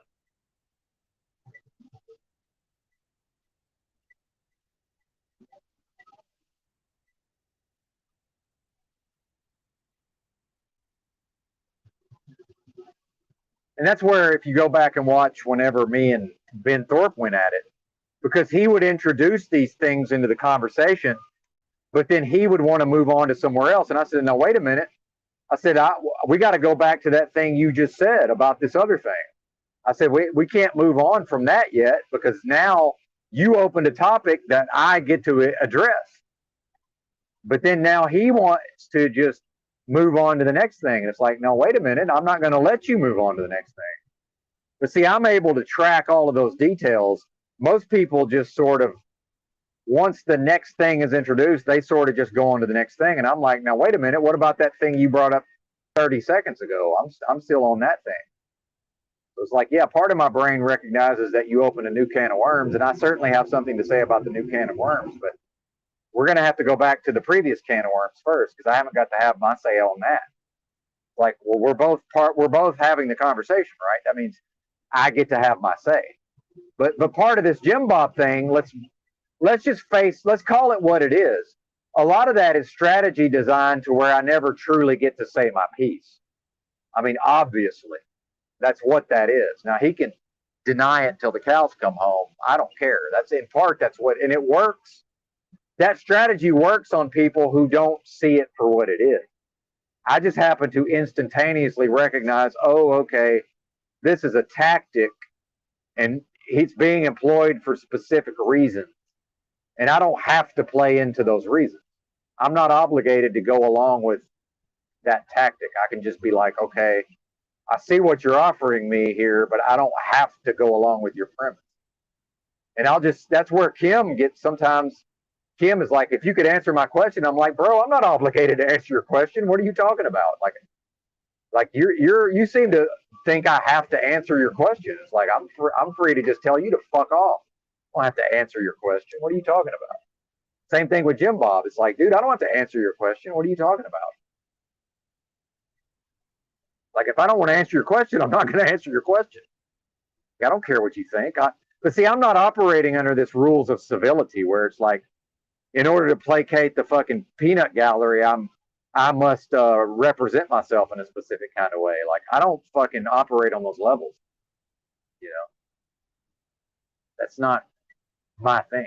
So it's like, I'll just tell you, I don't have to answer your question. Who the fuck are you?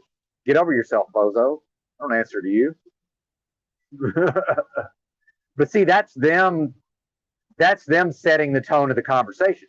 If I feel like emotionally, in order to be viewed properly by the peanut gallery, that I must accept their premise, they've already won in a way, because I've just given them the upper hand. It's like, dude, and cooperation, by the way, cooperation means we both operate. The thing is, it's expected that I'm going to submit and comply with their assertions. But no, I'm not. If I choose to, I will. But if I don't, I won't. And can't nobody make me. So go fuck yourself. I think that we're lacking that in society. We need more of that. That seemed to be more built into the culture back when I was socialized. Just this, okay, that's great that you're proposing this thing, and that's wonderful, but I reject that out of hand. So now what? Like, you're presupposing, by the way, that I'm just going to go along with your context here when I'm not in any way obligated to. I'm free to fuck off and change my station anytime I want to. You can call it a rage quit all you want, but like I don't have to be here. You know, I'm free to just fuck right off. Now I might perfect the rage stay a la Lumatami. That's always in the toolkit too. I might just stay anyway and just laugh at you, right? But I think there's not enough of that. I think too many people have allowed themselves to be put into a box to where they necessarily must fucking emotionally they feel like they have to placate the peanut gallery. And I'm like, fuck that. Fuck the peanut gallery. Fuck them in their goddamn ears. Like literally, just fuck them. Who cares? I'm not ever going to allow my behavior to be controlled. But by the way, I will absolutely adopt a form of I will placate to the fucking peanut gallery if it fits my strategy. Of course I will, and I've done it before. I did it with Provo Kid to some extent, and I even pointed it out. Like I will take that form also, like if I want to. But it's like, dude, I'm not going to be forced into a fucking corner based on emotionally. I have to fucking worry about the mob, how the mob feels. Fuck them, dude. They can go fuck themselves.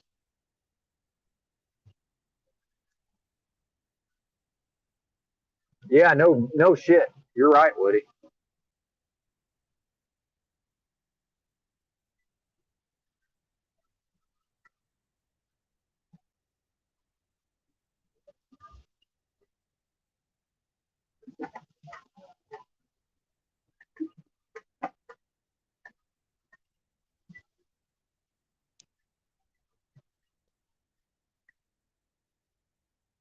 And I don't care what people do. It's just this thing where they think they get to dictate to me. It's like, well, wait a minute. I got to deal with y'all. Y'all got to deal with me. Oh, you don't like how Benton's behaving? Well, too fucking bad. Maybe I don't like how some of they are behaving, right? Like, I'm not out here correcting people's behavior, as you may notice, for the most part. Yeah, occasionally I probably do, but for the most part, it's just I just deal with whatever the people do, and I'll take my ball and go home. I'm free to fuck right off.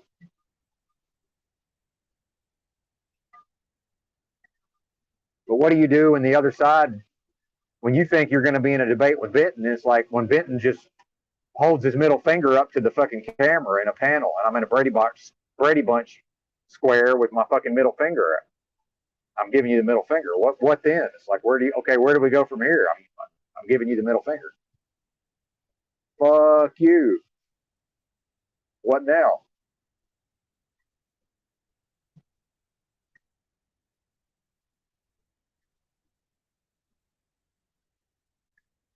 There's not enough fuck you in society anymore. Bring back the fuck you. I drop a fuck you on somebody in the physical realm. Hell, it used to be damn near once a week. I'm probably down to 6 times a year. I drop a fuck you on somebody.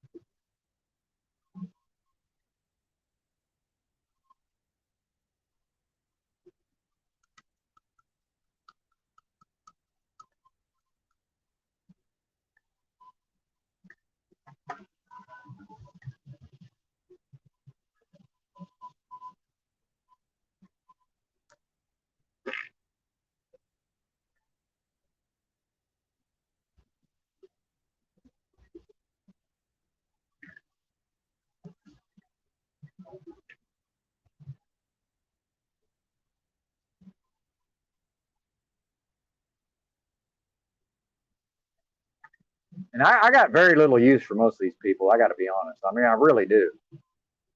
Just very little use for them.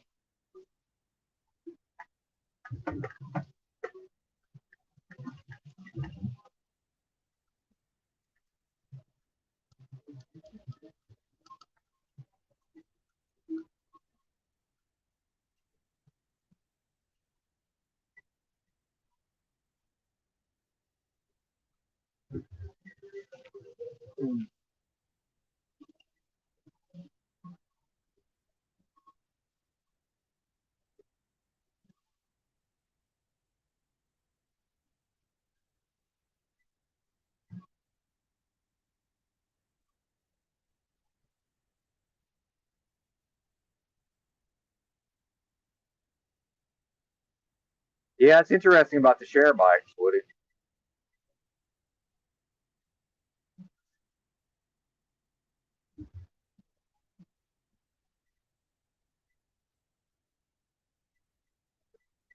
Make fuck you great again. That's right. No kidding. That's the thing, sure.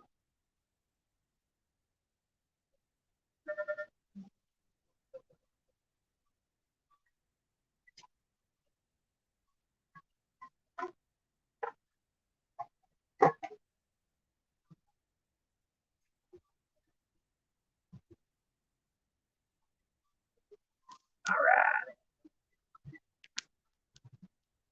About 10 more minutes, I'm going to have to call my company and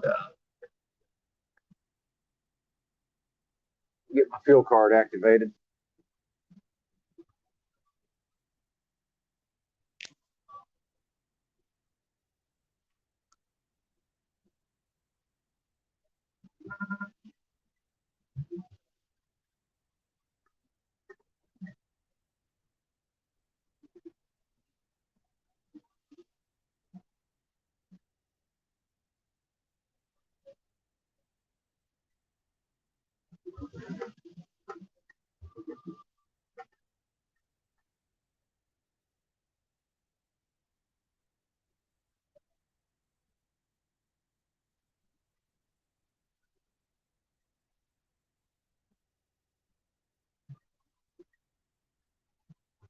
Well, there's a reason why they don't have, those red light cameras that write you a ticket. We don't have those in Arkansas because, the first time some of these rednecks get a fucking ticket in the mail, they're just going to go get their rifle and fucking just shoot the camera. But eventually, those people will be gone and they'll be replaced with people who will just pay the fucking ticket. Now they have cameras, but they don't actually write your tickets. They don't send you tickets in the mail. Now maybe like in the actual, like Little Rock might have them, but for the most part, it's not a thing.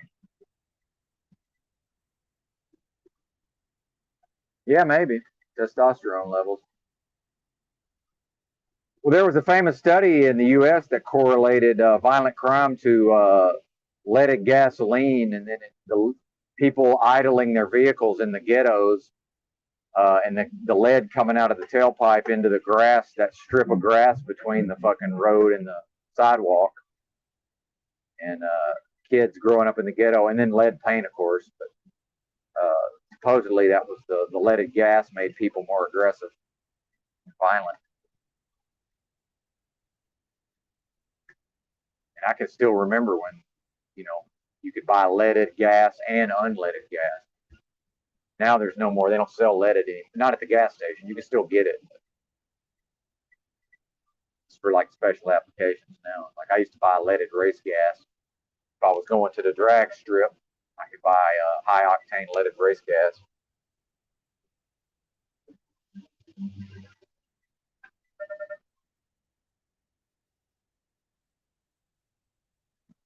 Very strong. Yeah, very strong opinions. Well, and that's another thing, Tranquil Vortex, is if you observe how some of these young people communicate, they will communicate a negative idea, but they will only communicate it in the positive form. So they'll say the message will be, if I was going to deliver the same message, I would just say it very directly with a strong, arguably a strong opinion, but then, possibly in the negative form, versus if you hear these young people, when they do deliver something that could be construed to represent a critique or a criticism, they always couch it very specifically in positive language. I've noticed that, which I find interesting. I wish I had some examples of that. I find that fascinating. Well, these people are fucking up. See, that's about to be a wreck up there. See what you see what old Benton's doing? Old Benton ain't nowhere around. If that ends up being a wreck, Benton ain't nowhere in the vicinity. We're gonna hang out with this guy. Let them have it. I don't want to be nowhere near people that drive like that.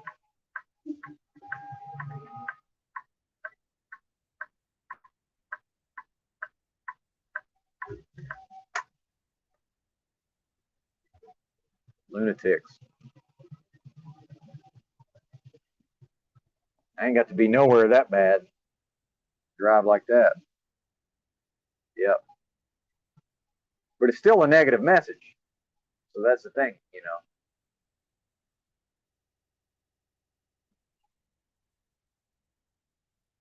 Some of it is not even strong opinion so much. It's just a lot of it is just going to come down to how you deliver the message. That is a, you know, as things change over time, you know, that's where, you know, you can find some 90-year-old woman and she'll say language that sounds very racist, even to my generation, but to her, that's just how people talked when she was young. Neither here nor there to her.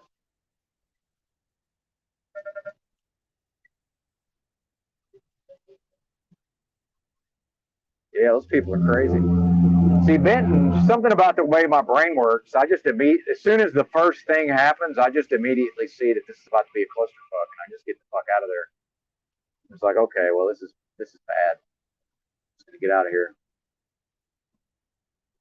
But I had to slow all the way down because of this guy merging. So just like, well, the only way to get out of this pack of bozos is I'm just gonna have to slow down to 45, put the flashers on, and get behind this tanker that's merging. If I'd have sped back up to get around him, I would have just caught right back up to those bozos.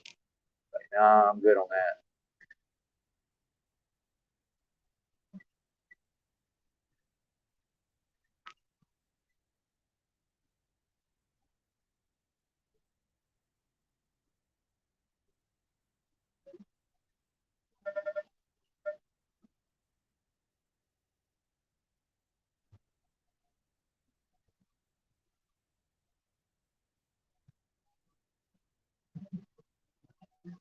Anyway, might be a good place to stop. I got about 5 minutes, and I'm going to call the company and get my fuel card activated.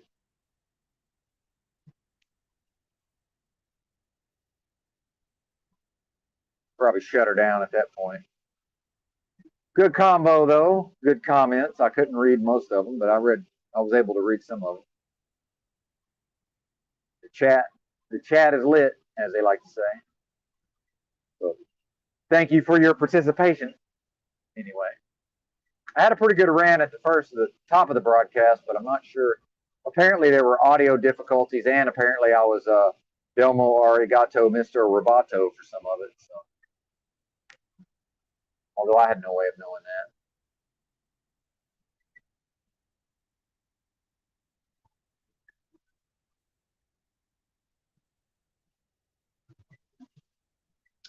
Well, but they yes and no, according to Pamela, said the younger generations don't know how to communicate. Well, I would say that their communication in some ways is less sophisticated. In some ways, it's very much more sophisticated. But so the thing is, some of this, they still convey the same negative critical message. They just don't do it. They only do it through the positive form.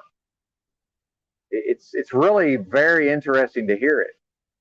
And I wish I had examples. And next time I hear it, I'm going to do my best to take notes. I'm just really bad at remembering, like, specifically how people word things when I hear it. But hopefully I can, especially if I find it like in a video somewhere. But it's like, and they will avoid being negative or critical at all costs. So what I'm talking about is only if it's just, you know, things are really off the rails when the young person is finally actually feels the need to address something that negative at all. Because generally they just want to pretend like it is. They generally just want to pretend like it's something other than what it actually is. And I'm like, well, and I'm just like, so part of the strong opinions is if I'm just like, well, no, that's just that's a homeless intravenous drug user, addict. If they want to use flowery positive language to, reframe it as like a houseless person experiencing homeless. It's the person experiencing houselessness or whatever, struggling with addiction, substance abuse issues or whatever. I'm like, no, it's a fucking drug addict. What are you talking? It's a street drug addict. What are you talking about? Like, that's what it is.